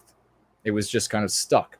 And so they were worried at school that I wouldn't be able to speak properly as a consequence. So they asked my parents if I wanted to have speech therapy lessons to get out ahead of what could be an issue. And fortunately, though, I figured out how to, I'll get back to the speech therapist in a moment, but fortunately, I figured out how to pronounce English words without error, even though my tongue was pinned to the bottom of my mouth. And but my parents said, sure, let's have a speech therapist. And the school found, and of course, I don't know if this woman, I mean, how much sense does this make? She was a lovely lady, as I remember. It was a black woman, non-white woman, lovely lady. And she came in to be my speech therapist. And so I had to stay after school. This is when I was a very young child in elementary school. And I'd stay after school with her, and she would make sure that I was pronouncing all of the different sounds in English properly. And lovely woman, but she was probably better suited to a different career, because she was teaching me how to speak and pronounce words in her particular dialect, with her shibboleths. And that's clearly not something that is considered standard English, clearly not something that some white parents, your typical white parents, would want to hear their child speaking like. So if you imagine the speech and the accent of the inner city of some of this particular group of non-white people, that is almost what your host today spoke like. I can imagine this would be a very different conversation if that was the way that I pronounced English, that was the way that I spoke to you all. Fortunately, when my parents heard me at home trying to correct them on their pronunciations, and my parents heard me speaking in this, there wasn't such a thing as Ebonics. They didn't have anything that they called Ebonics back then, but it was, it was kind of like pre-Ebonics, maybe, or Ebonics Light, or I don't know. But when I came home and I was talking like that, my parents said, "What the hell is going on? That's not how you're supposed to talk." And so they contacted the school and they said, "Hey, enough with this speech therapy nonsense. We'll just take our chances." And fortunately, it worked out. I was indeed able to figure out how to use my tongue to make the sounds of the English language. And then last year, I had a phrenectomy, which is a portion or all. I had a portion removed from the bottom of my tongue, and that freed my tongue. And so for a couple of weeks, I was mispronouncing words because of it. But I've regained control over it, and maybe in the future, I don't know, maybe have the rest of it removed. But my tongue is now much more agile than it used to be. And that is the story of how I almost ended up talking like a rapper. William Runner says, "We might be down, but we're not out. It appears that we have the whole world against us, but we will indeed rise again." We absolutely will rise again. Thank you so much, brother, for those good words. And Seika says, "Is there any way we could get Matt Hale released earlier? The guy has been railroaded by the system, and I feel like he's been forgotten about." Well, you know what, Seika? Thank you for bringing that up. I'll briefly speak to that. Matt Hale took, regrettably, the role of the antagonist in the anti-white narrative. Now, as I say with all of us, that first moment is of pure love when you decide to sacrifice yourself for white well-being. And that's obviously where Matt started off as well. But then he looked out at the world and said, "What does it look like to serve white well-being? I got to look like this bad guy." And he took upon himself many of the signs, the symbols, the speech, etc. And that was really destructive as a consequence, and turned a lot of people off to him that otherwise would have been interested, because he was a bright guy and a talented guy. And then he made another big mistake, and that was to never, ever tolerate any suggestion of violence, because anyone that is going to suggest violence is going to be doing so out of just pure stupidity. Maybe they're making a joke, or they are working for the government or some government around the world, or working for some big anti-white organization, and it's just meant to set you up, to get you arrested, etc. And before the internet was a big thing, we had meetings all the time. Everything was in person. And we developed a strategy to preserve ourselves, because we would have people come in and we wouldn't know who they were. It was maybe the first time at the meeting, and they would say, well, you know what we should do is we should, and then they would suggest some sort of violence. And what we would say to them, because the government, it didn't matter that we weren't saying these things. The government, and just take this as fiction. You can look it up for yourself. There were cases, one case comes specifically to mind, where agents drove some guys by a house that they didn't even know they were being driven by, and they were supposed to be going somewhere to some meeting or whatever. They drove them by a house. The people working for the federal government were at the wheel and sitting in the front seat, and the white guys who were being set up were in the back seat. Drove them by a house. Then they arrested them and threw them in jail because the agents were talking about harming the person in the house that they drove by. So there's no use in saying, "Oh, that's entrapment," or that's it doesn't matter for us. There's no law for us. There's no government for us.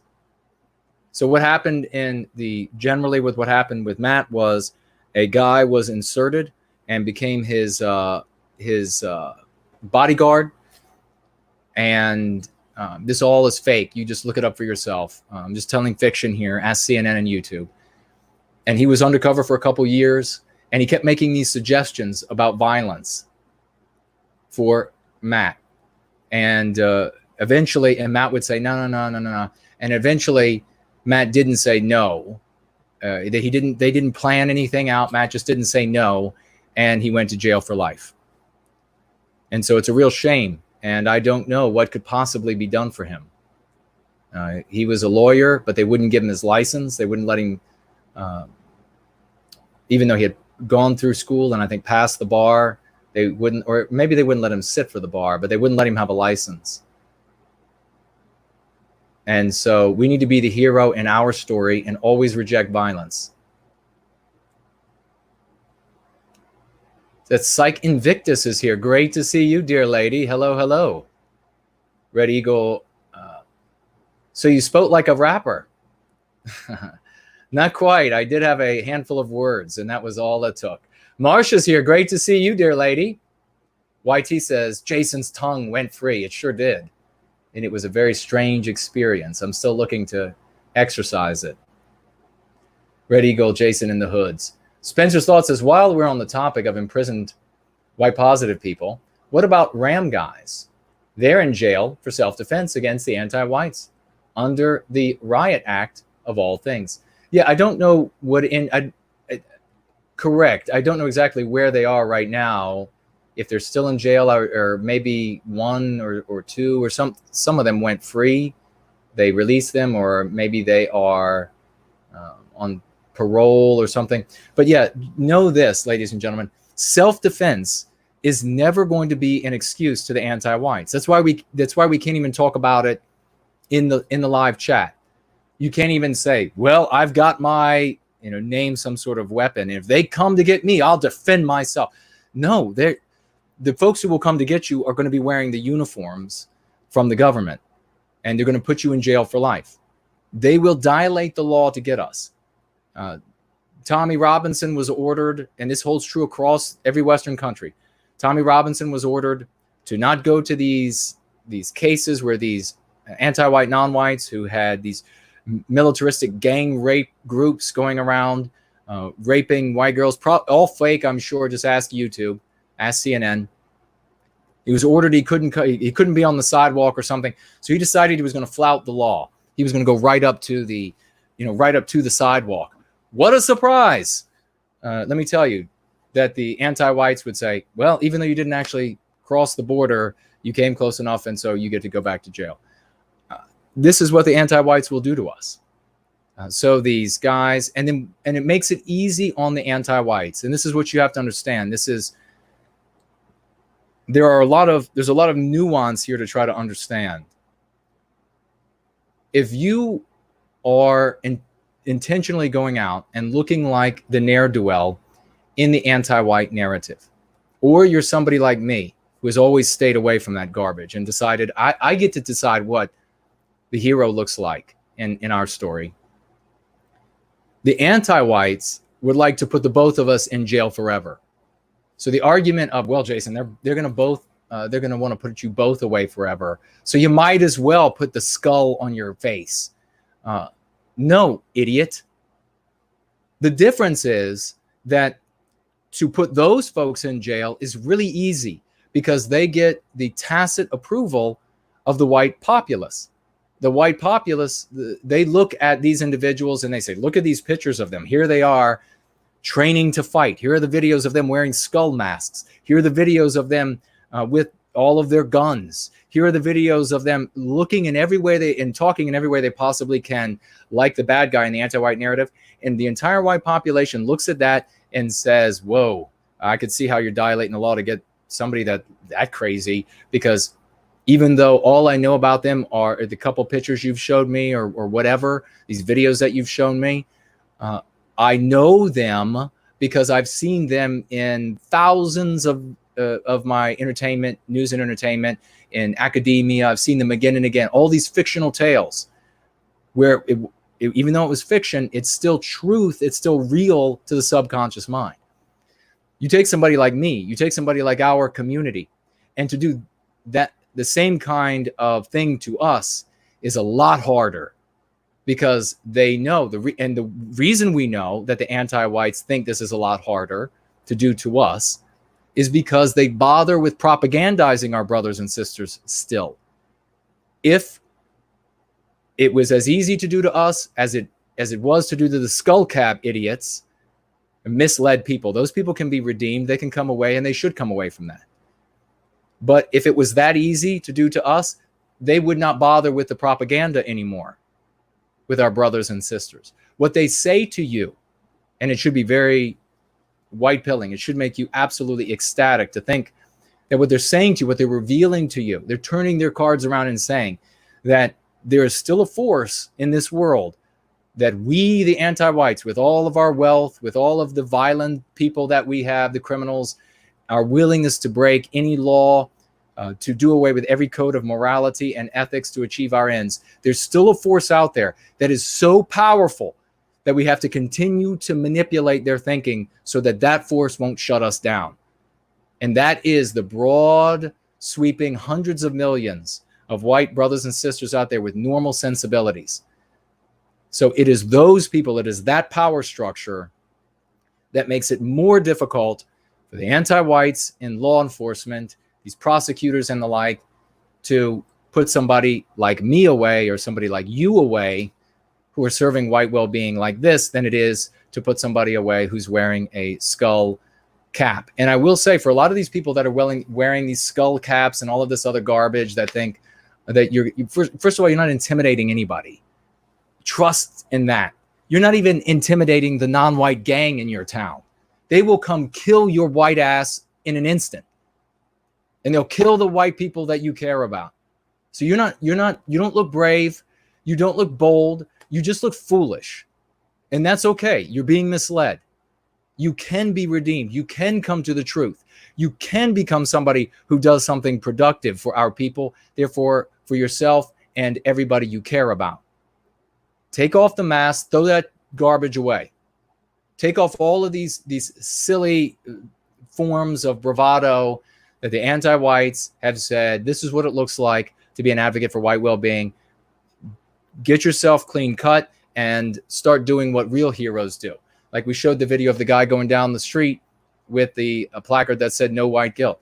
Start doing this sort of thing instead, and you will make a difference for the better instead of making a difference for the worse. Because when you go out there and you have these pictures on Instagram, and I've seen all this stuff, and these people, they show this guy who was just last week, or it was on Wednesday on the Going Free. I pulled up this story of the guy who is controlling the base, and he looks like he just took off his private uniform from the army. He looks like they said, hey buddy, you've served for 4 years or whatever it was. Now you're taking off your uniform and your private rank, and we would like you to do this. We'll pay you some dollars to do this. They show that guy, and then they show the poor SOBs who ended up following that guy, listening to what he had to say. So if anything looked like it was a honey trap, so that they could instantiate the anti-white narrative. Well, folks, it's not just in the movies, because look here, they actually had a base where they were running up buildings and they were playing with their very little guns and getting ready to do what? To get killed by non-white gangs. And if they didn't finish you off in a heartbeat, then the government would come in and finish you off. You did nothing. All you did was make life harder on us who are actually trying to serve white well-being, trying to save white babies. So you look down at the pictures of these guys and you could tell the guys who all got arrested and who are now the evidence that you'll see at Harvard, that you'll see at Yale, that you'll see from all of these institutions that'll say, oh, yes, it's true. Just look at these guys. These poor souls. I would be very surprised if any of their IQs were over 85. So they ended up pulling a bunch of people, and there might have been some, average bright or bright people that got sucked into it, but I doubt for long.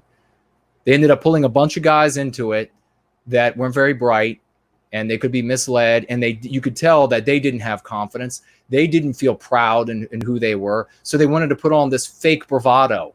So they wanted to fake that they were brave. They wanted to fake that they were confident, because inside they were scared as shit. So put on the mask and hold the gun up and practice judo out in the field somewhere. Doing all of that, practicing marksmanship, practicing judo or whatever, all of that is fine. Do that in a studio where there's no masks, where everybody, you could bring your family. The whole family can learn some self-defense. Do that, if you're going to be at a professional range and learn how to, don't go out and play like you are militiaman. How many times in the United States do these militias and the rest have to get shut down? Everybody goes to jail or everybody gets incinerated for folks to say, well, maybe that's not the route to go for success.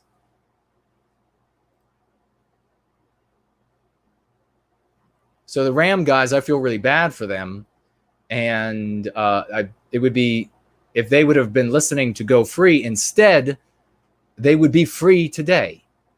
So the best that we can do for them is that those out there, if there are people out there who can provide legal assistance to them, and they do, magnificent. People out there who can provide emotional support to them. And I wrote to for years, I wrote to people in jail that were our folks that were political prisoners. So if you can provide emotional support by writing them and saying, and we haven't forgot you, do that. That's a wonderful thing. For people who can provide finance, or you're doing that to help these guys with appeals or what have you, do that.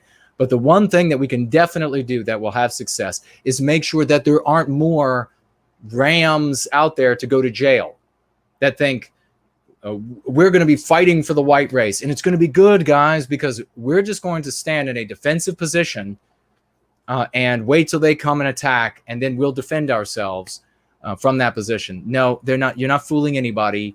And if you ever rely on the legal fictions of the United States or any other question to prevent you from going to jail or being sued into oblivion, you have been misled.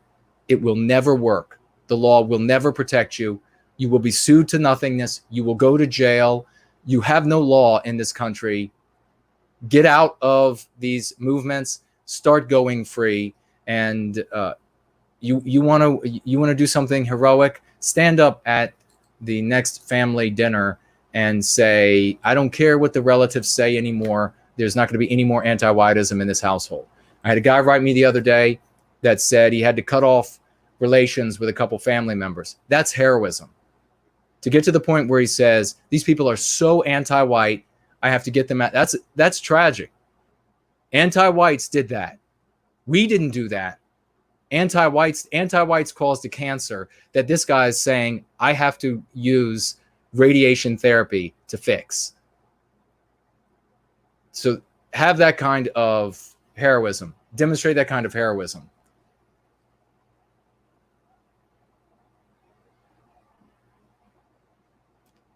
Yes, I was the top rapper. Absolutely. I was going to say something. I won't say that. And probably get a strike on the channel because it'll be taken out of context. Yiz says, I know what it's like, because white people can't satirize anything in the anti-white narrative. That's why comedy has died. You can't say you can only satirize white people. Yiz writes here, I know what it's like to have a mutation removed to make your life better. Nobody could have said it better. Thank you very much, dear lady. Spencer's thoughts. While we're on the topic of imprisoned pro-white, okay, we got that. Hansa, a different objective from an anti-white. No debate, then a completely different subjects. Yes, I understand what you mean. Yeah, we'll go. I would get on a stream with anti-whites, point out, demonstrate how they're anti-white so that you all can really see how to do it and make them look foolish. In fact, I have old videos that I can also share with you all here where I talk about different things. I think I have one where Fuentes is maybe debating somebody, again, debating, and I show how the guy is clearly anti-white, and so maybe I'll play that next time. In fact, we have a great video. Maybe I should do that sometime occasionally here on Going Free, but I want to mention this. Ruination Media, and that's Lovely Porridge, has a spectacular video just put up and on anti-white tactics, anti-whiteism being implemented against our children all across the West. Monstrous things, just exactly as we were saying here, exactly as we predicted, and it is panning out to a T. That these programs are over the top now, where they're taking non-white kids and they're putting them in one room, and this is not like some little experiment somewhere. This is becoming the new norm. And the non-white kids are told they're magnificent because they're non-white, and they're given treats and cupcakes, and the white kids are told how horrible they are because they're white. This is, watch this media. Watch this video on Ruination Media, and then maybe, I don't know, maybe like next week I will maybe watch some of the video with you all, and then I'll make comments along the way on Porridge is brilliant. And you should absolutely follow him, and maybe we can get somebody to put the channel link up in the live chat. It would be spectacular. This guy is really, he developed a huge channel on YouTube, skyrocketed and he's an Australian.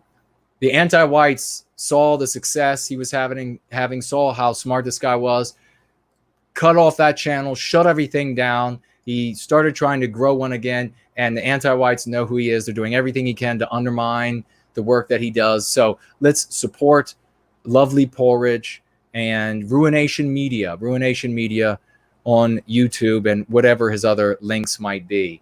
Magnificent video. And I still have to get through the rest of it myself. Red Eagle says, we have many political prisoners as the Proud Boys and somebody else.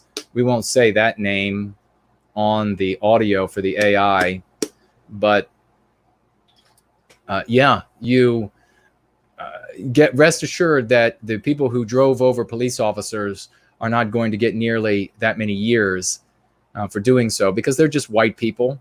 They're expendable. They should be killed, but according to anti-whiteism. Of course, we reject that totally. And then, of course, you have these poor souls who have been roped into groups like the Proud Boys. And why do these people end up getting, you all know the answer, why do they end up getting roped into something like the Proud Boys rather than coming here to the service of white well-being?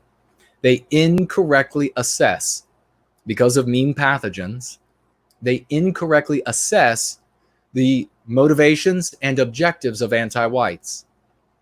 Since they incorrectly assess that, they think that, well, if we just say how multiracial we are, how abstractionist we are, it'll be okay. We will be able to go out and oppose the people we disagree with, because by God, this is United States and we have First Amendment. By God, flush all that shit. Flush it, buddy.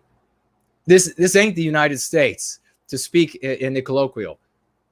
It isn't anymore. It hasn't been for a long time. It isn't Finland anymore. It isn't the UK anymore. You misunderstand the motivations of anti-whites. You misunderstand their objectives. You misunderstand their pretext. You think their pretexts are the way they actually feel. They don't give a damn about non-white people if the non-white people hold ideas that will undermine anti-whiteism, even if they don't intend to. So if a non-white person endorses free speech, the anti-whites will hate that person. And we have all heard it. They'll call them the exact same words, the exact same anti-white slurs that they'll call me. So that's how our guys, a lot of well-intentioned, many of them low IQ'd guys, end up getting roped into something as dumb as the Proud Boys. They're not dumb, even if they have lower than average IQ. They're being misled, and they can be redeemed. They can come right back. It was the fault of the people who were leading you. They didn't tell you the truth about, and you know, this Proud Boys is analogous to the Tommy Tards in the UK. You have all been misled by misrulers. You've been lied to. Many of you have realized this. Some of you only realizing it once you end up in prison. You need to come away from that garbage, come into Going Free, do something productive, get a tattoo to cover up the dumb tattoo that you got to show that you were a good little follower of whatever group it was.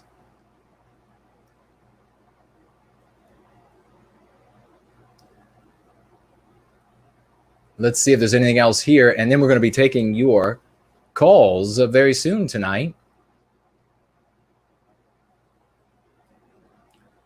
I'm just taking a quick run back through here to see if I missed anything.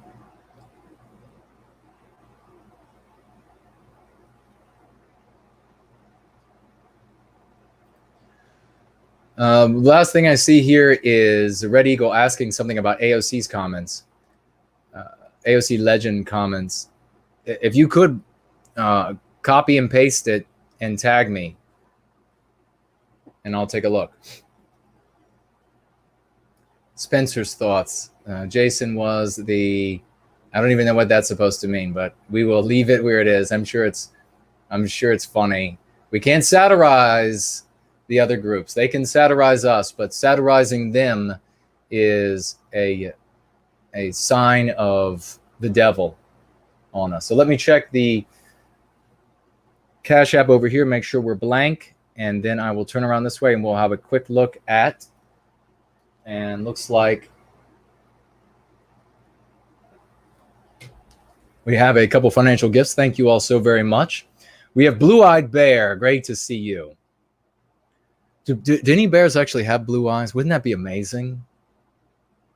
Blue-Eyed Bear, $25. Thank you so very much for that most welcome and kind investment in the service to white well-being. $25 and writing. Our people will honor you one day, brother. Thank you. Well, thank you so very much. And the kind of people that would honor what I'm doing and what I have done are honorable people. And those are the only kind of people that I want to be around. So thank you so very much. I have the luck, ladies and gentlemen, I guess it is, of always putting off miserable, do-nothing, listless, shiftless scumbags and otherwise criminal types. They come into my presence for a while, and then they always leave saying foul things about yours truly. And I guess that's because they realize that there isn't any wiggle room with me whatsoever for, can I be just a little bit of a scumbag? Can I be just a little bit? No, you can't be any scumbag. And then, oh, fine, this guy's an ass, and then they leave. Good, I want you to go. But what ends up happening is I end up, as a consequence, with the cream of the crop, the best folks. Zero Talent is one of those people. So is Blue-Eyed Bear. Zero Talent over here on Cash App with $2 more. Thank you very much, my dear brother. And it says here, a longer question is on entropy. Well, I will have a look at it. Thank you very much for that, brother. We will spin around here. And is this it, that Red Eagle that I asked you to do? AOC said, Jason's language is great, but when the average person hears it, they won't understand it. They will turn people away to at least some extent. We had earlier in the show, we had Tiina on. And when I mentioned that people were saying recently, suddenly, and I'm not saying that AOC is one of these folks, but we have had folks show up who are saying, oh, you know what I want to do is I want to get to that story about the teachers. My God, this is so monstrous. And thank you very much. Should I mention who sent this to me? If you're still with us, let me know that I can mention you when I begin to read from this story briefly for teachers in connection to what Lovely Porge was doing. But there has suddenly popped up this group, the small group of a maybe not even quite a handful of accounts who have been saying, where we have folks around in other chats, in live streams, on blogs, etc., in comment section, and they're saying, hey, you should check out Go Free. This stuff is really working. It's really amazing. And there have been these, it might be just one person with a few accounts showing up saying, nobody will get these comments. Nobody will get this lexicon and these dialectics. Nobody understands. And earlier in the stream, I said with Tiina on, I said, can you believe that people are saying that folks out there won't understand anti-white or anti-whiteism? And of course, this brilliant, beautiful woman sided with yours truly, didn't side with the folks who are saying nobody will get that.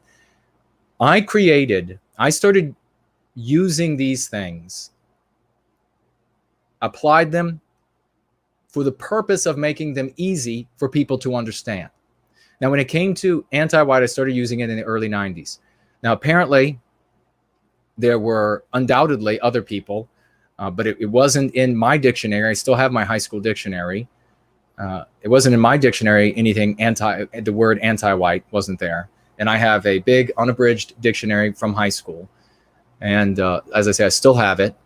And I was going about trying to speak to people using the terms like Marxist and all these different types of Marxists, different types of communists, different types of feminists. And I was in both blue and white collar jobs. So speaking to all of these different kinds of people, trying to share the message of going free. That is what confused people. That is what people couldn't understand. And so I said to myself, I need something that will encapsulate everything the anti-whites are doing without calling it anti-white yet. And at the same time, needs to be recognizable to the person, because I don't have the tools of the establishment media to repeat these things for them in every TV show and every movie, etc., so that they will finally get it. It needs to be something that is going to be able to have a hook in their mind. And if you don't understand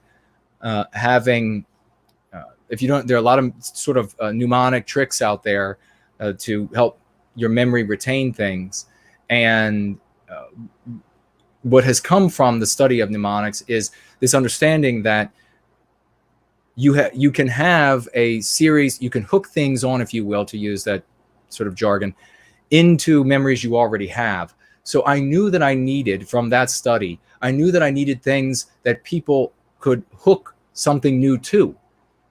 And so when I came across that we're white people and these other people out there are against white people, so they are anti-white, it was easily went together. And then when I went out, it didn't matter whether these guys were white collar or blue collar. The moment I said anti-white, their eyes got big as saucers. And the people here in this live chat who are using anti-white, who are using white well-being, who are using these things that we neoterized or actuated, at least in the communities that we are in, Western kind. Nobody misunderstands Western kind.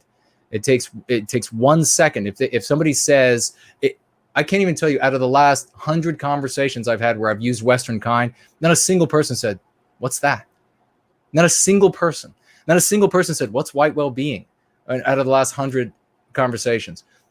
Occasionally here and there, I'll have somebody say, oh, I've never heard Western kind before. And then I will follow right up with, well, that's the totality of white people, European descent, it's all white people. And they say, oh, well, of course I realize that, but I just never heard it before. So these criticisms that people aren't going to understand, and it also, and as I say, it might be just one person. It also got ramped up when I said on PWR, what was it, 2 weeks ago? And I was saying, don't use, at least for those of us who are going free, don't use the concept racist. Suddenly, it's these people showing up, and my guess is that their arguments will lead to, oh, but you need to use the verbiage the anti-whites give them, or our brothers and sisters just won't understand it. Well, get bent. Get bent. That's using their rule book. I mean, how much evidence do we need that getting out of their story works? That getting out of their rule book works? In every conversation, we win. We win again and again and again, and we have testimonies where people are willing to financially contribute, working class people, all the way up to $1,000. Some of them have done that a couple times, and because of the success of it. So if you want to continue to speak like a conservative and continue losing, or Republican, or a patriot, or a nationalist of old nationalism days, not Mark Collett's new nationalism, not the nationalism that embraces the well-being of our brothers and sisters across the imaginary lines. That's the new nationalism that Mark Collett is sharing. If you want to talk in the old terms, the patriot terms, the old nationalist terms, and lose, then because everyone's going to know what a liberal is, or a progressive is, or everyone's going to know what it means to be politically correct. If you want to speak in the terms that you lose with, then more power to you. Go away. Go away. Don't let the door hit you in the ass. We don't need you. You're not going to persuade us out of using something that works. Are you joking? I mean, were you brought up on paint chips? I mean, how can you be that dumb? And I'm not saying that this AOC person is one of those people. That AOC person could be completely honest in what he or she is saying. But these other, these 3 or 4 counts, whatever it is, that's saying that we need to speak in the anti-white vernacular. I know that there are also, for years, the academics, these academic peacocks in the white positive sphere, they have spent their lives, and I understand where this is coming from, all of these countless hours of study to get these degrees, that they end up not being able to have the influence in academia or in the capitalist world that their colleagues are having, because they just can't bring themselves to embrace anti-whiteism and destroy Western civilization, or can't do it as vigorously as the people they went to school with. So they turn around and they think, wow, all of those summers that I was studying philosophy, all of those summers that I was studying whatever, and everybody else was at the beach and having adult fun and on the jet skis and whatever else, and I was studying. And so I demand to get the clout that I deserve after all of that study. I should be respected in everything that I say, even if I have no evidence for the success. I've done all of this work. And then somebody like me comes along, and I have a much more pragmatic degree, and I have success in all of the business fields where I, as a white male who has a Germanic face, is allowed to even approach in today's anti-white world. They see me come in and I say, hey, look, you should stop using their language because you lose because of their language. These people are very offended by that, and I get it. I've had them tell me, people from the best schools on planet Earth with numerous degrees tell me, you have to speak with anti-white language. You have to only speak with the language that the anti-whites approve of, or you're not going to be accepted as legitimate by the anti-whites in academia. Buddy, it has long since been proof enough for everyone, and you should finally get it. And miss, all of you academic peacocks out there, that you will never be accepted. No matter how much of their verbiage you use, you will never be accepted. They will never give you credibility. The public will never see you as so effete and big-brained that you'll be allowed to hold your opinions, and the anti-whites will just say, you know what? We just really can't send the anti-whites in the balaclavas to go cave their skulls in, because that meeting is full of nothing but big-brained, completely muscleless wimps. And so just stop, folks. Just stop. We have to embrace what has been working and what we continue to make work. So I totally get it. And this will keep showing up again and again. You have to use language the only language that is approved by anti-whites. Anti-whites don't like you using anti-white. They don't like you talking about white well-being, you naughty white positive people. Don't say white positive. They didn't approve of that. They want you to say white nationalist, and you be a good little white nationalist so that they can call you a supremacist. And you talk about them as progressives because in everybody's brain, progressing is a good thing. You keep talking about replacement because in everybody's brain, replacement is a good thing. When you replace your refrigerator, is that ever a bad thing? Everybody knows the word replacement is a positive. So keep using those words that they have approved of, and you'll just keep losing. Regrettably, I don't have the massive studios and the big lights and the millions of dollars and the ability to be in your face all day long like the anti-whites do. And to tell you that this is the case for the world. But I can tell you that we are a frosty supernova in the midst of their eternal darkness. And everywhere we go, we shed light and bring others into this orbit.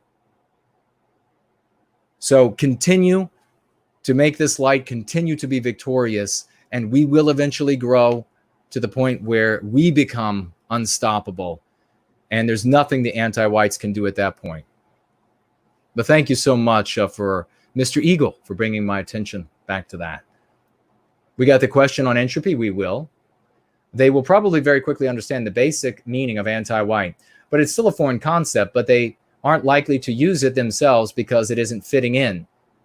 Right, that's why we have to tell them that they have to use it, and we have to share the testimonies of the people who have used anti-white, because everybody who has used it comes back and says, oh my God, the whole family was changed when I started all of my conversations. So all of you out there, and you think, well, your little testimony isn't going to be worth very much, right? Your little testimony, it's worth more money than you'll ever make in your life. Because when you started finally using anti-white and anti-whiteism and white well-being and these things, and suddenly everything changed with your colleagues you talk to, with your neighbors, with your family members, with the extended family members, with your friends. I've gotten thousands, if you can all send me thousands of messages, and I'm responding to all of you. If you haven't gotten a message back yet, you will. I'm still working on these messages. If you can send me these glorious messages, give these testimonies in public, give them in the live chat, give them on the threads where you have finally started using anti-white. That will give more people courage to use it. And then as more people are able to use it because they have the courage, guess what happens? All of those folks out there that before thought, I can't say anti-white, nobody else uses it. They'll suddenly say, well, you know what? I saw it on Facebook the other day. I can say anti-white now. And it will then be this tsunami. It'll be like that wind picking up for the hurricane. And in one day goes from a category 1 to a category 5. It'll happen just like that. And there won't be anything the system will be able to do to stop it.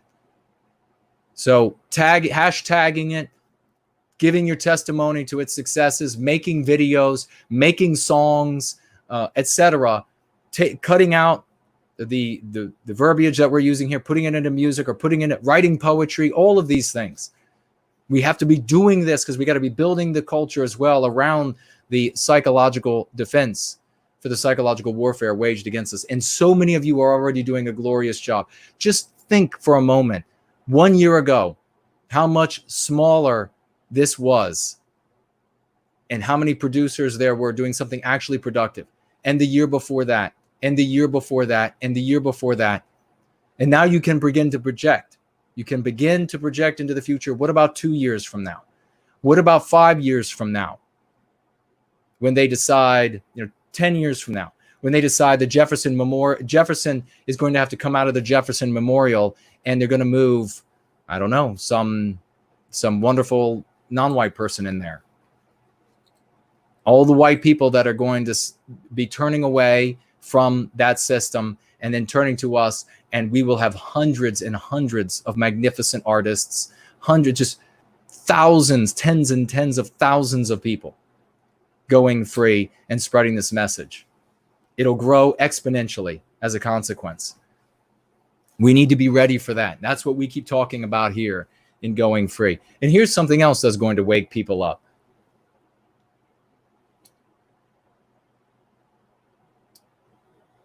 This is the title, Becoming Anti-Racist, a learning series for white liberal teachers.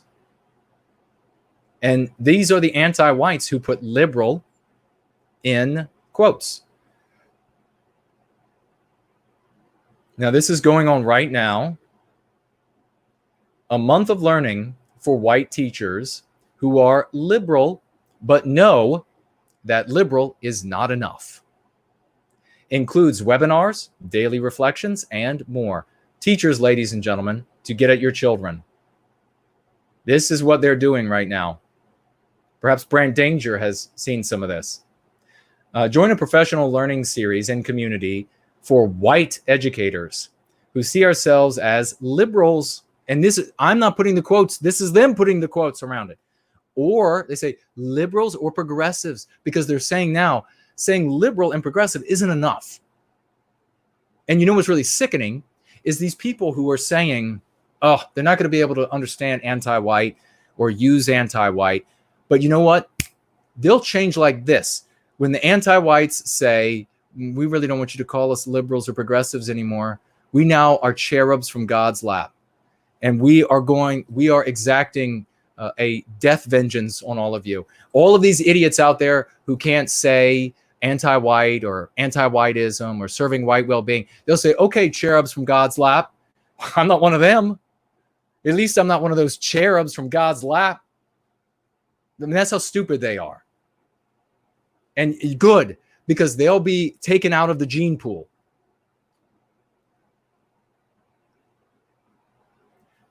We want, okay, it says here, it's a series for white educators who see ourselves as liberal or progressive, but who know that is not enough. We want to do better when it comes to racial justice.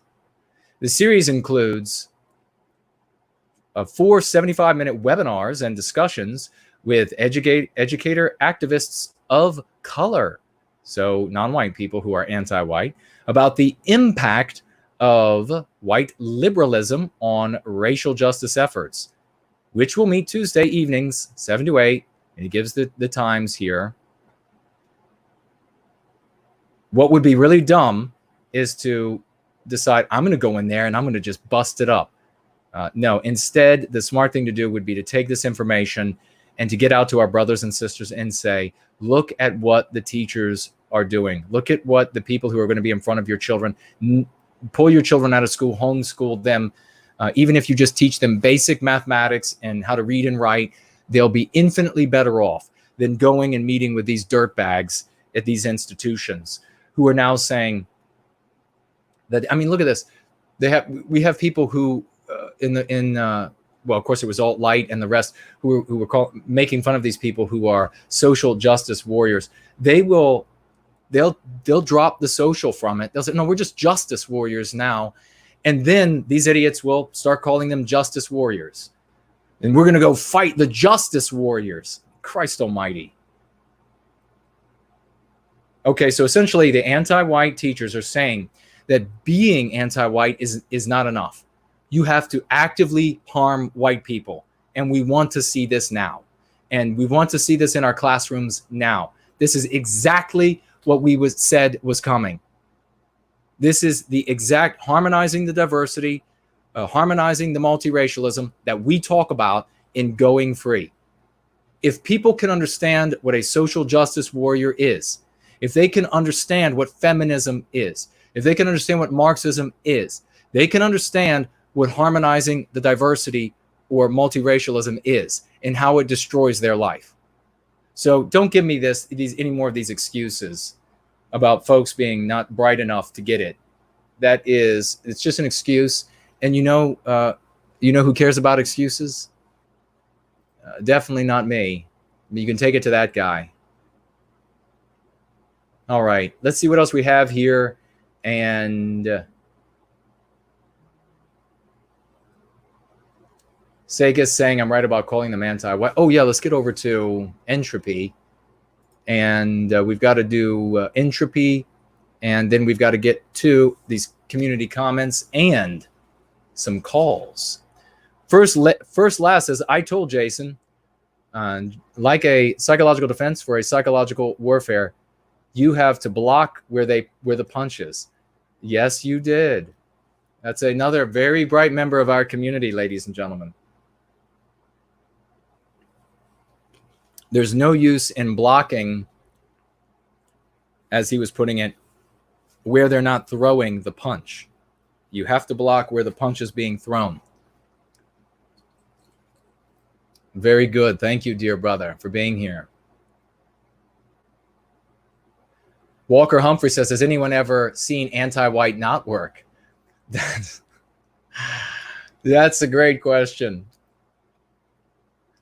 Yes, the worst case scenario with anti-white is you end up against a vehement anti-white individual, and they just shout their most powerful weapon at you, which is the word racist, and then you say to them, well, you're anti-white, and then you move on to somebody that you can reach.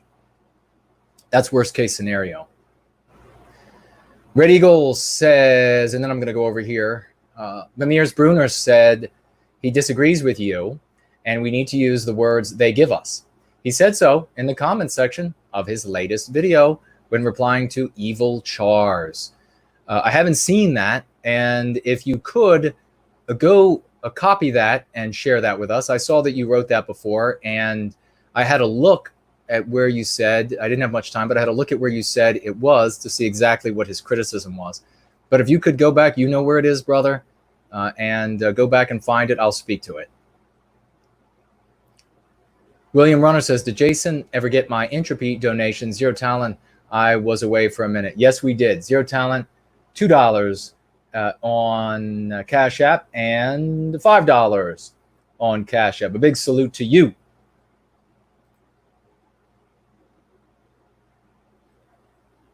That is on Cash App. Is that what you said on Cash App? No, it was on entropy. You were asking.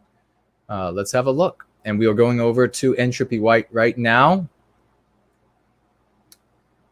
And we don't have any other, looks like no other financial gifts on entropy. But let's check out the question widget. And was it Zero Talent? Did you have a question over here? Or did you put it on the discipline with NWG? Because I'm not seeing anything from you on the question widget on No White Guilt. And if you there or anyone else financially gifted or put gifts over on the discipline entropy channel, let me know so that I can look over there to find those, because I have open what is running and what should be showing the video right now. The live stream is the No White Guilt entropy.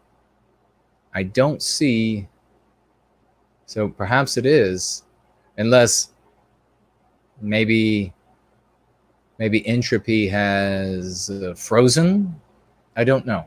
Somebody put like a question mark in the question widget over on entropy, and we'll see if it comes up. If it comes up, then it's working. Let's jump over here. We have Lee Van Cleef writing here, and I saw this, I had to include it.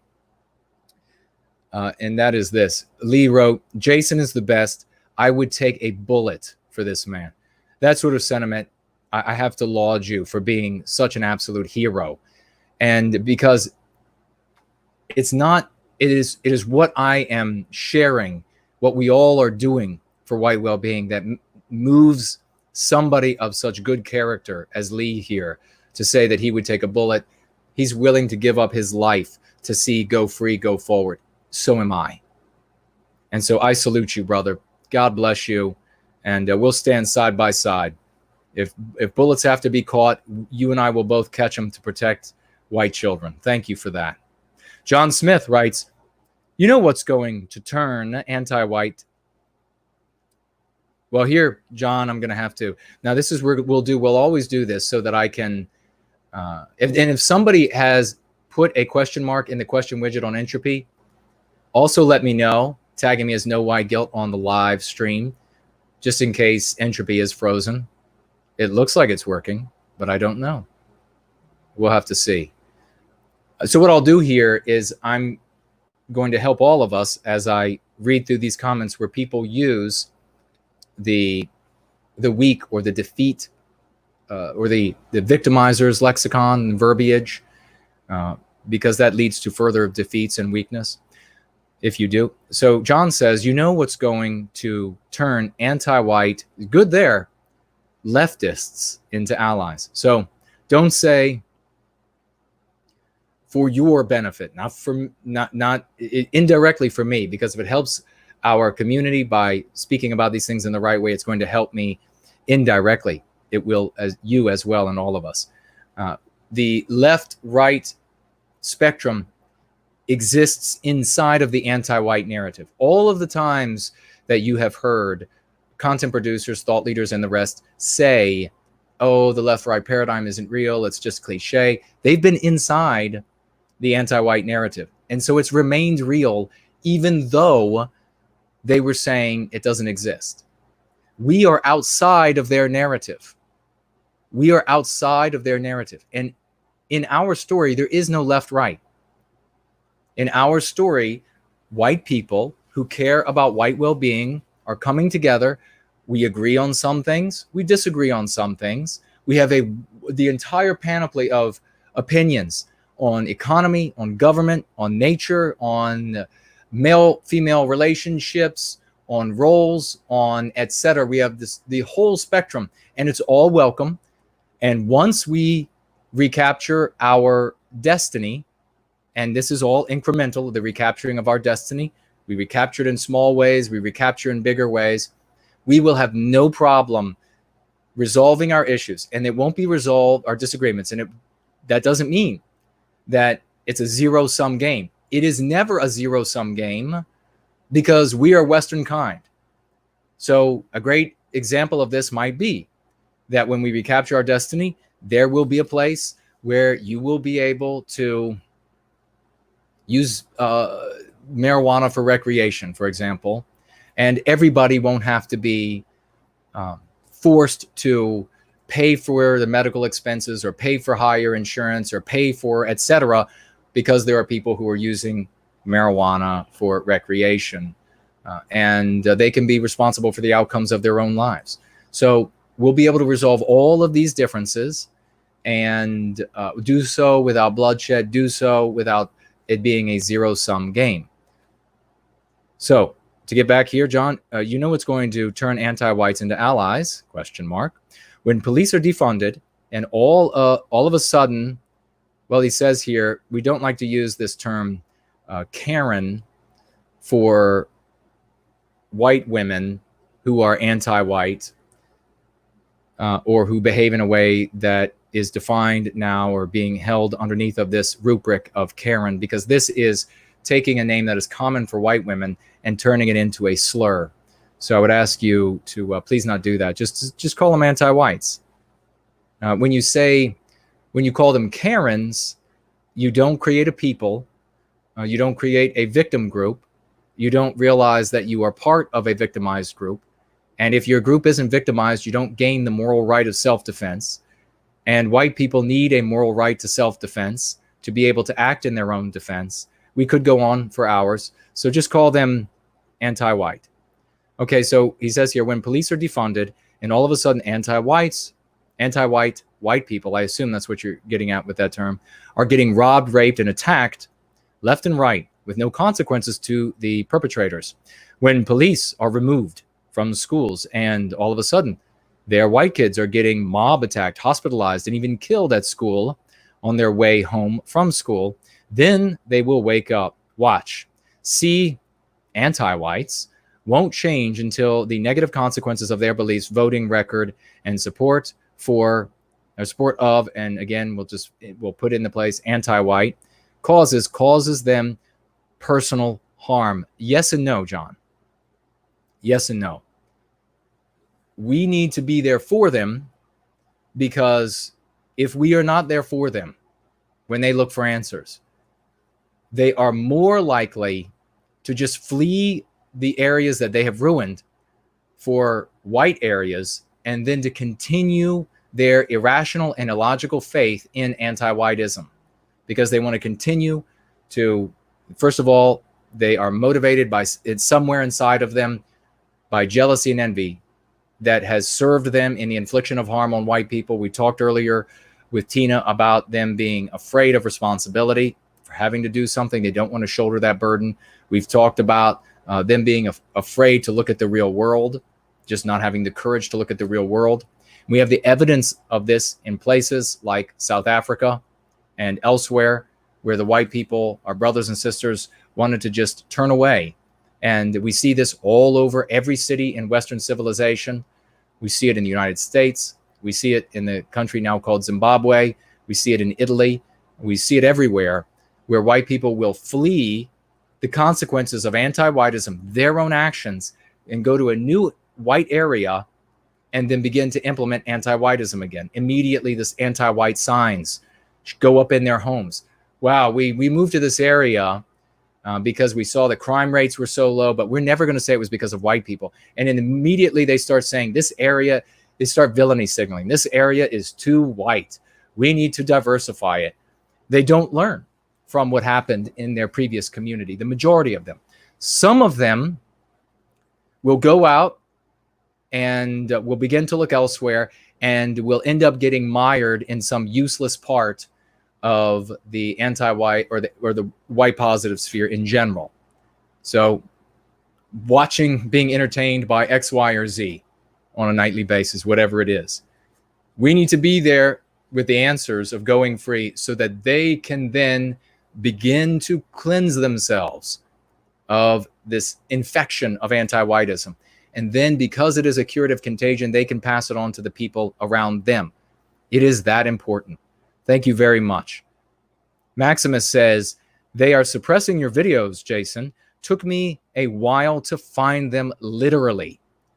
So a newcomer to service to White Wellbeing, and we have so many of these. If I were to include all of them, I would end up reading them for hours. Fat Skeleton says, I consider this a huge win. My mom used to be the biggest consumer of mainstream media anti-white narrative and carried a large portion of white guilt. Even discussing the subject matter with her was racist if it wasn't considered mainstream opinion. But finally, after years of showing her evidence, letting her explore on her own, and not backing down on conversations that made her feel uncomfortable, she finally realized that white people are under attack, and is very outspoken about it, and brings a tear to my eye when I see her calling out anti-white narratives and explaining things to people that she never would have talked to in the past, that would have just labeled her racist, and she would have just scurried away, collapsing under her own white guilt. And some of these people actually respect her for saying her position and opposing anti-whiteism. And the others, they still attack the conversation with their anti-white narrative and use their buzzwords. But this time, she doesn't back down. I guess the moral of the story is, don't count people out. They will see the light with enough information and time. And I will point out, ladies and gentlemen, another success story. Fat Skeleton, for many years, didn't know anything about going free, didn't know anything about these lexicon and dialectics, was not saying with his or her mother that, Mom, these people are only anti-white. So Fat Skeleton was going with all of these fact points and data points, and Mom was saying, that's racist. Don't say that in this house. And finally, now mom has a people that is victimized. Now mom can see the world from the point of view of being a white person who has a community and that is victimized, and therefore she as an individual is victimized. This right here speaks to everyone so far, to the folks so far in this stream who were saying, does this work? Are they going to hear anti-white and then they're just not going to use it? That'll be the end of it. Really? Well, Fat Skeleton's mom will tell you otherwise. The experience there will tell you otherwise. This woman who was anti-white to the core has come completely around because of the phrase. If anybody says, yeah, but just show yourself out. We don't have time for this stupidity. If you were working for me, you'd be fired. If I was having to manage you for some rich person, anybody that says, yeah, but you get fired. Yeah, listen, boss, I know that, you know, doing X, Y, or Z works every time here at work, but okay, hit the road. Applesauce says, you have no idea how difficult it was to find your channel. I did a Google search, which led to a user made playlist. So it was a user made playlist of videos with you. Saw your Telegram linked in the description. So one of you out there, ladies and gentlemen, you think you're not doing something. You think what you're doing is not making a huge effect or having a huge effective result on service to white well-being. Applesauce and who knows how many others, hundreds of thousands in the future, millions. You have no idea how difficult it was to find your channel. I did a Google search, which led to a user-made playlist of videos with you. So someone else saw your Telegram, linked in the description, followed that, and click the most recent video. Your content is actively being suppressed. Thank you so much, Applesauce. Why is it, folks, if you're wondering, like, why is it that folks that wear helmets in their videos, they come up every search you do and they're recommended all the time, but you have to go through loops and hoops and following one cave to another to finally row yourself out around the bank and around through a fog, and then you finally find your place in the hidden bay of white well-being? Why is it made so hard to find us, but so easy to find everybody else? Wonder why. Thank you very much, Applesauce, for sharing this story, because two things there. Why is it so hard to find us, so easy to find others? And number two, somebody out there made a user list. Who knows what it was, what person it was, with videos that included me and a link, a Telegram link, and that is all Applesauce had. That was the thread, the hidden treasure map that led to the hidden bay of white well-being through the mist that the anti-whites put up to hide you and your salvation from the truth of going free. Naked Snake writes here, I haven't used the word racist in years when talking to people because it is perceived as an admission of guilt and puts you on the back foot immediately. Don't set yourself up to be the villain in their narrative. It can be hard, though, not to slip in the heat of the moment. Just keep practicing. Thank you very much, Naked Snake. And indeed, I mean, you have to have patience with yourself. If you keep catching yourself using their lexicon and dialectics, it's okay. Catch yourself, stop yourself, reset, go forward again. Make a commitment. I got worked.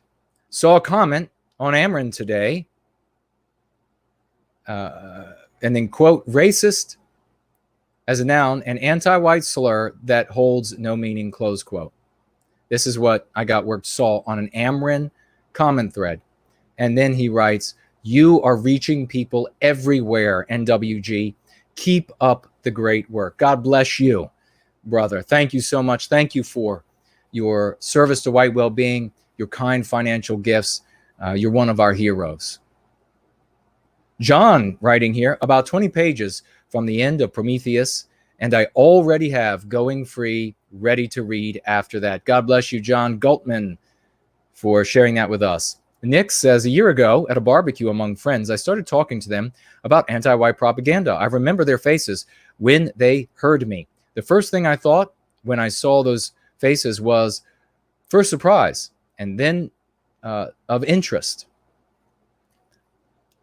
So I began to inform them of almost all the information that I had at my disposal at those times. The funny and positive thing is that now they are the ones who talk to me about the topic.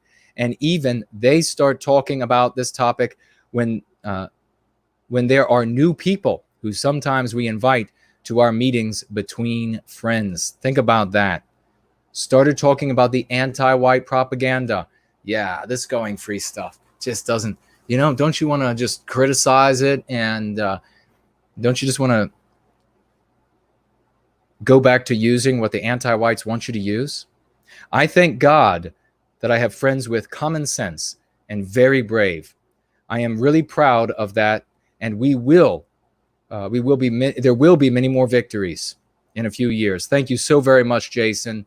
I send you a big hug. Well, thank you so much, Nick. Big hug in return. That is beautiful. God bless you. We have a couple more here. Oh, you know what? We have one we got to read from Ruination Media himself, the lovely Porge. Anti-white racism, and he's saying this term here, anti-white racism, this is his opinion on it. And again, do not browbeat Mark over it. His objective is unquestionable. And if he thinks he can use it and have success, then we hope he will have success with it. Lovely Porge says, anti-white racism is like saying anti-straight homophobia. Today, a newspaper reported that, quote, anti-racist groups, close quote, had attacked a statue. Were these groups defending white people from racism? Of course not. It would be foolish for us to join the fight against racism, because the fight against racism is the fight against white people. And then he comments on Mark. I think Mark is trying to subvert an extremely powerful word and use it for our cause, which is understandable. But there is a far more simpler term, anti-whiteism. I agree with you about white lives matter, and that's in quotes, not being ideal, because the left can instantly diffuse it. But I think it does resonate with a lot of our people. I do too. Porridge, absolutely. I'm not trying to win the left over or win debates with them. There is also a push against white guilt in some leftist academia, where they explain that they don't want the guilt of white liberal women. They want action. They want anti-white actions. That's what I'm going to just add to it. And change. They see white guilt as not being genuine, and I will add, not being enough. And we just saw that. I'm just putting two and two together right now, because this is what we do when Going Free. What are those teachers saying in the United States with that course that they're handing out to white educators to learn how to be more anti-white? They're saying they want action. They don't just want you to feel guilty, be a progressive, to be a liberal. They want you being actively anti-white, harming white people. So I think the anti-whites, in their slimy ways, could diffuse a white guilt with some type of word trickery. But it does work perfectly on the vagues. Great stream again, Jason. Thank you so much. Lovely Porge. Great guy. Make sure you subscribe to his work. Yeah, absolutely. They don't want white guilt by itself. They want you to be much more aggressively anti-white. Just being guilty isn't enough for an anti-white anymore. We have a comment here. That one was one I actually mentioned last week. Final comment, and then we will get to, if there are any financial gifts or questions, maybe a song, and then we will take calls and wrap up. Nathan, one of our great new heroes, writing the other day, says, though it is not my background or education, I have been driving this is the comment actually that we played. Maybe we'll play that. Should we play that today? Play a song and then play Nathan's comment, or maybe save Nathan's comment for Nathan. If you haven't seen this video, you absolutely need to watch this video. I put it up as a video. It's A New Hero Speaks is what it's called. This is from Nathan, ladies and gentlemen, and he has taken on himself that responsibility that so many others are shirking right now. He will be remembered like Irish Ice and so many others as the heroes of today, the people who decided that no more, we're not going to let up, we're not going to give another inch, we're not going to use their words anymore, we're going to use our words, we're going to use our vocabulary because we are the heroes in our story. And you can get started doing so by reading Go Free and exercising with the exercise. This is an instruction manual. You have to do the exercises just like working out your muscles on your body. You've got to do these exercises if you're going to begin to go free. And by reading Prometheus Rising, you can begin to understand who and what we are as a people. This is the story of the biospirit of Western kind, a perennial story for our people. If you were to take all of us or a portion of us and somehow erase the memory of all of our ancient tales, ladies and gentlemen, we would write them all again the same. We would write Prometheus Rising again. We would tell all of those same tales. Why? Because those tales come from the same source. They come from the spirit of the West that is inside of us, our biospirit. Just like all of the non-white races, they would rewrite all of their tales, all of their stories, whatever they are, because that is the story that resonates with them. The names would be different, but the tales would be the same. So let me see now about you all and what is happening with whether or not we have entropy shut down and not working properly. Could be the case. Perhaps it has frozen, but we will have a look and see whether or not that's the case. And let's see what we have here to have a brief break, a music interlude and then we will come back to finish up the show. Something buoying, I would think, toward the end of the show here would be fantastic. And I can't tell from there, so we'll see from over here. Did anybody try to put a question mark? Feel no weight says, God bless. Yeah. Nice, thank you. Southern Bloom. Agreed. No one is really arguing against white lives matter, although they may think they do not. Many people do want us to feel guilt. That is why no white guilt is a good thing. Yeah. Ignore any anti-white that says to you, nobody wants you to feel guilt. I mean, talk about the unctuous thief coming up to you and saying nobody's trying to pickpocket you, and they've got their arm around you and jostling you really big, and then your watch is gone and your wallet is gone and your knickers are gone. It is such a ridiculous lie. Everything about anti-whiteism, you look at all of their pretexts that they advance, and in every case it comes down to, we need you to lower your defenses so that we can victimize you. Because if you don't lower your defenses, you won't allow us to victimize you. It'll be much harder then. So you need to lower your defenses. Well, the only way to get someone to lower their defenses is by way of these pretexts, moralized, intellectualized, sentimentalized. A massive segment of that is in emotions, and emotions have to deal with guilt. So not every single argument that they make are going to be based in emotions and therefore white guilting, white shaming us. Some of them will be intellectual because there are intellectualized arguments, but those are far fewer. Everyone should know by now that you make your decision to purchase or to do X, Y, or Z on, this is the way the human animal works, based on emotion first, and then we use reason afterward to justify the emotional decision. So it is almost entirely emotional tool that they use, white guilt, white shaming, to get us to lower our defenses so that they can victimize us. When they say that they're not trying to white guilt us, I mean, make sure that immediately put your hand right on your pocket because your wallet is gone. Now, when it comes to saying white lives matter, yeah, that's going to resonate with some folks because for the most part, they're gonna think that it's a lot of people are going to think, oh, you're giving them a good one there. That's a good jibe there. You know, they keep saying Black Lives Matter, so you say white lives matter, and you're giving it right back to them. Others are going to feel somewhere deep down that, yeah, our life matters too. It does matter. The problem with saying white lives matter is this is just an inversion of a slogan that exists inside the anti-white narrative. Therefore, you cannot win with it. And more importantly, they easily beat that argument by saying, of course, white lives matter. They just matter too much. They just matter too much, buddy. That's why we have all the institutional racism. And see, since you're now in the anti-white narrative, institutional racism is real. Since you're in the anti-white narrative, structural racism and oppression and exploitation is real.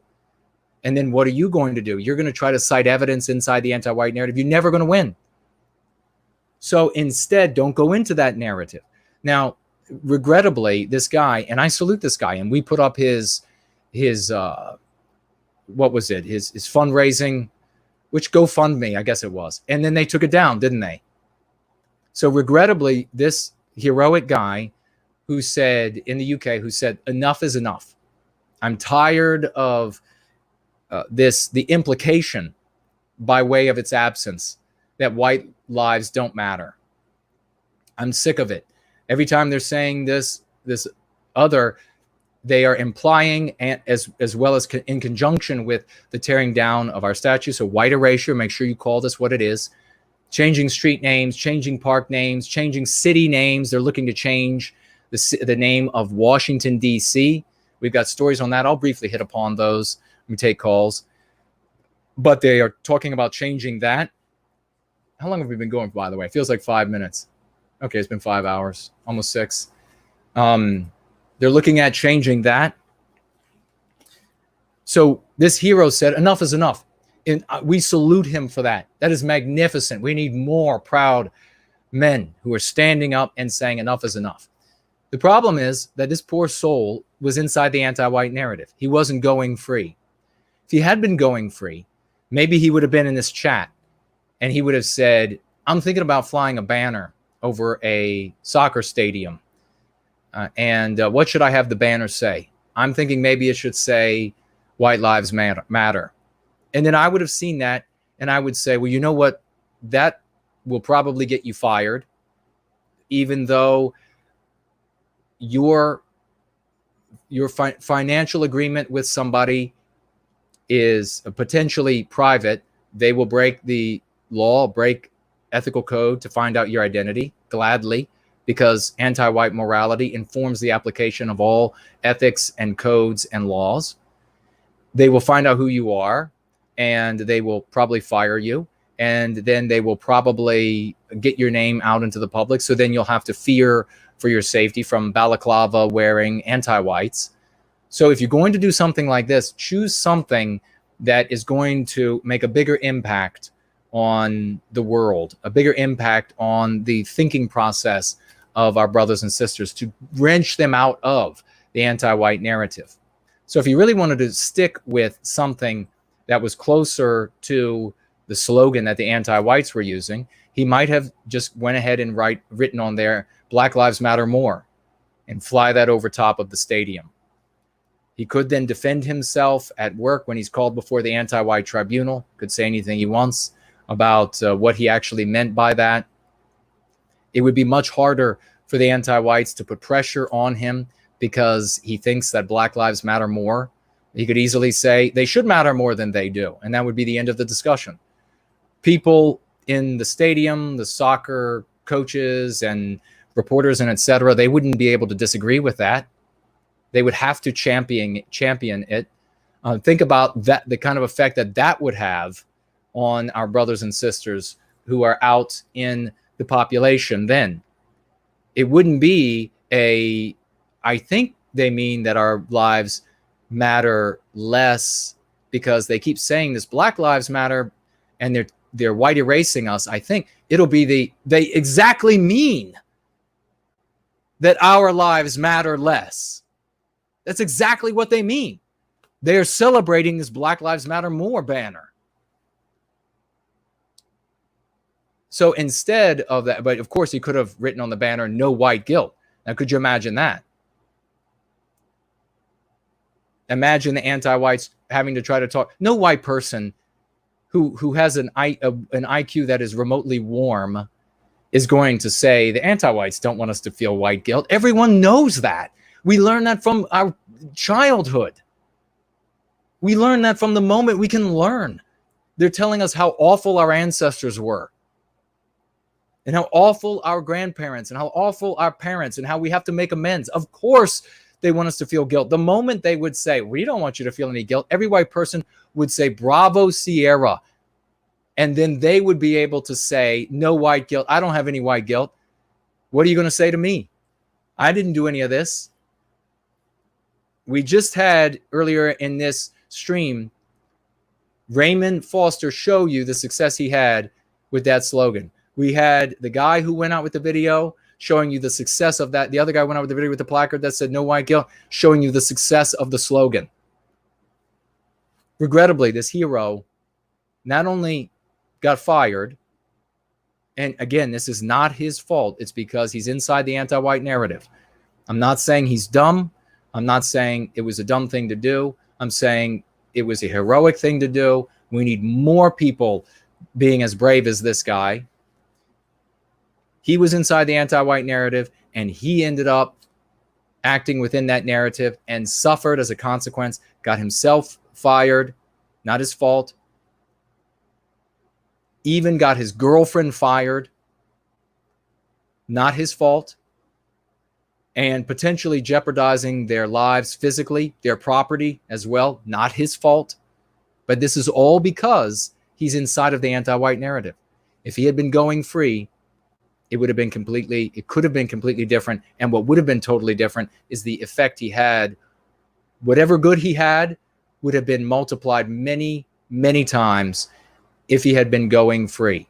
That is what I'm saying. So we gladly shared his GoFundMe as though this was somehow going to make amends for the salary he lost. And we said, and the girlfriend lost. And I knew it was going to be taken down, for God's sakes. And as though it was going, even if it wasn't, but it was going to, that somehow this is going to make up for the salary lost. And I said that I hope this guy doesn't have a specialized job because he won't be able to work in his industry again. Same for the girlfriend. And then the worst thing about this is that, again, this guy didn't mean it for this to happen. But now you have all of these white people out there who are seeing how his life was upturned.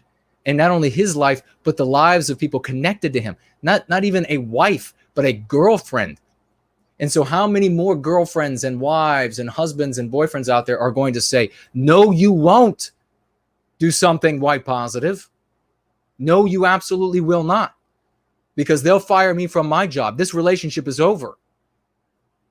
So he didn't mean it. This hero who did this, he did not mean it, but that was one of the outcomes. And potentially, most likely, we could have prevented that also from being an outcome. So let's get going free out to as many people as we can. And let's get people, if they're going to put up banners, let's have them put up really productive ones that will get people out of the anti-white narrative. It doesn't make any point to say, to make a real big, I gotcha inside the anti-white narrative. It really does not. I have had a whole lifetime of seeing people come up with I gotchas inside the anti-white narrative that just lose again and again. Let's see what else you have here.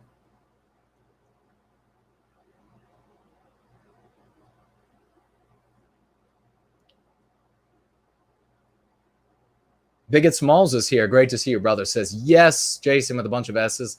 I don't know whether that's true, but thank you very much. Ezekiel says, time flies by when you're serving White Wellbeing with NWG. It does.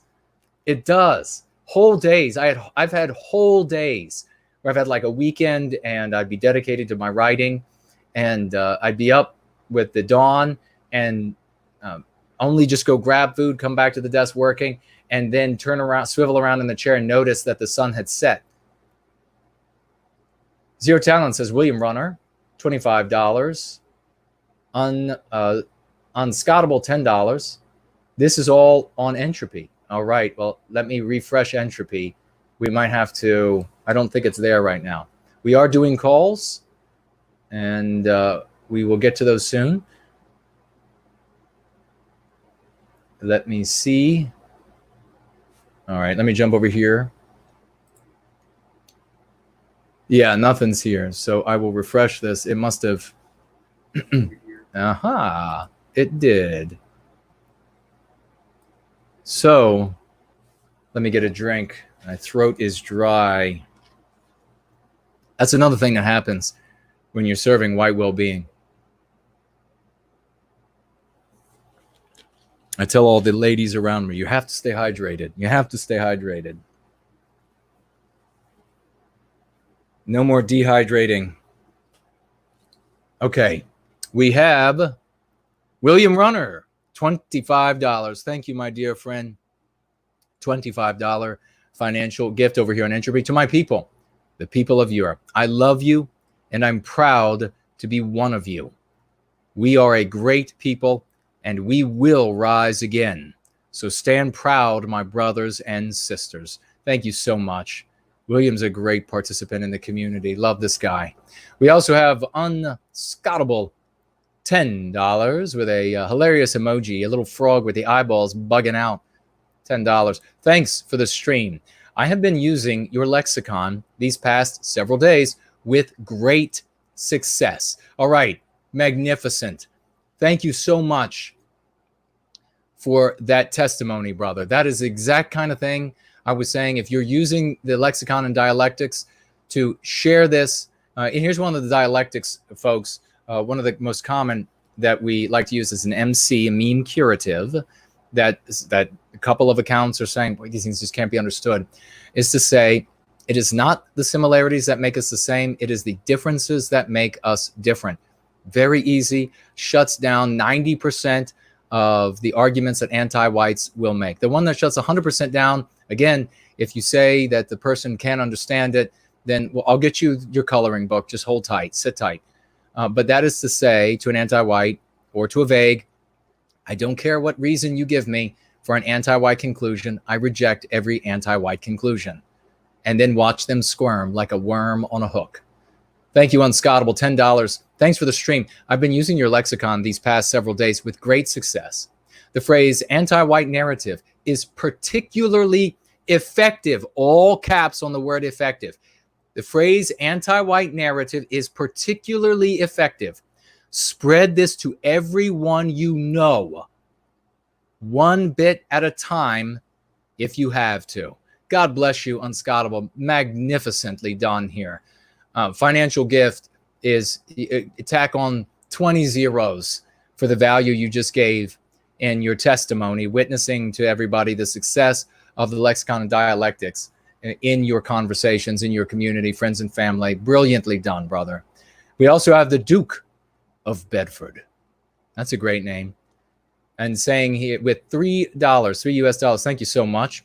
God bless the English aristocracy, and God bless the USA. Now, everybody who is white positive, God bless every single one of them. I completely agree. And anybody that's anti-white, irrespective of race, they can all go straight to hell. Thank you so much, brother. And I think this isn't the first time I've seen you financially gift. So thank you so much for being here and being with us. Let's see over here on the question widget, which now seems to be working. We got slots here. Put a question mark here. It did not come up for me. So that meant that my dashboard of it was not, it had frozen. It was not working. So I can see these now. Slot says, can you speak to boycott shaming? Don't buy from Chick-fil-A. Don't buy creamer from the anti-white Walmart. And those saying it's anti-white to do so. Buy there. And then I think you must have had more to add. I see your question mark, but it looks like you were cut off. So I'm going to speak properly to the question you're asking. And I'm not exactly sure what the question is. So if you could jump back into the question widget really quick. You're talking about people are saying that that they should boycott or that they should not boycott. I want to say really quickly about Chick-fil-A. I think you all should consider, I'm not going to give you orders or make a direct suggestion or admonition, because we know how our friends, our anti-whites are with that little delete button. I will say this. I see Marsha saying hello. Hello, dear lady. And what is that? Rose is here. Hello to you as well. When it comes to this guy, this dirtbag, which, by the way, I think the anti-whites are trying to silence the news about the CEO anti-white scumbag from Chick-fil-A. And he is an absolute filth, because what this guy did is people who are good Americans, patriotic Americans, came to the defense of that business and bought out all of their food on several occasions. And remember, we don't care who you're attracted to, as long as it's not children. But if you're an adult and attracted to another adult, we don't care who that is. We don't care what you do in your bedroom. But when these certain groups that are anti-white in nature are going after institutions for whatever reason, they want to tear them down. The institution is Christian. It's too white positive otherwise, getting in the way of anti-whites inflicting harm on Western kind and Western civilization. And the white community has shown up and bought out all the food to show support for this Chick-fil-A. Chick-fil-A needs to get rid of this guy right away. Then this guy is going to come out and tell all white people across the country that we need to shine the shoes of non-whites. This is worse than saying wash their feet. In America, this whole shine the shoes bit is the most demeaning thing that could possibly be told to someone to have to do. Shine the shoes. And he said he bought brushes just like the one he had on that interview. And again, even though you can find that interview very easily by researching on the internet, I'll say that what I just said is fake. It's not true. Ask CNN if it's true. Ask MSNBC if it's true.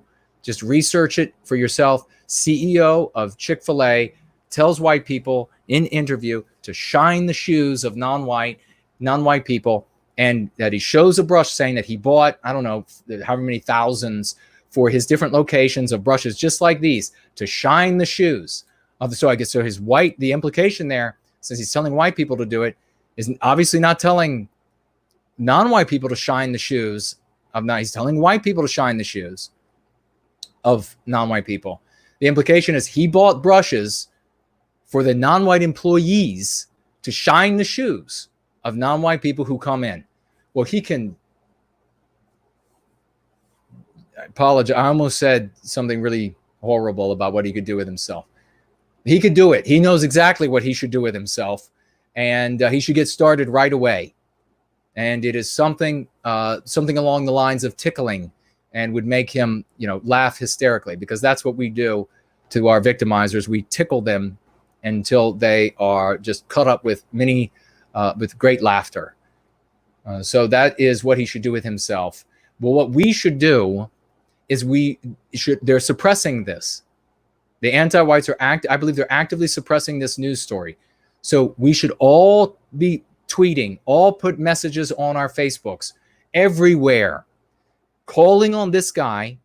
And I want you to tag all of the Black Lives Matter groups, wonderful people doing great things for Black people, as you know. All of these different groups, call on these groups that are really angry and active right now to demand that this guy step down from his CEO position and to turn it over to a non-white person. Speak directly to him and say, whatever this loser's name is, don't you think it's time for you? If white people should be shining the shoes of non-white people, isn't it time for you to step down and give your 7-figure job to a non-white person, and do so immediately? And aren't you a hypocrite if you don't? Aren't you a liar if you don't? Please do this. This is how we punish these white anti-whites who want a villainy signal and feed all of us working class whites to the wood chipper. This is how we get back at them. Especially on this story. What a piece of Sierra POS that he would tell us to shine the shoes of non-white people. Really easy to say that from one of your, 15 mansions around planet Earth?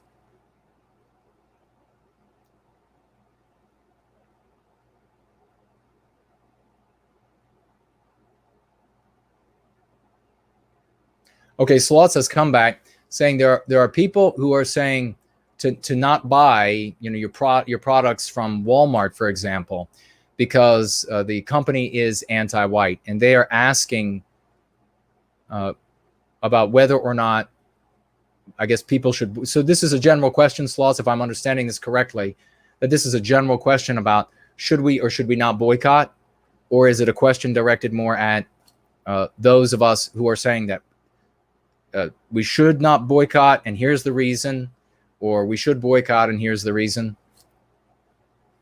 Slots is a great participant in this community, ladies and gentlemen, very active, always here, really like this guy, and I want to make sure I have it right when I speak to this.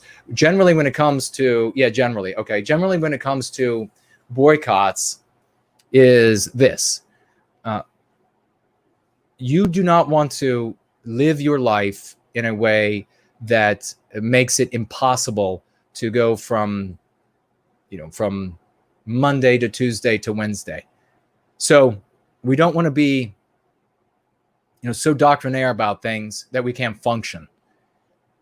That being said, so there's a bit of a gray area with how we function. For example, Amazon is vehemently anti-white, and you want to avoid Amazon where you can.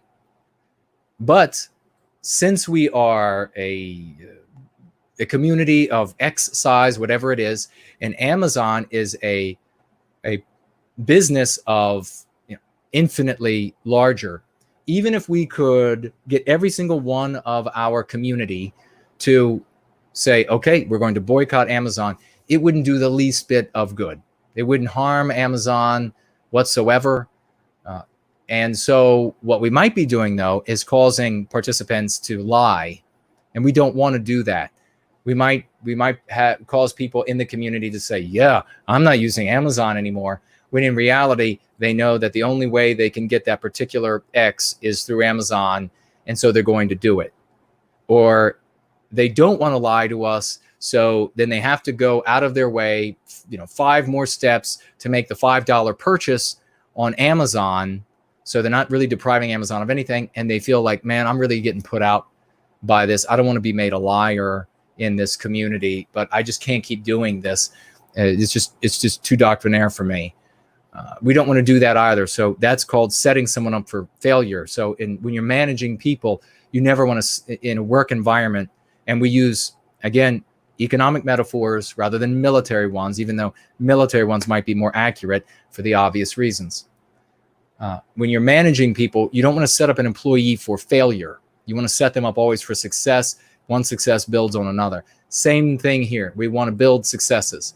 And so we don't want to lay down a law necessarily about Amazon or about Walmart. However, on a personal level, if you can go without Amazon, do so. It's anti-white. If you can go without Walmart, if you have a Walmart right beside a local grocery store, go to the local grocery store. Don't give your dollars each year to the Walmart. And then, you can say that you choose to boycott Walmart. And it's a little easier for you to boycott Walmart because the grocery store is right beside Walmart. And that's what you'd be getting from Walmart. So my request to you is to be understanding of those who they either get their groceries from Walmart 5 miles away or 40 miles away from a local grocer. I mean, that's just not possible, right? So you have to be understanding of those who can't do it. Now, when the situation changes, you can imagine another scenario where we have 10 million people going free. and we can speak with a single voice to that 10 million, and we can focus it on a particular company. And this is how you engender fear of the mad dog, the same way that the anti-whites do. So we can say, for example, you have this Yorkshire tea garbage who brought down the fury of anti-white hell on our beloved Lord Towler. If we had 10 million people going free, we could say, let's harm this company back. Let's retaliate against this company. Let's all do like I was talking about with the leader, with the CEO of Chick-fil-A. Let's all not buy Yorkshire tea. Are they publicly traded? Let's go buy up the stock and make it. I mean, there are a lot of things that become possible at that point that we could do behind the scenes. Are there employees in unions? Can we influence the union to cause trouble? Is that legal? If so, then let's do it. I mean, we could easily go in there and say to the union, do you really think that they're getting the best treatment at Yorkshire Tea? These employees, don't they deserve a doubling of their pay? There are a lot of ways that, depending on the size of the community, you can exert influence. And when you target it like that, then you create fear of the mad dog, and you don't have to do, the biggest. You can knock down one here or there, and then others will say, we don't want, just don't do that to us. We won't be anti-white toward you. We'll hold off on every advert having a white woman with a non-white male. We'll cut back on this. We'll do away with that.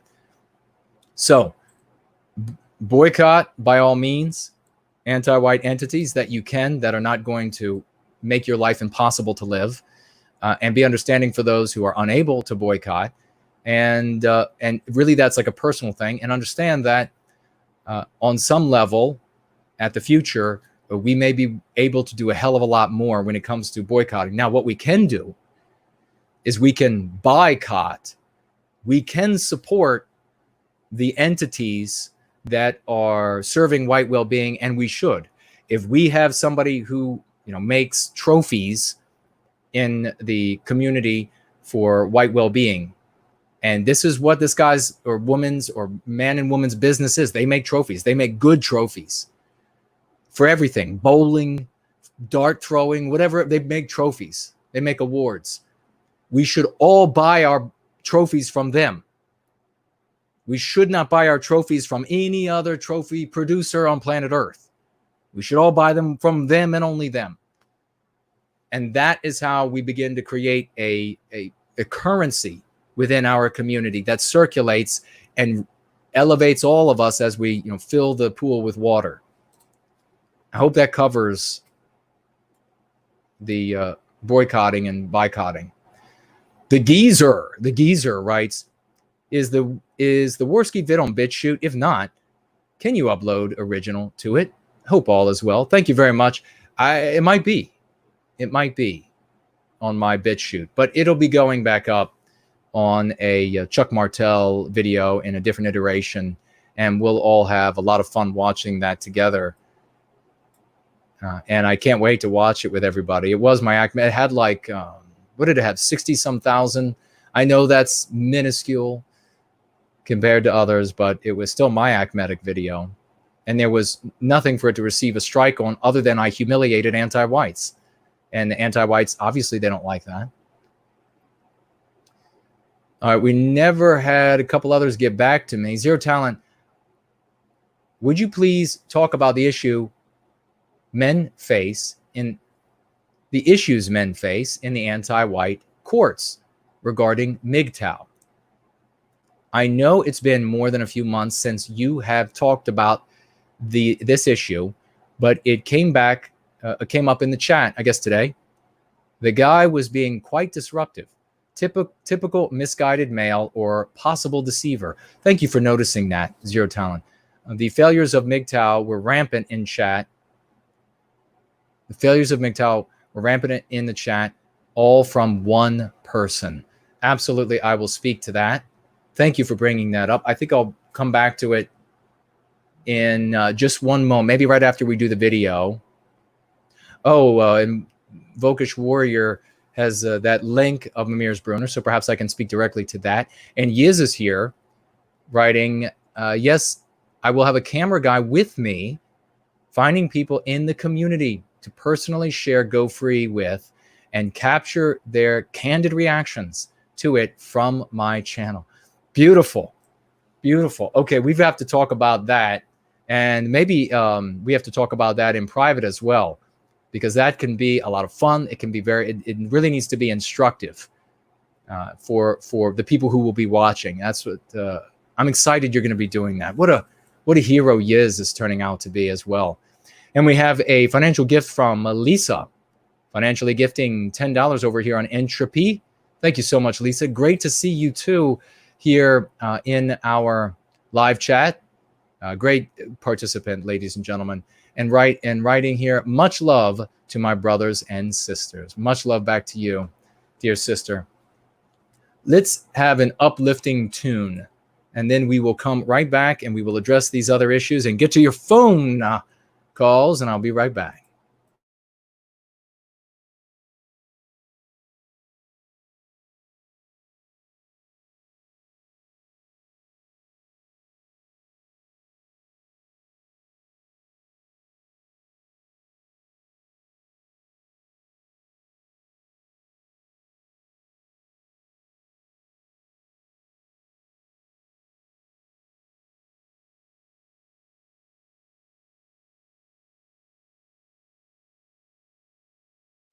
It all feels different, even though these suns still look the same.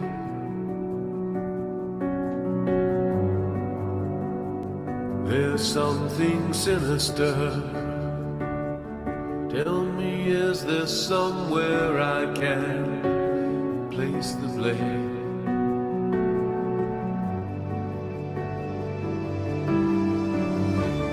Is this all that we've got? Is this all that we've amounted to?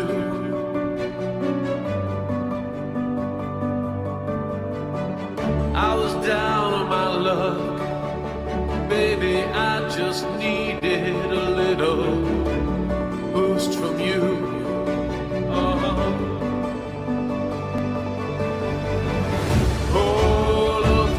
Saints, oh my darling, they've got nothing on you.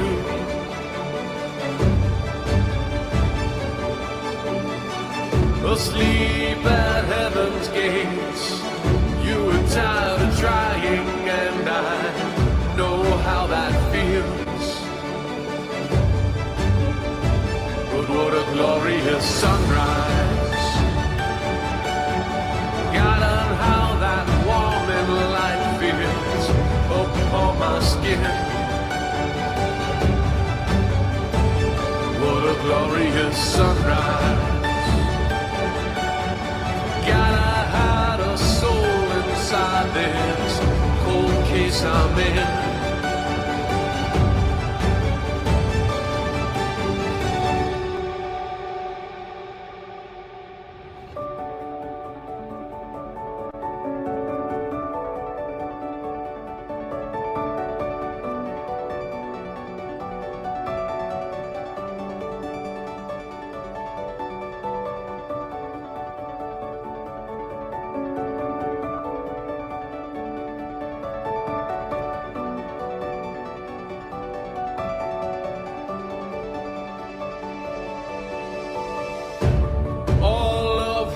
Saints, oh my darling, they've got nothing on you.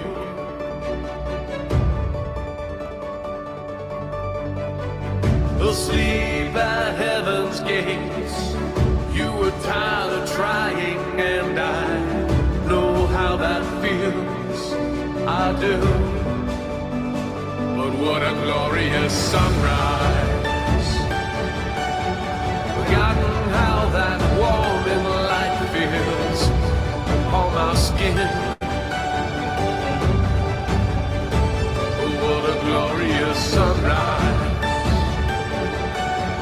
Gotta hide a soul inside this cold case I'm in.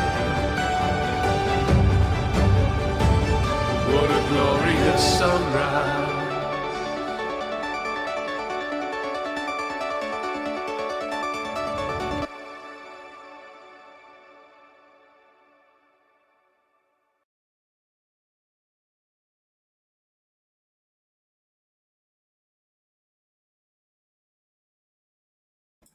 Thank you for having the patience. What a glorious song that was by Uberfolk. Now let's remember, there is no support shaming in the white positive sphere. Make sure you support these people in the good work that they are doing for white well-being, even if it is just a pat on the back. But if you can help them financially, let's do so. Earlier, I'm not going to say because I haven't heard from her yet. I was going to tell you who gave me that news story, but I thank you, dear lady. We also have another story here that I just want to mention really quick. And if you all could please tell me if the audio is coming through well. I do have to switch the audio back and forth for the music and the talking. We have a story here. Let's see. It is about a student. It is loading right now.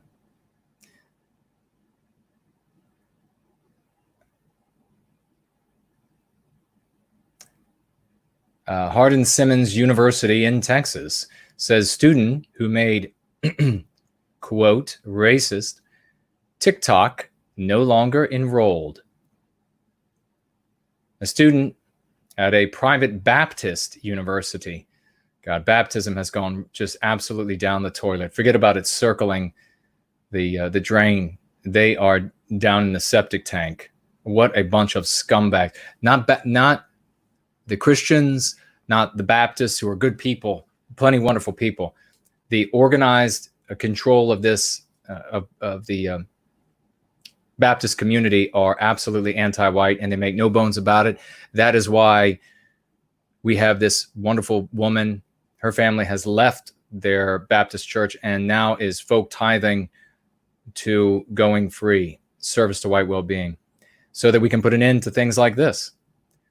A student, I believe this was a white female, but if I'm wrong, you all can correct me. Appears that a white female made a TikTok video where she says, people when a black person kills another black person.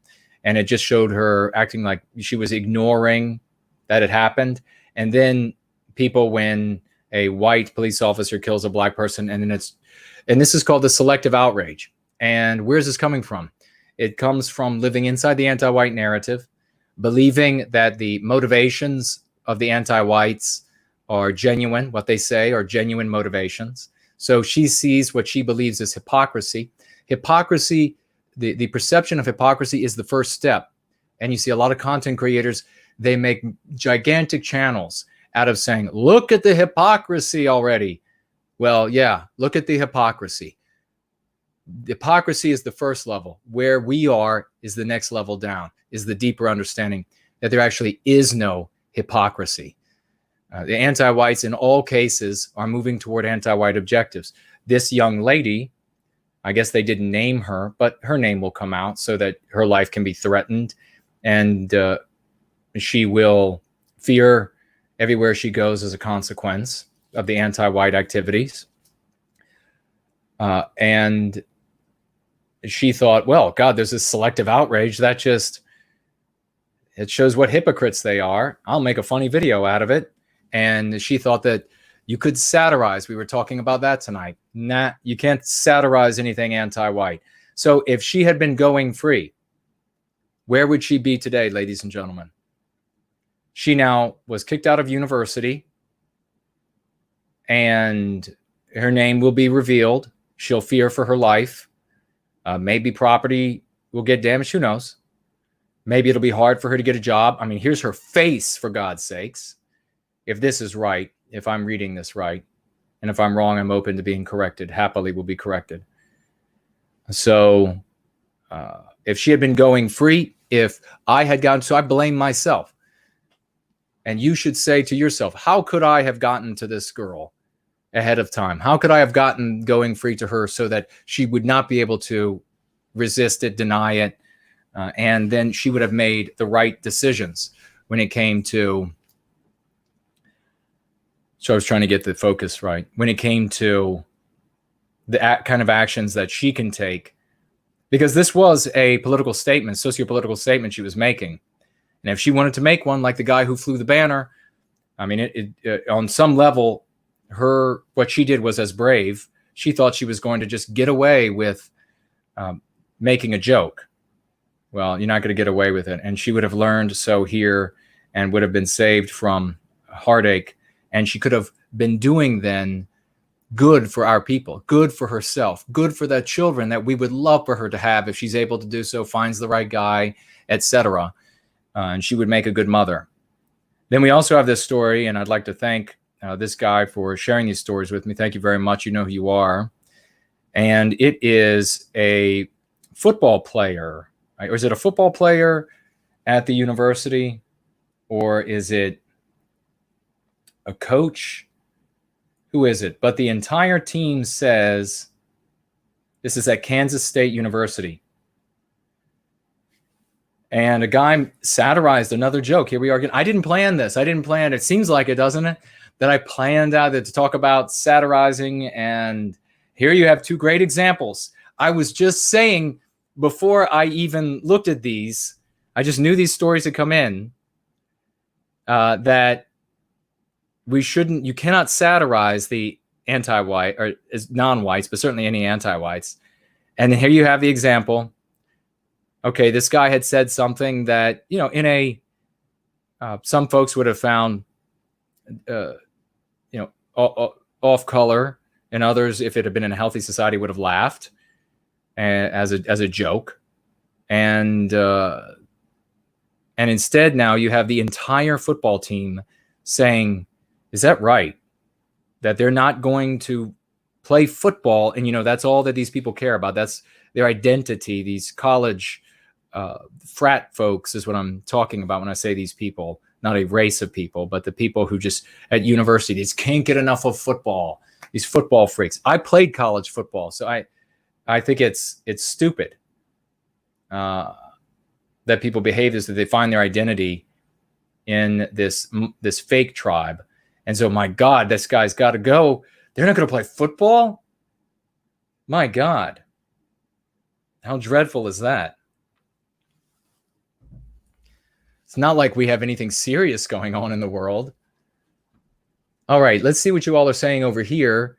Maybe take a look at these other stories really quickly. Zero Talon. Okay, thank you for that. Let me slide on down here. William Runner says, it makes me proud and joyous to be with like-minded people and listening to Jason's white, positive, and uplifting words. I could listen for 24 hours and even more. Thank you so much.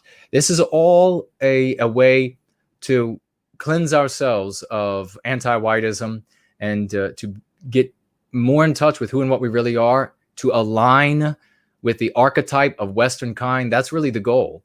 We want to get as close as we can individually, and you should think about this in all ways. There is an optimal archetype of Western kind, and in our eating, in our dealings, in our thinking, in our health and fitness, in everything we do, we want to move toward that and get as close as we can. That is perennially Kipping, and is the most, in our verbiage, the most pristine thing you can do, because it is service to white well-being. You can't be glorious and not serve the well-being of our community. And so that's the direction we want you to go. Okay. Oh, we have something. Yes, we'll get back to the MGTOWs. Mary says, damn, Jason, 6 hours. You are a beast. If I only had $1 for every time a woman told me that. Thank you very much, dear lady. Thank you so much. Okay, I'll get over to, let's go ahead and check out. I will refresh the screen over here. Good grief. I was doing the shoulder exercise and not being able to get to the gym properly. It'll be, once I'm able to get back to the gym, I'll be able to really get into good shape. God, we got Red Eagle. I must have grown up near Red Eagle because he clearly grew up in a barn. He's like, get back to Mimir's Bruner comments. Not like, Jason, could you please get back to Mimir's Bruner comments? Get back to Mimir's Bruner. I want to find out what you have to say about Mimir's Bruner. So you must have grown up in a barn too, brother. And Streaky says, try jogging. And let me see. Okay, let's go ahead. And Mike Anderson is here. Great to see you, my dear brother. Is that a raven as your avatar? Magnificent animal, isn't it? Is that what it is, or is it a crow? They're magnificent animals as well. I love them. Now, I don't love them eating at my bird feeder, for the love of God. They'll eat every damn last seed, and those seeds are for those little pretty birds that come around and sing the pretty little songs. But I don't mind when the crows show up for the bird bath, and when they sometimes they bring old food to the bird bath, and they'll toss it in to soften it up. Streaky says, Jason will not jog. Not jog, I guess. Well, not jog in the current sense. I don't do much jogging in the current sense. I actually like, you know what, if you are, here's a workout tip, and we do have to get back to these. Mr. George and I wanted to do more episodes. I definitely do. And I asked if the golden one, if somebody could reach out to the golden one to see if he would like to participate. I sent a message, never heard back from him, if he would like to participate in a stream where he and I talk about staying healthy, being in shape, because he obviously is a bodybuilder, and I'm just trying to be healthy. But if you wanted to be closer to where, if you wanted to give a name to it, mine would be body sculpting. Yeah, and here is a tip. If you're going to be doing a lot of, unless you are a runner or long distance, short distance, whatever it is, and you really enjoy this, a lot of people get a high off the endorphins, and don't stop if that's your thing. But if there's any possibility that you're going to hurt your joints, maybe you don't have the best joints in your family, or you're just worried about your joints giving you troubles down the road, use elliptical training. It is almost zero impact, and you can get a vigorous workout on an elliptical trainer, and your joints are being preserved. And so until they figure out a way to create, and who knows if our brothers and sisters are geniuses, we'll be able to figure this out with everything going on, cartilage and all of this sort of tissue, all that you have is what's in there. And the alternative is artificial joints, and you don't want to go that alternative, especially if it's a knee. If it's a hip, it's brilliant. If it's a shoulder, it's even worse.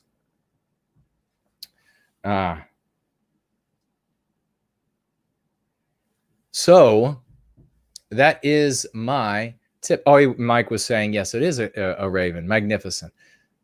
Okay, what is going on? Well, we had over here, first we were at the Zero Talent asking about the MGTOW. Would you please talk about the issues men face in the anti-white courts regarding MGTOW?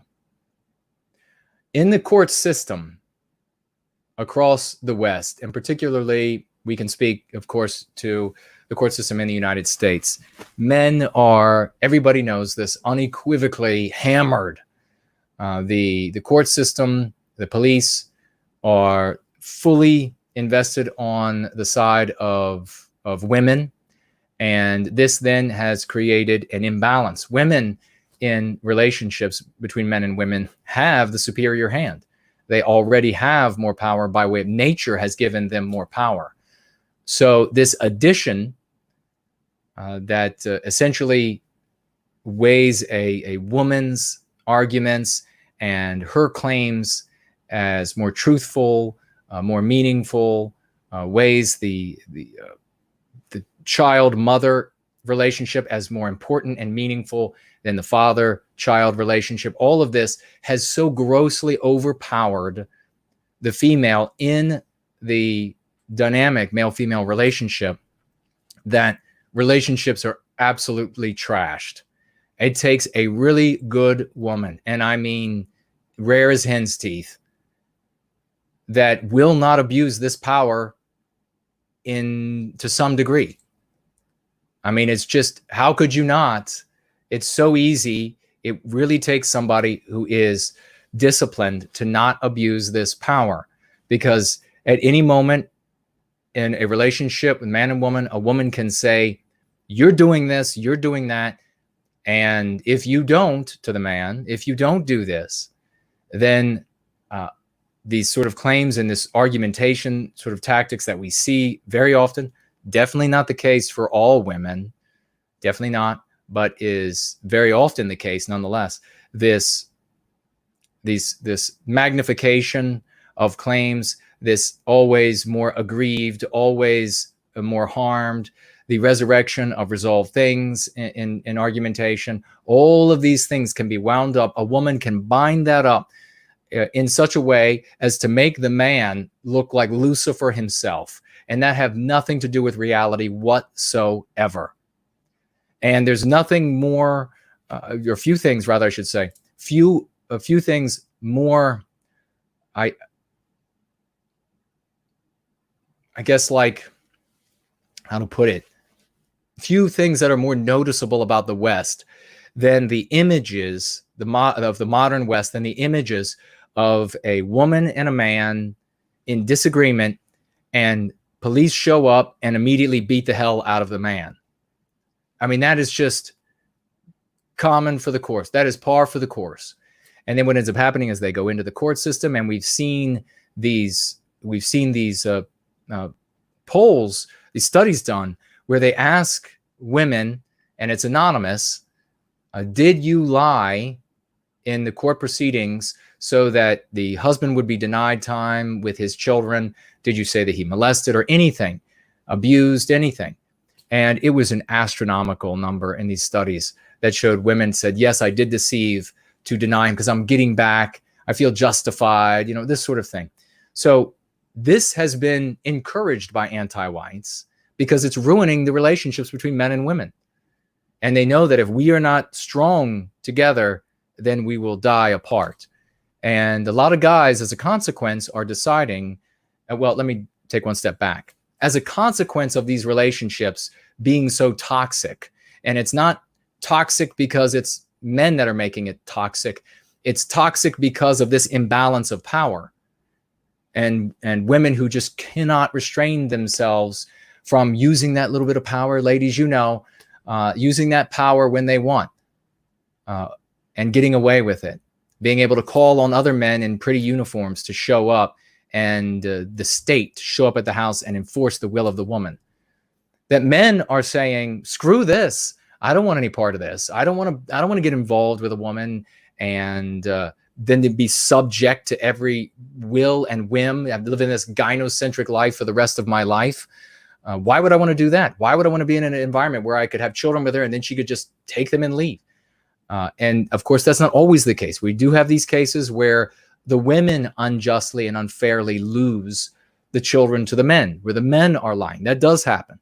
But of course, that is, again, happens far less often than the other way around because of what we all know and see every day and see in the studies about what happens between men and women. So what was there in the body politic of the West that was ripe for the picking?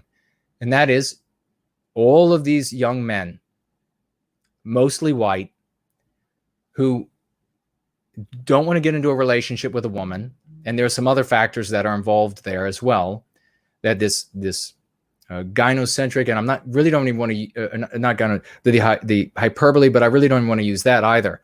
The gynocentrism, but the hyperbole, the focus on, by women on too few men rather than on men that are more on their level of looks in the selection of a mate.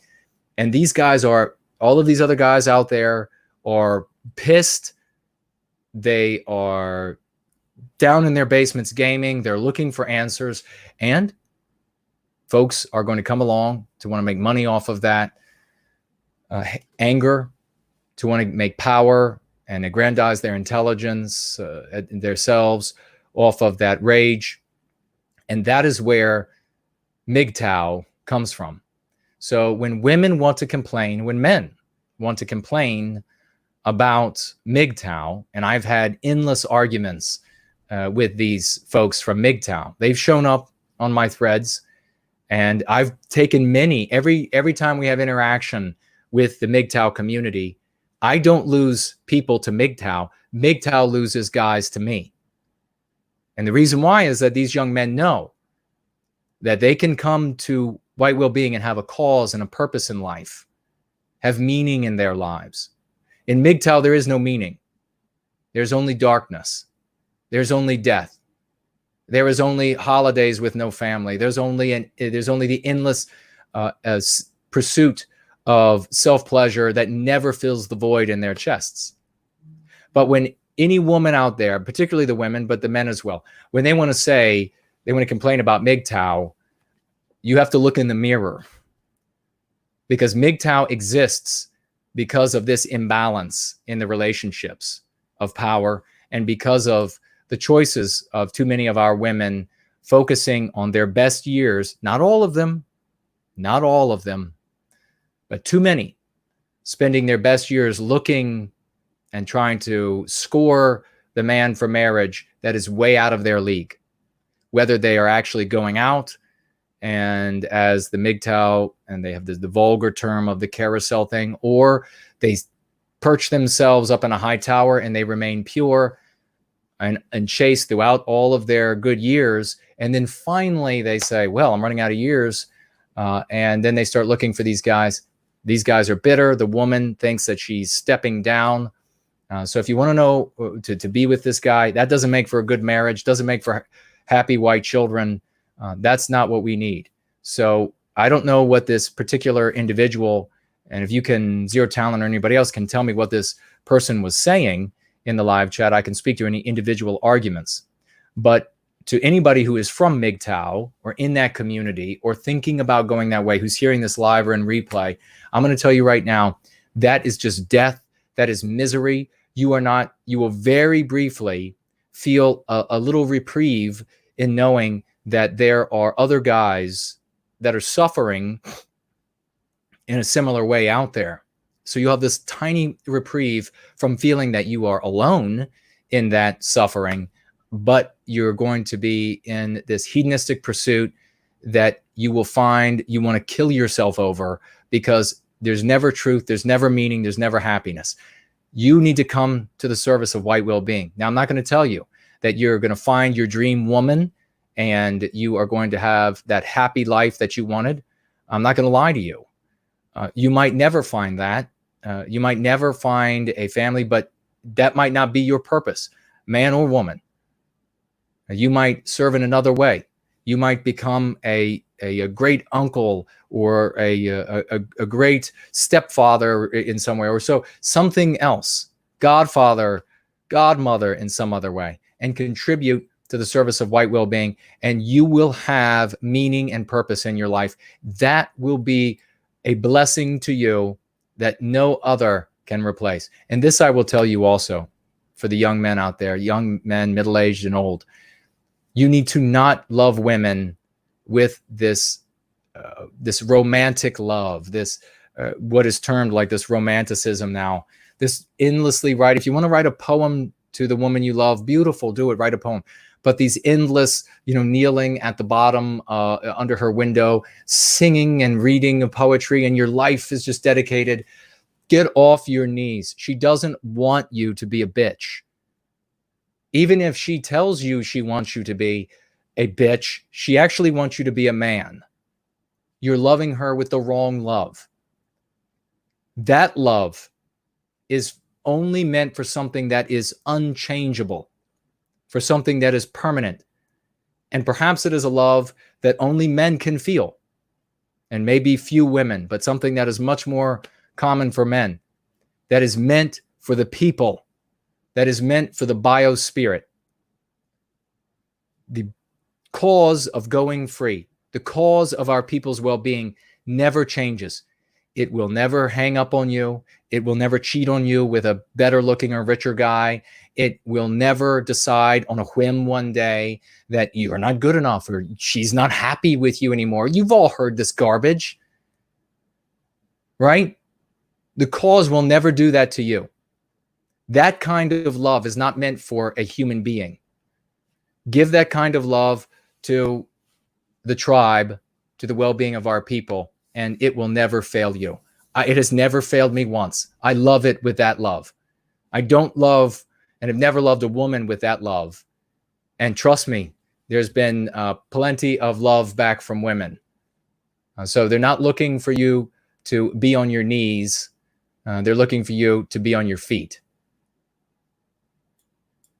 So if there are any other comments about this MGTOW garbage, which is not to say that, people in MGTOW, they bring forth, I've seen legitimate data.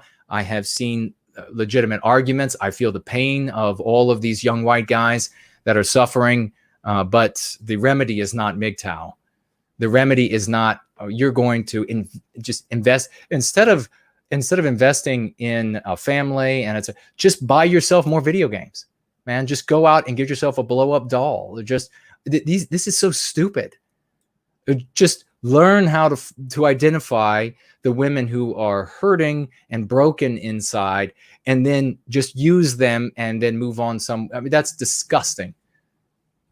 That is absolutely disgusting. And anybody who would do that is a dirtbag and not welcome in service to white well-being. So absolutely holds true for the authors and everybody, like the content creators who are making such suggestions. So if you are in MGTOW, take the message of going free back to that community. Let them know that there is a better way. There's a way to heal, not a way to get together with a bunch of, wouldn't you rather come to events where there's at least a chance of you finding a good woman, be in a community where there's a chance of you finding a good woman, and definitely, without question, you'll find a cause that will make your life meaningful to you for the rest of your days, rather than go to events or communities with a bunch of guys and you're all just going to sit around and complain about the body count of whores. I mean, and how well you did on War of Warcraft. How many years can that last? All right, so let's see. I hope I covered that. And we have Volkish Warrior has given me a link. Okay, it says edited too. This Mimir's, what I'm looking at here appears to be a Mimir's Brunner comment on a thread. I don't see the rest of the thread, but he's trimmed it down for me to just the comment. It says from 2 days ago, edited, and reads here, I know you are coming from a good place. This would be Evil Chars, who is a magnificent participant in this community. And Volkish Warrior was saying, made a recommendation. I see Tasia is here. Great to see you, dear lady. How are you? Lovely to see you. Johnny Reb is as well. Chris is here. Art Acrobats. See, we could just stay up. The sun is always up on White Wellbeing, everywhere on planet Earth. I was thinking that the other night. I went 2 days on 4 hours of sleep. And I was thinking, our people are awake and fighting for white well-being on a giant chunk, on half of the globe right now. How dare I be asleep? So let me Rose Lawrence asks, are you single? Well, I'll just leave that up for you to leave that up out there for you all to wonder. And Tasia says, hey, y'all, back to us. Laura says, I took a nap and you're still on. No white guilt. We love Laura. She is magnificent. This woman, ladies and gentlemen, has been such a good friend to me, and met her through service to white well-being. What a joy. Sonia is here too. Great to see you as well. And Misty, I think I mentioned you earlier as well, dear lady. Great to see you. But Laura has been such a good friend, and thank you for being here in service to our community. And we love her. Mrs. Jess Horst, what a bunch of magnificent heroes. So let's jump back over to this. And it says here, I know you are coming from a good place with this. And I do believe language is important, but I do not, this is all caps, I do not subscribe to Jason's theories on this. I may do my own show about language at some point, as if you have, at some point, as if you have read my articles, it is of great interest to me. Oh, okay. So Mamirs Brunner has written articles about language, and he doesn't, in all caps, if this is accurately what Mamirs Brunner is saying, subscribe to, says here, Jason's theories. I don't have, just to make clear there, I don't have theories. I have practices that have shown massive success. I created many of them, but not all of them. And we continue to hone and add new pieces. So these are practices that have shown massive success. So Mamirs Brunner is a great guy. From my conversations with him and from when I've seen him on shows here and there, great insight, intelligent guy, great guy, and great voice. Doesn't that guy have a great accent specifically?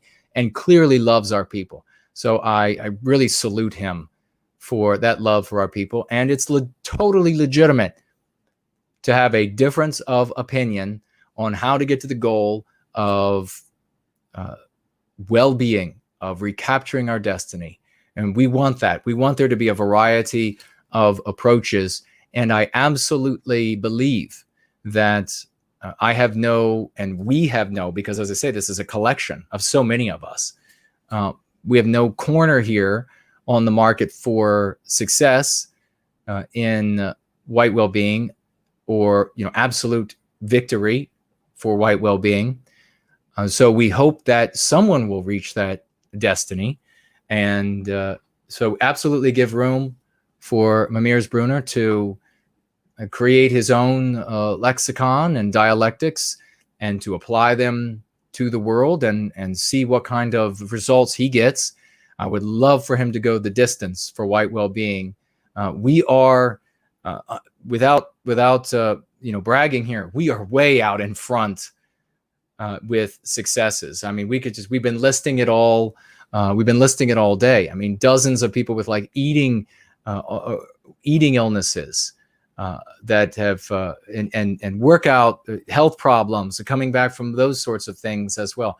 And we mentioned the keeping out of jail. We mentioned so many things that are improvements in people's lives, in the building of community. We have groups now, and this is what I was getting fired up about earlier, about how my vision is coming together here. There is no voting that's going to take place. There is no that's going to save us. There is no violence that's going to save us. We need to get to our brothers and sisters who are already in positions of power and of the multiple layers of any different sort of persuasion or whatever it might be, with going free. Once they see going free and they themselves begin going free, in private, of course, they're not going to be able to tell everybody at first. And the first ones who do come out and say, I'm going to use my position of influence to say enough is enough, those ones will be punished by anti-whites. And that will all the more embolden and infuriate the rest who are still studying in private. And this is how we recapture our destiny, ladies and gentlemen. You're not going to do it by putting on a skull mask. You're not going to do it by finding another clerk, an apparatchik to post up somewhere that'll be your great candidate that will do X, Y, or Z. It's not happening. It's not going to work ever. So give up on all of that garbage. This is the route to success. The proof of concept is all around us. It's all around us, and all of these good people, we've had so many even tonight talking about their successes. I have no problem touting the success because I want more success. We have this wonderful woman, everybody financially gifting, a wonderful woman pulled away from this church that is going down the toilet, and so changed her life. $1,000 she gave in return for the work that we are doing. We will talk about the successes, and we will continue to do so because we want more of them. And but I absolutely give room to be wrong, and for people, really smart people who are unimpeachable. People like Mamirs Brunner, unimpeachable. Mark Collett, unimpeachable. They definitely want to go toward white well-being. That's their objective. They want to serve our people's well-being. And so everybody who's honest in that endeavor and says, not so sure about what you're doing, I think I might have a better way, I say more power to you. Get to it, make it happen. Otherwise, we're going to continue doing our thing, and we'll have the successes. We'll continue to have the successes we're having. But I would be curious to find out, and if anybody can find out from Memersbrunner in his coming streams or what have you, what exactly he objects to. Does he know all about going free? Or maybe has he, my guess is that he's probably heard maybe this or that or the other thing. He's a busy man. He's living his life, right? He's also producing his own content. He's a very learned man. So my guess is that he has heard bits and pieces here and there from people in the chats, and probably has half genuine, half nonsense about what I'm doing, what we're doing. And so who knows what exactly he might object to something that we're not actually doing at all. So I would like to know what it is, because I'd like to speak to exactly what he is objecting to. Thank you for bringing that to my attention so that I could speak to it. Vokish Warrior. Great name. All right.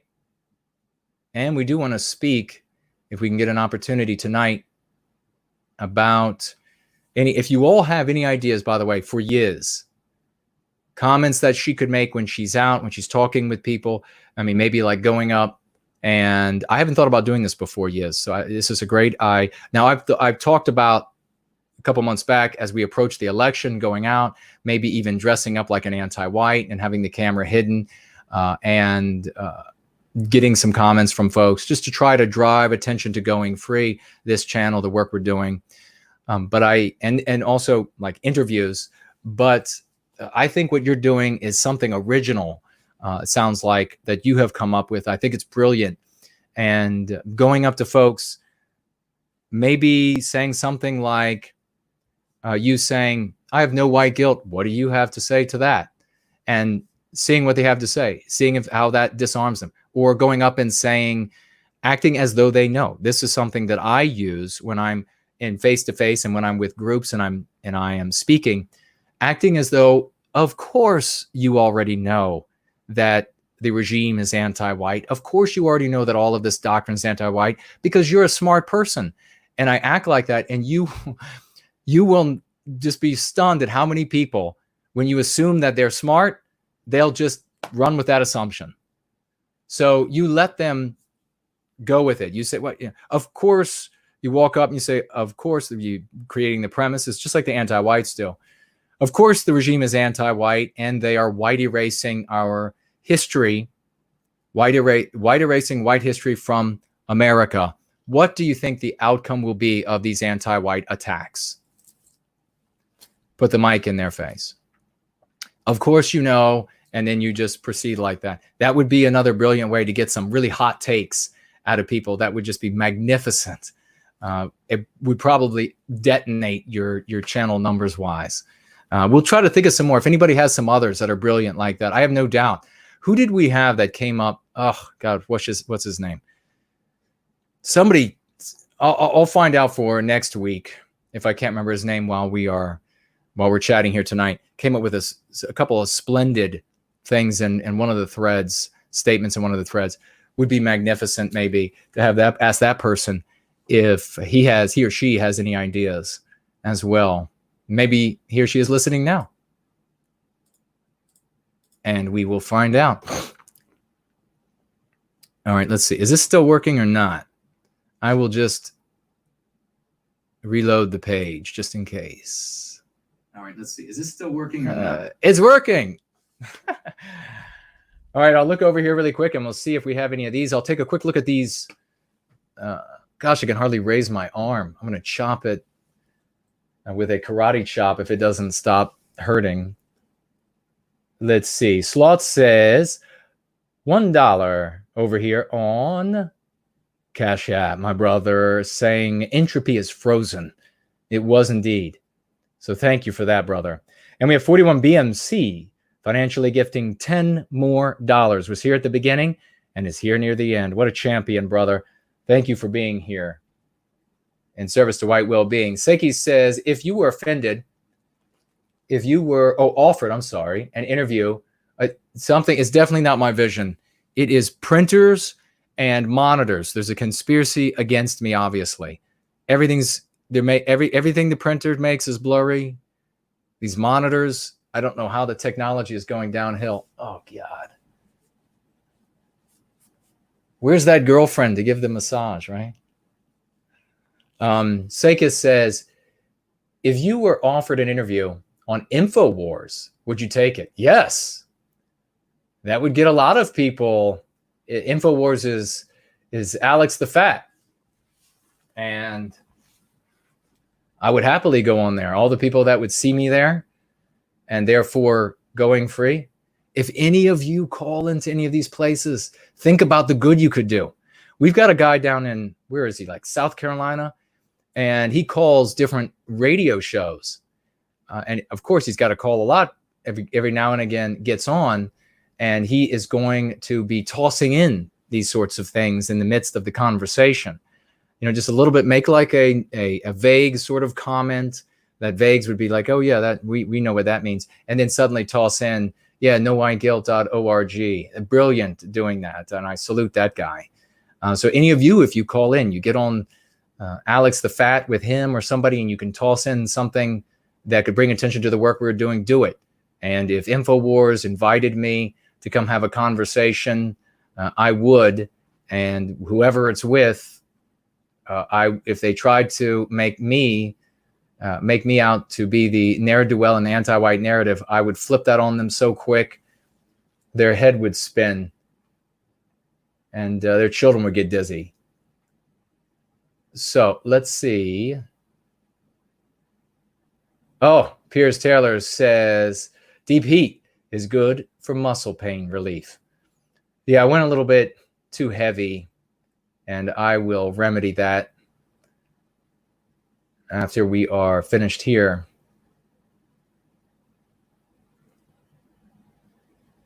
All right, let's see what else we have here. Please keep the stream going for another hour.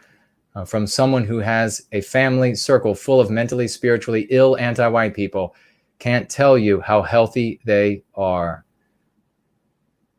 Alex, thank you, brother.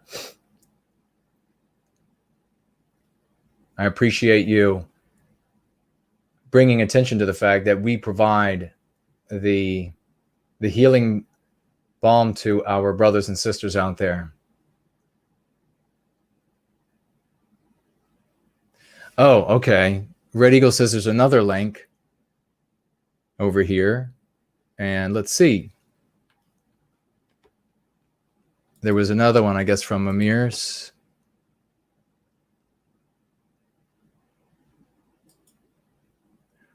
Both of the links on my end are the same. They take me to the same place, brother. So maybe you deleted the second one by accident, meaning to delete the first one. Both of them say the same, same thing.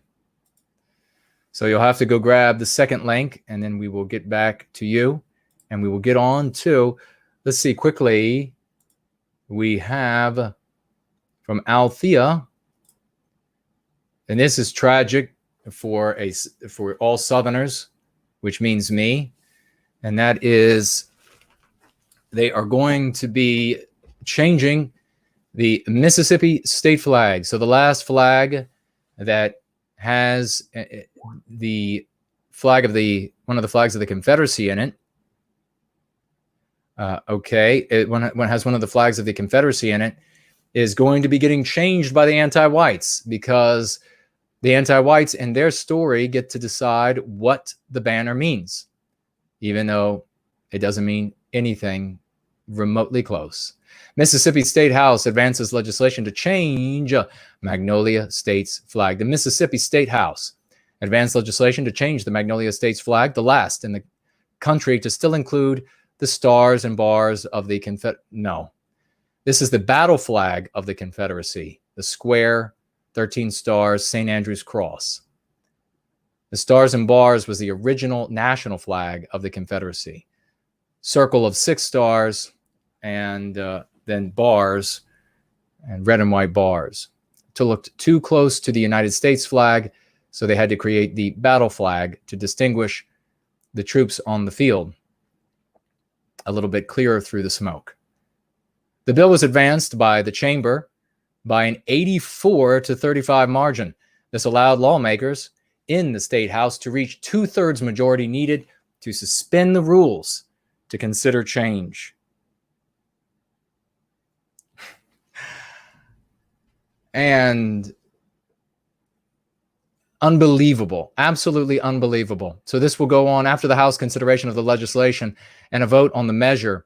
Then it would go to the Senate if passed. Then a resolution would establish a commission to redesign the flag. Why don't we just put Nelson Mandela on it? Of course, the goal would be to remove the Confederate battle emblem. This would be the first effort to change the flag since 2001, when the initiative was rejected by nearly a 2-to-1 margin. So this really is, I can't even express how much this causes pain for me and all true Southerners, because this is our unique slice of Western civilization being absolutely expunged and redefined to mean these god-awful, monstrous nonsense. And then you hear these poor souls inside the anti-white narrative trying to defend this as though you could make any ground up with the anti-whites who wield the pen over that fiction. Sickening. So this is going to be another moment when, and this is the thing, ladies and gentlemen, if you're in the UK right now, if you're in Austria right now, it should pain you as much as it pains me as a Southerner to see this slice of Western civilization eradicated by anti-whites. Just as it pains me as much as it pains you to see a slice of the UK, a slice of Austria eradicated by the anti-whites. That statue that Tiina was talking about earlier, that the anti-whites would like to remove in Finland. I have no knowledge of it, but I know that it means something deep and abiding for our brothers and sisters there. And it will break my heart if and when the anti-whites are able to take it down. This is truly monstrous. I saw this story and it really silenced my thoughts with pain for this. It's just unending. It's unending. And that's why we have to recapture our destiny. And the anti-whites will hear me saying that, and they'll say, oh, it pains him to get rid of the Confederate symbol because in the anti-white narrative, it means all of these evil things. And so therefore, he's just Beelzebub. Go to hell. You do not get to decide, you anti-white POS. You do not get to decide what our symbols mean. You do not get to decide what our history says. You do not get to decide how we define ourselves or what our heroes look like or how we will defend ourselves against you and the victimization you inflict on us. You get to decide none of that, you anti-white POS. And the day is going to come. Rest assured, my friend, when we are not going to forget any of this. We are not going to forget any of you. And I am not going to even take a single breath inside of your narrative to tell you what it means to me or what it actually meant in history, because you are such an anti-white POS that it wouldn't matter. So just piss right off. Go back to your drug-laden den with your magnifying glass and pull your pants down trying to figure out what you are, and leave us the hell alone while we serve white well-being. And we are going to point out every single time you lie about us. And you can just go ahead and keep on hating that we don't have any white guilt, because you're going to have to get used to it. Those wins that still keep that Mississippi flag aloft, that flag might come down, but those are the winds of change. There's going to be a day when you won't have the upper hand anymore. Althea sends us another story. House passes bill to make D.C. the 51st state, but GOP opposition means bill unlikely to advance further. Washington, a Democrat-led House of Representatives, passed the bill Friday that would make Washington, D.C. the 51st state, though Republicans in the White House have voiced their opposition to the measure. The bill, aptly named H.R. 51, passed on a mostly party line. One Democrat representative of Minnesota voted against it. The bill, which now leads to the Republican majority Senate, would allow for the admission of a new state called Washington Douglas Commonwealth, which would be represented by 2 senators and 1 member of Congress. So D.C., it's Washington, D.C. Washington is the president. District of Columbia is the D.C. You'll hear me refer to it as the district because I grew up here. This is what we call it. So if you ever wonder what that was about, but they want to change that, of course. The new state would be named for abolitionist Frederick Douglass, who spent the last 17 years of his life in the district. And that's what this author meant by the district as well. The state's territory would include all of the district's current territory, except for monuments and federal buildings, such as the White House and Capitol building. Friday's vote marks the first time a Washington statehood bill has passed in either chamber of Congress. The statehood bill came up for vote in 93, but failed in the House. Now, ladies and gentlemen, this, of course, would be votes for the more anti-white of the 2 parties. Both parties are anti-white. One is a bit more vicious than the other, a bit more viciously anti-white. And this would be votes for that party. And of course, we will see a name change. And yes, it didn't go through, or most likely won't go through this time. But if we don't recapture our destiny, it will go through. And they'll probably even vote on making Puerto Rico a state too, so that they'll know that that will go for the Democrats as well. And this whole charade will surely be over then of voting your way out of this. Well, it's already done, but everybody will know at that point.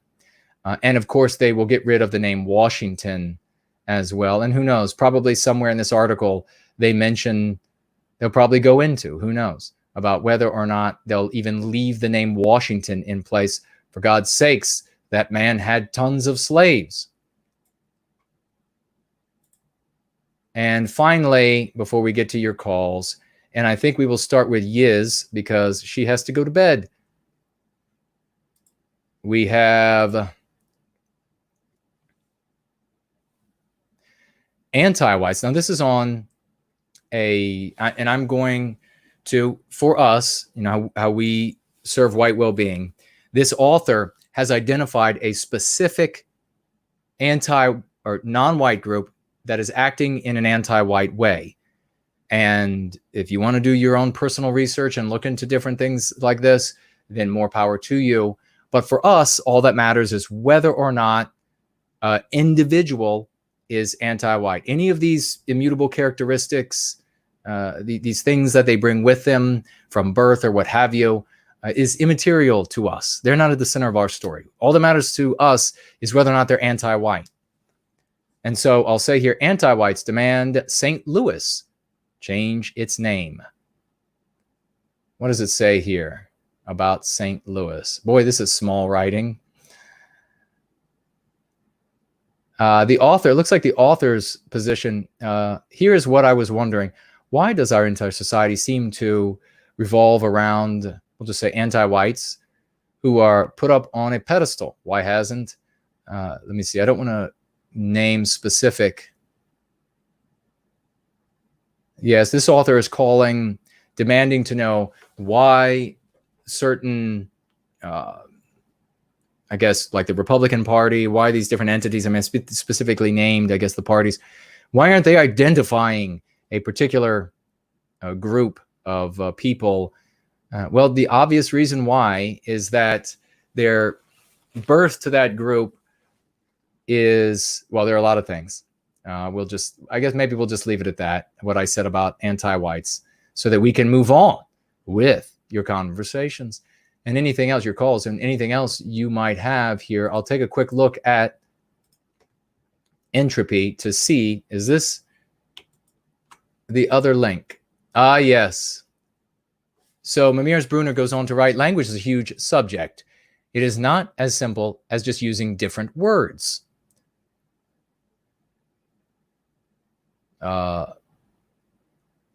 Right? The most basic fundamental of language is communication.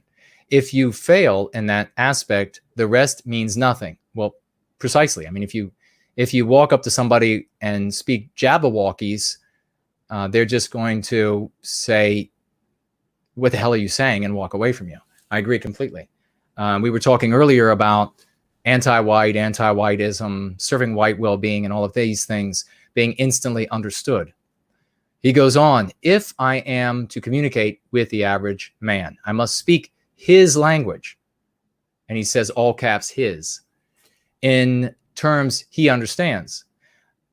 Okay, so that would seem like Brunner is, if I'm to extrapolate, that would seem like he's saying we have to speak to the average man in anti-white vernacular and dialectics. Unless he's trying to make a different point about, and I'll read the rest here, but I'm just pausing.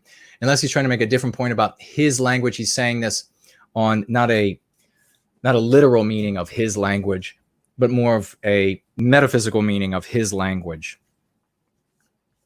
Unless that's the point he's trying to make. And I want to be as fair with my interpretation as possible. So he says his language in terms of what he understands. And Brunner goes on, I must unravel what he will see, not simply give him new words that he then has to explain to everyone what they mean. Okay. I don't know if that's a criticism of what we're doing here, because as we've been talking about, you don't have to explain what anti-white means. People get it. Now, we've talked about, and we continue to do this experimentation, which is going the direction that I'm very delighted and happy with, which is in foreign Western languages. What to do in those scenarios? Do you just say anti-white? And what I have instructed people to do, we've tried both directions, and the main admonition now is to go ahead and use anti-white in English, and then explain to your fellow interlocutor what this term in English means, and do it in your own language. And the reason why is we have all adopted concepts from foreign languages, and we know exactly what they mean when we say them, once we have adopted them. And they're very useful. For example, we see so many people use the phrase blitzkrieg. Well, that's definitely not English or French or etc. But everybody knows what that is. There are so many terms that are this way. So folks are using this method, and they're coming back saying, yes, as soon as I explained it, they fully grasp that concept, and they're use anti-white in the middle of the Estonian. For some reason, in Estonia, we have people who are teaching going free. And so in the middle of their speaking their language, you just hear blah, blah, whatever language it is, makes no sense. And then all of a sudden, anti-white, and then anti-white. It was brilliant. We're happy with that. So that, I don't know if he's criticizing what we're doing here about having to explain, because in English, surely you don't have to explain anti-white and anti-whiteism or serving white well-being. So I don't know exactly what he's criticizing there. Okay, let me go back to what he was saying up here. I must unravel what he will see, not simply give him new words. That is to explain to everyone and what they mean. The magic of language is in its evolution, not abrupt change. That's not how language works. It does seem like he's continuing from the previous comment, about what we are doing. And this is, of course, exactly what he's saying it is not, if that's what he's doing. And that is that this is not an abrupt change. We're using English words of concepts that make perfect sense to those who are using them. We are recombining them. For example, I did not, back in the day when I was thinking, I've got to have something else for these people, I briefly considered creating a brand new word out of whole cloth, like I did for names and words in Prometheus Rising. And then I said, almost right away, feels like, looking back, no, you can't do that. That's ridiculous. That wouldn't work. We have to use what they already know. We have to put together things that they already understand to pace them. I mean, I do this in sales over the years that I've had sales jobs, and have had brilliant success, just like the success we're having here. So then he goes on to say, the words being used against us now have been created and pushed for decades by people with massive power and influence. Without massive power or influence, changing a whole vocab will be impossible unless it is so simple you can explain it in one sentence to a 6-year-old. Funnily enough, that's what we have mothers doing.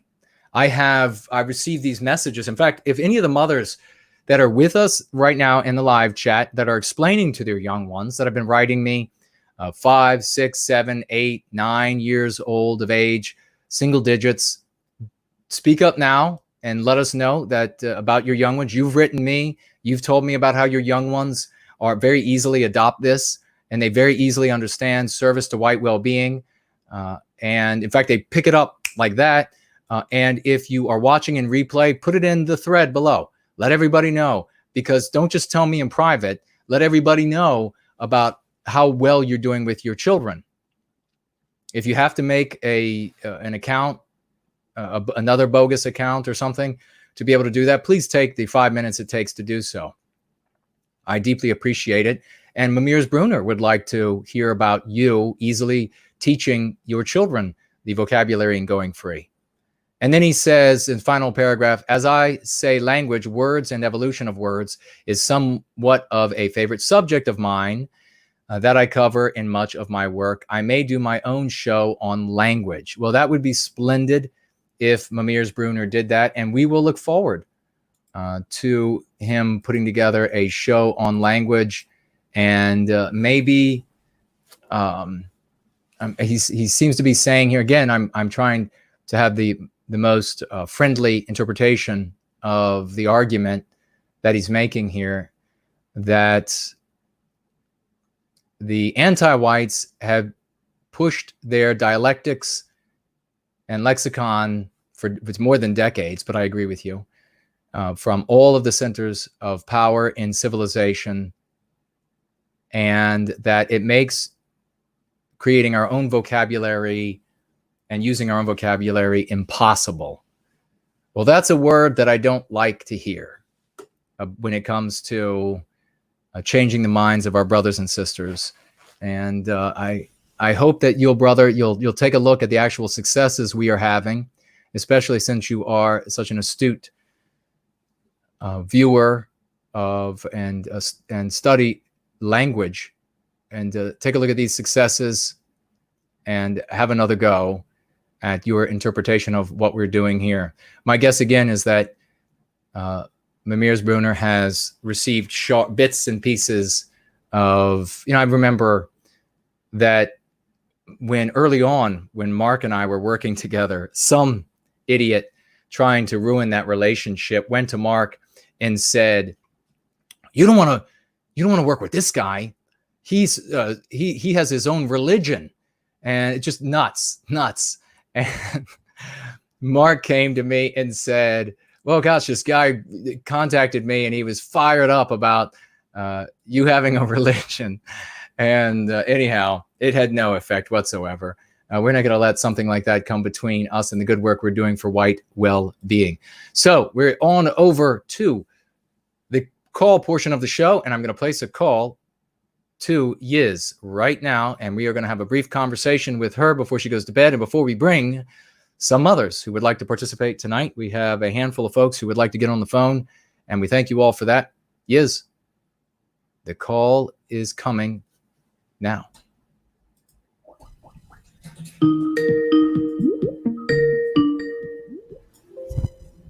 Hello, hello. Can you hear me? I can indeed. How are you, dear lady? You got the microphone in position? We good? I think we're good. Okay. I'm sorry that I sound like I'm half asleep, but I have to get up in 4 hours. 5 to 5:30 is my usual wake up time. But the reason I wanted to make sure to get on the call tonight was I have 2 bits of good news I've been working on for going free for all of us. Beautiful. For the last 4 years, I've been following Tim Pool as one of my favorite news guys. And about 2.5 years ago, I started following a man named Vincent James of Red Elephant, which most of you probably know. And for the last 2 or 3 weeks, I've been emailing Vincent James basic going free message stuff. Nice. And for the last year, I've been active in Tim Pool's newsfeed community on minds.com. And since he started his live show this year, I've gotten in communication with both Lydia and Adam via social media. And I've been planting good going free seeds with them. Nice. And Monday, I had a good exchange with Lydia, who was already right-wing and leans more toward the or leans towards the red pill truth community already. Right. And I've put the seeds of, hey, you guys should start using anti-white. You guys should use this language, et cetera, in several tweets and messages to her. And I'm very happy to announce that this week I finally got an email back from Vincent James himself from Red Elephants, who said, yes, I agree. Anti-white is the good thing to say. I'll consider start using it. And I'll take a look at the website you sent me. And I sent him your website. So beautiful. I'm pushing what I can, and I'm still active in the other stream community I told you about around Academic Agent, the Welsh guy. Okay, right. And I've been really talking up all the going free lingo and getting people fired up and involved in his chat. I haven't been invited on his show to speak again yet, but he's under heavy scrutiny right now. So he's trying to limit the more spicy people that he would have on his show at the moment. So, and I tend to be very American and don't edit what I say much. And occasionally I have some unkind things to say about the small hats. So, right, I gotcha. But I wanted to be sure to stay awake and tell you the good news in person, because I'm very fired up and very excited. And of course, like we talked about, I am looking forward to starting my live stream show. I've been practicing on my own with a couple of different live stream formats, and I'm going to use StreamYards. It seems to be the most, the best and easiest to use. Forgive me if I'm fumbling over my words. It's very late. No. But, please, you're doing fantastically. But I'm glad, sorry to dump everything and just sort of talk over you real fast, but I wanted to get it all out because I know it's late. I know you're in a hurry. So anything you want to say to response or ask me about any of this? Oh, I could salute you and thank you and God bless you. This is magnificent, that the great work that you are doing for White Wellbeing. You've just come in gangbusters, making this miraculous impact and effect on the work that we're doing for White Wellbeing. You're definitely a rising star, and I will, if you want me to come over to your channel for a show, I will happily be there, and I will help you in any way I can to help our people. We will get things cooking, my friend, because I will tell you one thing. I was in sales for many years when I was younger, and I fancy myself as a smart, open-minded, forward thinker.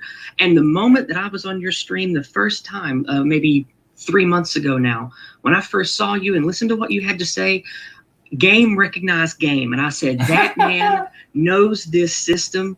Like it reminded me of the first time that I learned how to sell a Kirby vacuum cleaner. I said, this man knows his words. He knows how to reach people. And the best thing is he's telling the truth while he's doing it. And that is the best way to sell anything. is to tell the Amen. truth and to have the right language to go with it. And I keep your Going Free book. You can hear it right now. Nice. This is it right here. Nice. I keep it by my bed and I read it every day because, man, the language in this book, it has dramatically impacted how I can reach people and how I make a difference. It's fantastic.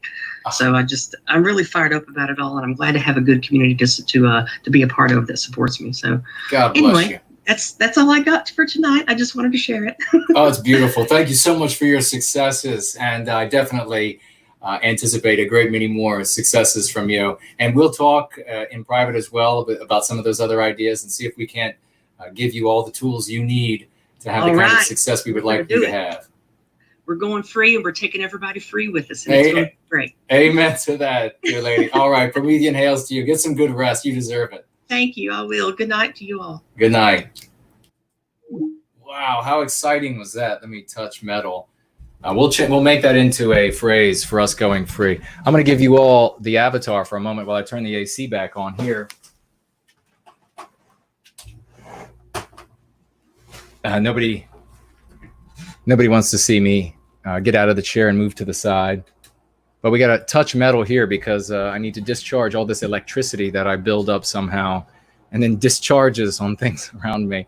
But isn't that magnificent success that Yiz is having, getting over to Vincent, getting to others, going to be making these streams, making great videos. This is the kind of stuff, so many of you. And listen, please listen to this.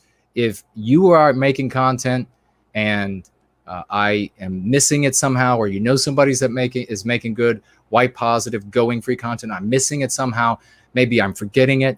You know, folks, I work and I have everything else going on. I got to take care of all the other things, a normal life like everybody else as well. On top of all of this, please help me to remember anybody that I'm forgetting, like Budapest Babe.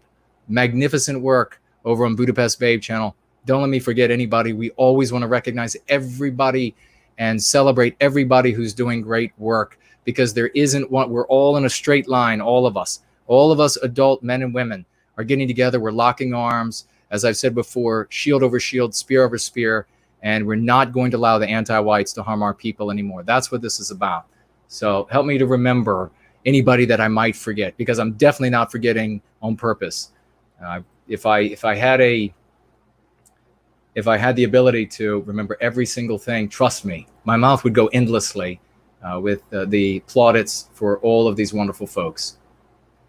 And so let's slide through here. We'll take the next call in just a second. And I just want to make sure we have John Wagner saying, hail, Jason. A big hail to you. Promethean hails. And that, of course, came from, does anybody know? Imminent Rain. He was the one that brought that saying to our community. It works. It's beautiful. And we thank him greatly for his great music and contributions otherwise. And Alex says, please keep the stream. Yes, read that. Someone in the chat said that I'm not wearing pants. I am wearing pants. I'll tell you all something that might surprise many folks. It might not surprise others, but it might surprise some. And that is that when I'm working at home, I always get completely dressed. I can't work in pajamas. I can't, sometimes, walk around the house in a state of dishabille. Sometimes walk around the house in a state of dishabille. But if I'm in that state, I'm not working. So if I'm working, I get fully dressed, which means I have pants on. And it's because I believe you have to get into the state. Mentally, you've got to get into the state. You can't be, how are you going to do heroic work in pajamas? Give me a break. I can't. I mean, maybe others can. And if they can, then more power to them. Seika says, if you were offered that we got that. Why does the chat do this? It's wretched on YouTube. Wretched. Hansa says, I've watched Vincent James on your show. Yeah, we had Vincent on PWR, although it might have been so long ago that it was This Week on the Alt-Right. So, which is actually, I'm a co-host there with Mark. And he did come on one time with Mark, and I don't know if he was back then where he was, but it certainly seems that Yiz is making some inroads, and we hope that he's reaching a lot of people. And just a little thing like this, starting to use anti-white would just be magnificent. He'll reach far more people than I reach. It would be just the moon. I would be over the moon. Raucous Drift, great to see you. You might want to check out Atlantean Gardens on YouTube. Oh no, did you just have me say something where it's like scantily clad women or what is that? Is that something legitimate? I hope it is. Elaine Sabatino is here. Hello to you, Jason. I wrote to Vince too and told him about Jason Go Free and how Mark wanted to have him on PWR. Brilliant, Elaine. Elaine is another one of our magnificent supporters in Going Free. She has gotten out to her friends with books of Go Free and everything, really making a difference, and we love you, dear lady. Can you imagine you have these content producers in the white positive sphere, wherever they are in it, further out, further in, whatever it is, and they're hearing from the community, like, hey, you should use anti-white, this person, and then 3 days later, hey, you know what, you should use anti-white and anti-whiteism. Maybe you should check out the No White Guilt. And they're hearing these sorts of things, and they're seeing it's working for folks. They'll start saying it, and then they'll be reaching all of their community with it. It's magnificent. You don't know. It's a little. You might think this is a little thing. You see, we could have had Elaine think that she's the only one that had reached out to Vince, and she could have thought, well, you know what? I reached out to Vince. Probably nobody else. So I don't know how much good I did. She didn't know that Yiz also reached out, and the two of you don't know how many others might have reached out. So you now see how your effort is magnified. This is how we have to think. All right, let's see, and then we'll take the next call. Hansa says, have a friendly debate with Mears Brunner. It will show the efficacy of your verbiage. Well, if he would want to come on, and I don't, it doesn't sound like he has another position to advance. But I would be happy to have a discussion about the successes that we are having with him. Now, if he had a whole other verbiage and dialectics, then, and I'm going to say right now, this is quite a challenge. This is quite a challenge to say, you know, come up with it out of whole cloth. And if anybody could be up to it, maybe it's Mears Brunner. But that's, you know, I have all of these years of assembling this and experimentation and everything. So it wouldn't be terribly fair to put up against whatever he might come up with, you know, in whatever amount of time. It wouldn't be terribly fair. But I would have a conversation with him, and I happily welcome him to assemble his criticisms and dive a little deeper into what we're actually doing with Going Free, and can see, you know, the verbiage is something that a 6-year-old can learn. I mean, the MCs, the MPs, you all hear them regularly, and so you all hear them regularly. So a meme curative, so maybe like he would say, well, meme curative, that would be something new to them. And so that would be something that they would completely be incapable of understanding. Is that the argument? I'm not saying that's his argument. I'm just trying to assess. I mean, we have to categorize these things. These people are the average man or woman is very adept at instantly learning something new by the anti-whites that harms them. So I don't think it would be difficult, like to say, for somebody to teach them to say, like I told you all earlier, one of the simplest things is to say that I'm going to reject every anti-white conclusion you come to. No matter what excuse you give, I'm going to reject it. That won't be difficult. And remember this, ladies and gentlemen, talking about children. My God, I almost forgot this. So Mamirs Brunner said in his criticism here, without massive power or influence changing a whole vocabulary, well, that also is not I'm just noting right here, changing a whole vocabulary. That's not what we're doing. So we're not changing somebody's entire vocabulary. But without massive power or influence, changing a whole vocabulary will be impossible unless it is so simple you can explain it in one sentence to a 6-year-old. Okay, let's explain it to a 6-year-old.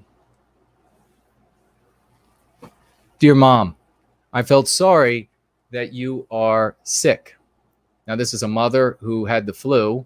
This is before the pandemic sweeping the planet, but she just had the regular flu, unwell, or a cold, whatever it was. She was in bed. So the little girl, 6 years old, I think 6 years old, maybe 7, writes her mommy a note. I feel so sorry that you are sick. Thank you so much for teaching us about white well-being. Hope you get well. Love. Of course, I blacked out the name. And then with the kisses and hugs by the X's and O's and then a heart the little girl makes. Beautiful. This is magnificent. This brought tears to my eyes when I read this. Ladies, I have no shame in admitting that. A little girl of her own volition, mommy teaching her about white well-being. And so I think, Mamirs Brunner, I think your question about it being simple enough for a 6-year-old to get it, we've just proven it. So thank God I remembered that. 41 BMC, like I said before, you are a well-oiled machine for white well-being. Thanks, brother. I appreciate it.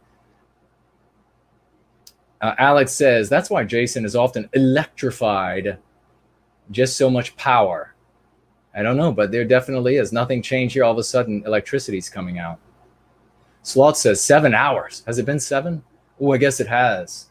It's already 1 in the morning, and we only have 8 hours, so I've got to take the remaining calls. Okay, Raucous Drift says mothers. For mothers, yes.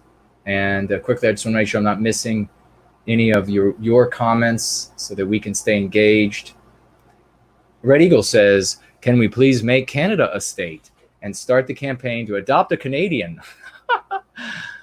Do you want to get adopted, brother? Raucous Drift says, it's going to get worse before it gets better. Well, it's close. I agree almost. In my opinion, it's going to get worse and better.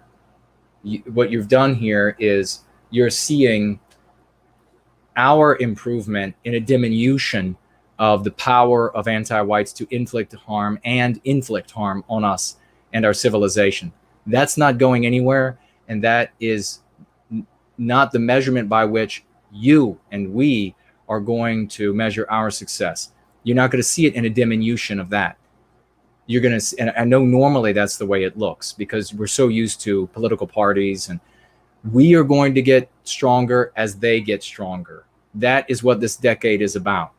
And as we approach the end of this decade, we're going to see increasingly this potential of the event horizon coming and the anti-white groups turning on each other.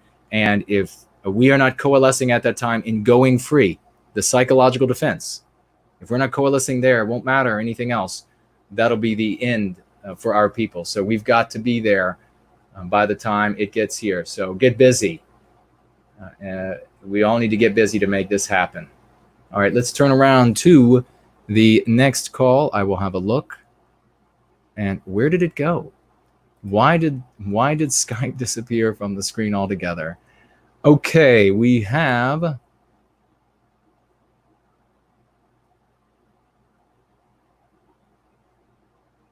I think okay, Angharad Celtic, are you available? Are you still awake?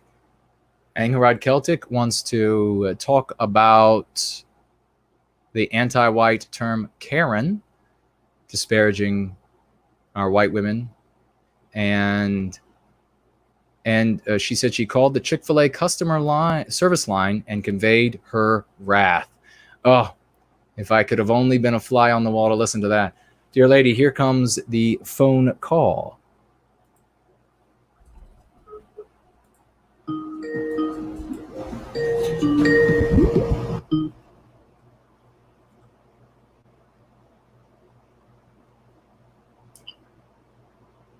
You have answered, but we can't hear you yet.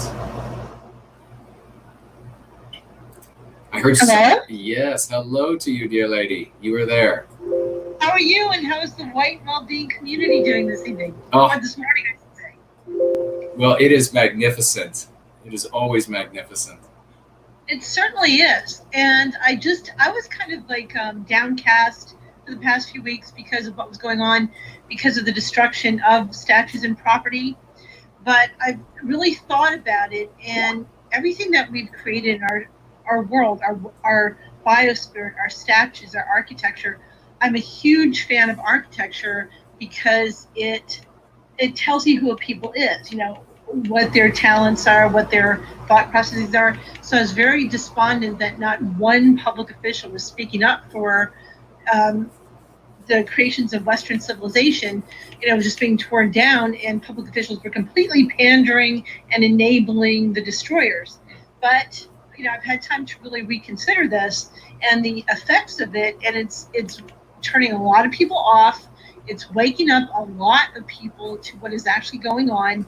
So in a way, it's positive in the long run, because we have to start thinking about the long term about this. And so it's just an interesting time. The things that I wanted to talk about, I did want to talk about, and thank you for talking about the Karen issue, because I think it's really disturbing when you hear someone in the alleged white advocacy sphere using that term, because it was created by blacks to insult white women. And it's one thing when you hear anti-white say it, but it's another thing when you hear one of your own say it. So I do want to thank you for correcting people on that, because it's very annoying. And I want to relate that to the MGTOW issue, because I've been listening on and off this evening.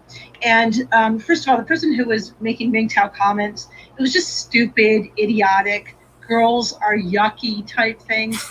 It was really nonsense, but it was disrupting the chat. So it wasn't anything terribly important or even interesting. But as far as that goes, women have held so-called power for a very brief moment in time.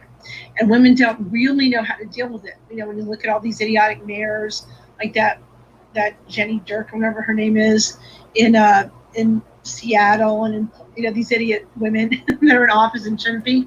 They've had a very brief time in power. My allergies are terrible tonight, so my voice sounds terrible. But anyway, that Amy Cooper woman in New York City who was attacked, the dog walker, and she's had her life ruined. She's like a Hillary voter. She's a liberal white woman, and look at how she was destroyed.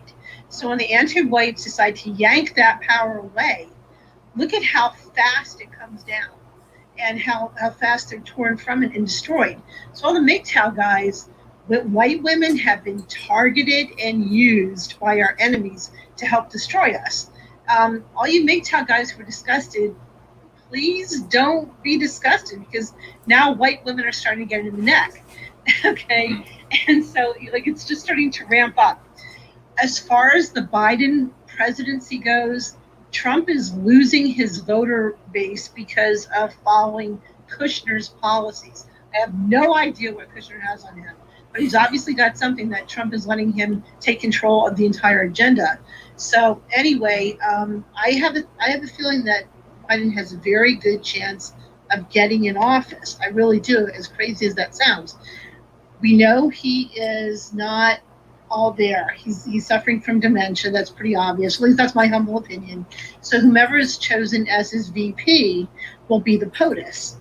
And the reason I'm bringing this up right now, because I know I'm doing this stream of consciousness thing, is that I think it's probably going to be a woman, and probably a black woman. And I'm relating this to the white liberal women who have done everything to work against our interests, et cetera, et cetera. Right now, there's a lot of rewards for so-called white liberals, okay? They are given benefits, they're given positions of so-called power. I think what I think could possibly happen where a black woman jumps out of the line and becomes president and starts really giving it, because you're seeing that in the BLM movement right now, where blacks are telling whites, supporting whites, to step off and do what they're told and shut up and get to the back of the line, give us money, and just you eat last and all this other stuff. I think that the angry white liberal female component who will get it in the neck and is not a downtrodden working class white woman will start to turn. So the whole point of this is we need to start putting out the anti-white message now to everyone, because events are accelerating. And there were two things that happened. I don't know if you want to talk about this or not, but Sacha Baron Cohen crashed a white conservative event in Olympia, Washington. And the funny thing was, a small brown man named Acosta is one who organized it. And it was about retaining gun rights and freedom of speech rights and stuff. And Cohen pranked the event. And right now, this just happened this weekend, the Cohen faction is really trashing these people. There's stories on Yahoo about it now, making fun of the event organizers. And what happened was they actually managed to get Cohen off the stage because his security, prevented the organizers from actually stopping him from his BS. And so anyway, they did manage to chase him away.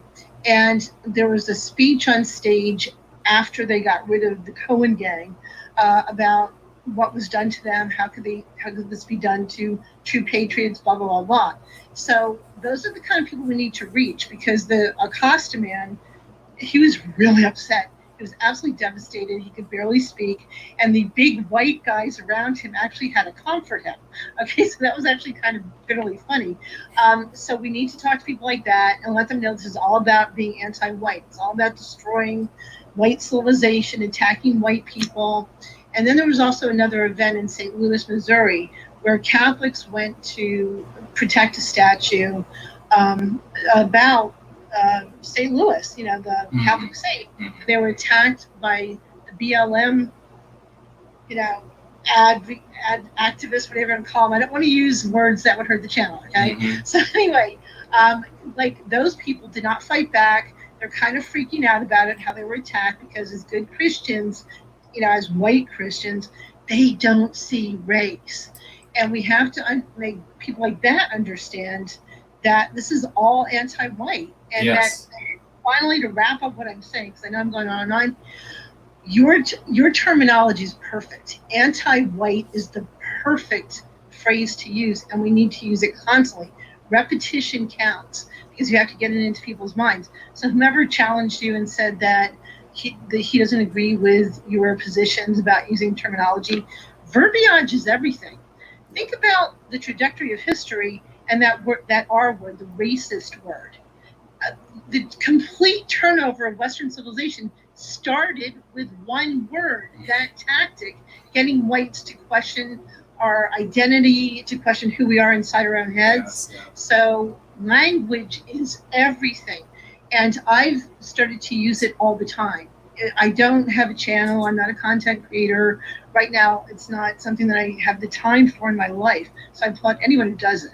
And use is terrific. So I think that's really heartening to see someone like that getting involved in this. But anyway, in my own personal life, I'll use it daily. And you have to seep in, because I've used words before like Marxist and Bolshevik and stuff, and they have a historical content and precedent, but most people don't understand it. They've heard it, they don't really understand the whole entire historical setting and ideological setting. So using a word like anti-white, especially, or a term I should say, like anti-white, is so basic, and now the normiest of normies are beginning to understand it. They're beginning to see it at last, because it's affecting every aspect of society. So if that person is still listening, you are 100% correct. We must control the language. We must control our narratives and stories and not buy into any of the other terminology that's used against us. And that's it. That's my rant. We love your rant, sister. Thank you so much. for talking with us tonight. That is, I don't think I can add anything to what you just said. That was beautiful. Oh, thank you. But just to all of you who are listening, really use it. That terminology is golden. I've seen it. One last thing I did it this evening. I went to a grocery store because of the time I had to go, because they're starting the shutdown again. Yes. Now that the riots are temporarily over, we have to go back to the virus lockdown. Yeah. But anyway, I went out to the store and I just happened to strike up a conversation with a young man. He was obviously very working class, but he was white. And we started to talk about events in the lockdown. Mm-hmm. And he started to talk to me about the BLM movement and how destructive it is. And I did not prompt this from him. And I thought it was kind of funny. I let him talk because he was telling me all about it. Mm-hmm. And so I said, what it is anti-white. I said, it's not about slavery. It's not about the Confederate flag. It's about anti-white and attacks on white people. And I could see it hit him. Yes. So I know he's going to use that. I know he's going to pick that up because someone else, and like I said, in person, I'm the most non-threatening person. I'm a nice lady. Yes. I'm always nicely dressed and stuff. So for someone like him to be validated by someone like me, I know he's going to start using that term. And so it's golden. So anybody has any doubts about it, don't. Try it out in real life. Amen, dear lady. Thank you so much for that testimony and for calling in tonight. And we'll have you any going free that we are accepting calls. I love you all. All the best week to all of you. And you know what? One last thing. 4th of July is coming up, and I believe the West has already fallen. You know, America is falling apart. But on the 4th of July, look back at our history and celebrate what we are, because I think there is a tendency to be despondent, to be depressed over events, because how do we deal with this? But celebrate us on next weekend, on the holiday weekend. It's a holiday for us because our people created it. Amen. Amen to that. Thank you. Hang around Celtic, everybody. Promethean Hails. We'll talk soon, sister. Take care. Bye-bye. Bye-bye. Wow, how exciting was that? And going out there and bringing the conversation to folks out there and seeing it hit their faces. You know what struck me while she was talking and thinking that Mamirs Brunner, maybe he received some sort of bad information that Go Free is packed full of neoterized words that are like inside of Prometheus Rising, names of places for fictional characters. Maybe that's what he's thinking, because his criticisms, they just couldn't be for what we have going on here. But I don't know. We'll leave it up to him and we'll see. Red Eagles says Biden is a Trojan horse. He will retire 3 months after becoming president, and his vice president, probably will be a non-white, will rule. That's the plan. Perhaps that is the plan indeed.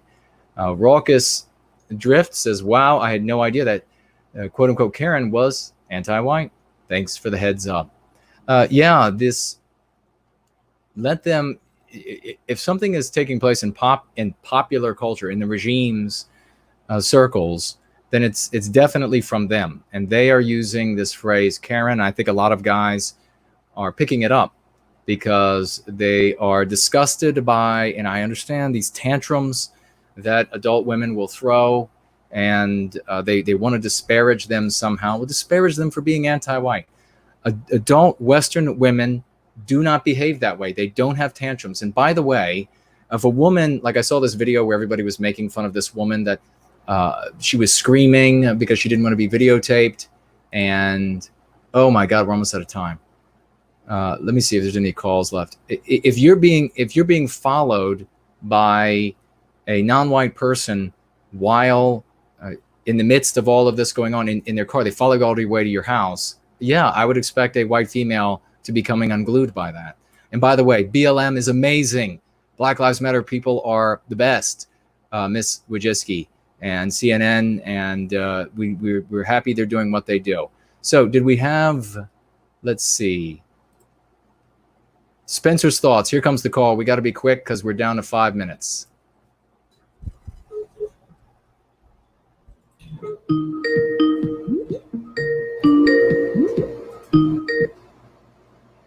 Hello, hello. Hello, brother. We are We have exactly 5 minutes right now, so before we shut down. So go ahead. How are you doing? I'm doing well. Just had a good week streaming and all that, going free and trying to spread the message as best I can to everybody else around in our circles. I saw you followed me on Eli. Thank you for the follow, brother. Appreciate that. Yes, absolutely. I messaged you on Telegram. Do I have the right Telegram for you? I don't know. Let me look. I think so, but yeah, I just sent you a thank you. I just wanted to make sure I have the right Telegram or whatever have you. Having some success this week. I'm not going to take too much time because we got to wrap up the show and all that. And I'll save my call till next week or whatever have you. But thank you for reaching out to me, and I appreciate it. And yeah, thanks for the follow. Other than that, I think I'll let you wrap up the show with a little bit of grace to it, and then you and I can talk again another time. Does that work? That works, brother. And do you have anything else you want to say? I think I see you right here, and I'm adding you. So you just wrote hello back. Okay, yeah. right on. Yeah. Gotcha. You don't have to add me. We can still talk without being added to each other. But yeah, that's good. I had a busy week. There's a lot of things going on. I got 1 or 2 streams in. I guested on a couple people's streams, and I even got the chance to explain Go Free to one of them. But that's a longer story, so we'll have to get into that some other time. We're gonna have to. Yeah, absolutely. We'll do that. And I'm going to just write into I have a very general outline for the shows. I'm just going to write into it that we have to start the calls earlier so that we can make sure that we get to everybody and give people more time to chat. And because it's all good. You're a busy guy. You got busy. The content is always great. So I watch the content to learn, not necessarily to talk. Though the talking is always fun to do, and it's always great to talk with you and so on. But yeah, no, great shows as always. And thank you. If we get a chance to do the calls next week, then I'd like to take first position if possible this next time. Absolutely, brother. If you're here with us when we start taking calls, and I'm gonna do it earlier so that we can get more people and we can have folks. And we just had somebody who very politely just said that he'll happily call back next week. So we'll do it absolutely this coming Sunday. I'm going to open up much more time in the show for calls so we can get everybody who wants to talk and get everybody able to say what they want to say while they're on. And I think that I know that when we go free together, when we have these conversations, going free happens much faster and we go farther than when we're just by ourselves. So these conversations are very important. So I appreciate you, brother, and everyone else out there who participates in these calls. So we'll definitely have you back next Sunday, all right? Sounds great to me. I'm looking forward to it. God bless and Promethean Hails, brother. Have a great night. Promethean Hails, my dear brother. Bye-bye. Amazing, ladies and gentlemen. How many, let me just ask you, in all honesty, as we're getting ready to sign out of here, and I'm going to make a quick look. Oh, let's get a round of applause going. Wild emojis in the final minute and 37 seconds for Slots. $50. $50 over on Cash App. What a great champion and hero in service to white well-being. Working class guy doing everything he can, participating where he can financially give, participating in spreading the word. We had somebody else, who was it? I wish I could remember your name, Johnny Reb, or somebody said that they got on a Fox News thread. Who was that? I'm running out of time. Said they got on a Fox News thread and used anti-white. It was Johnny Reb. I've used anti-white in Fox News YouTube comment sections and received flurries of upvotes.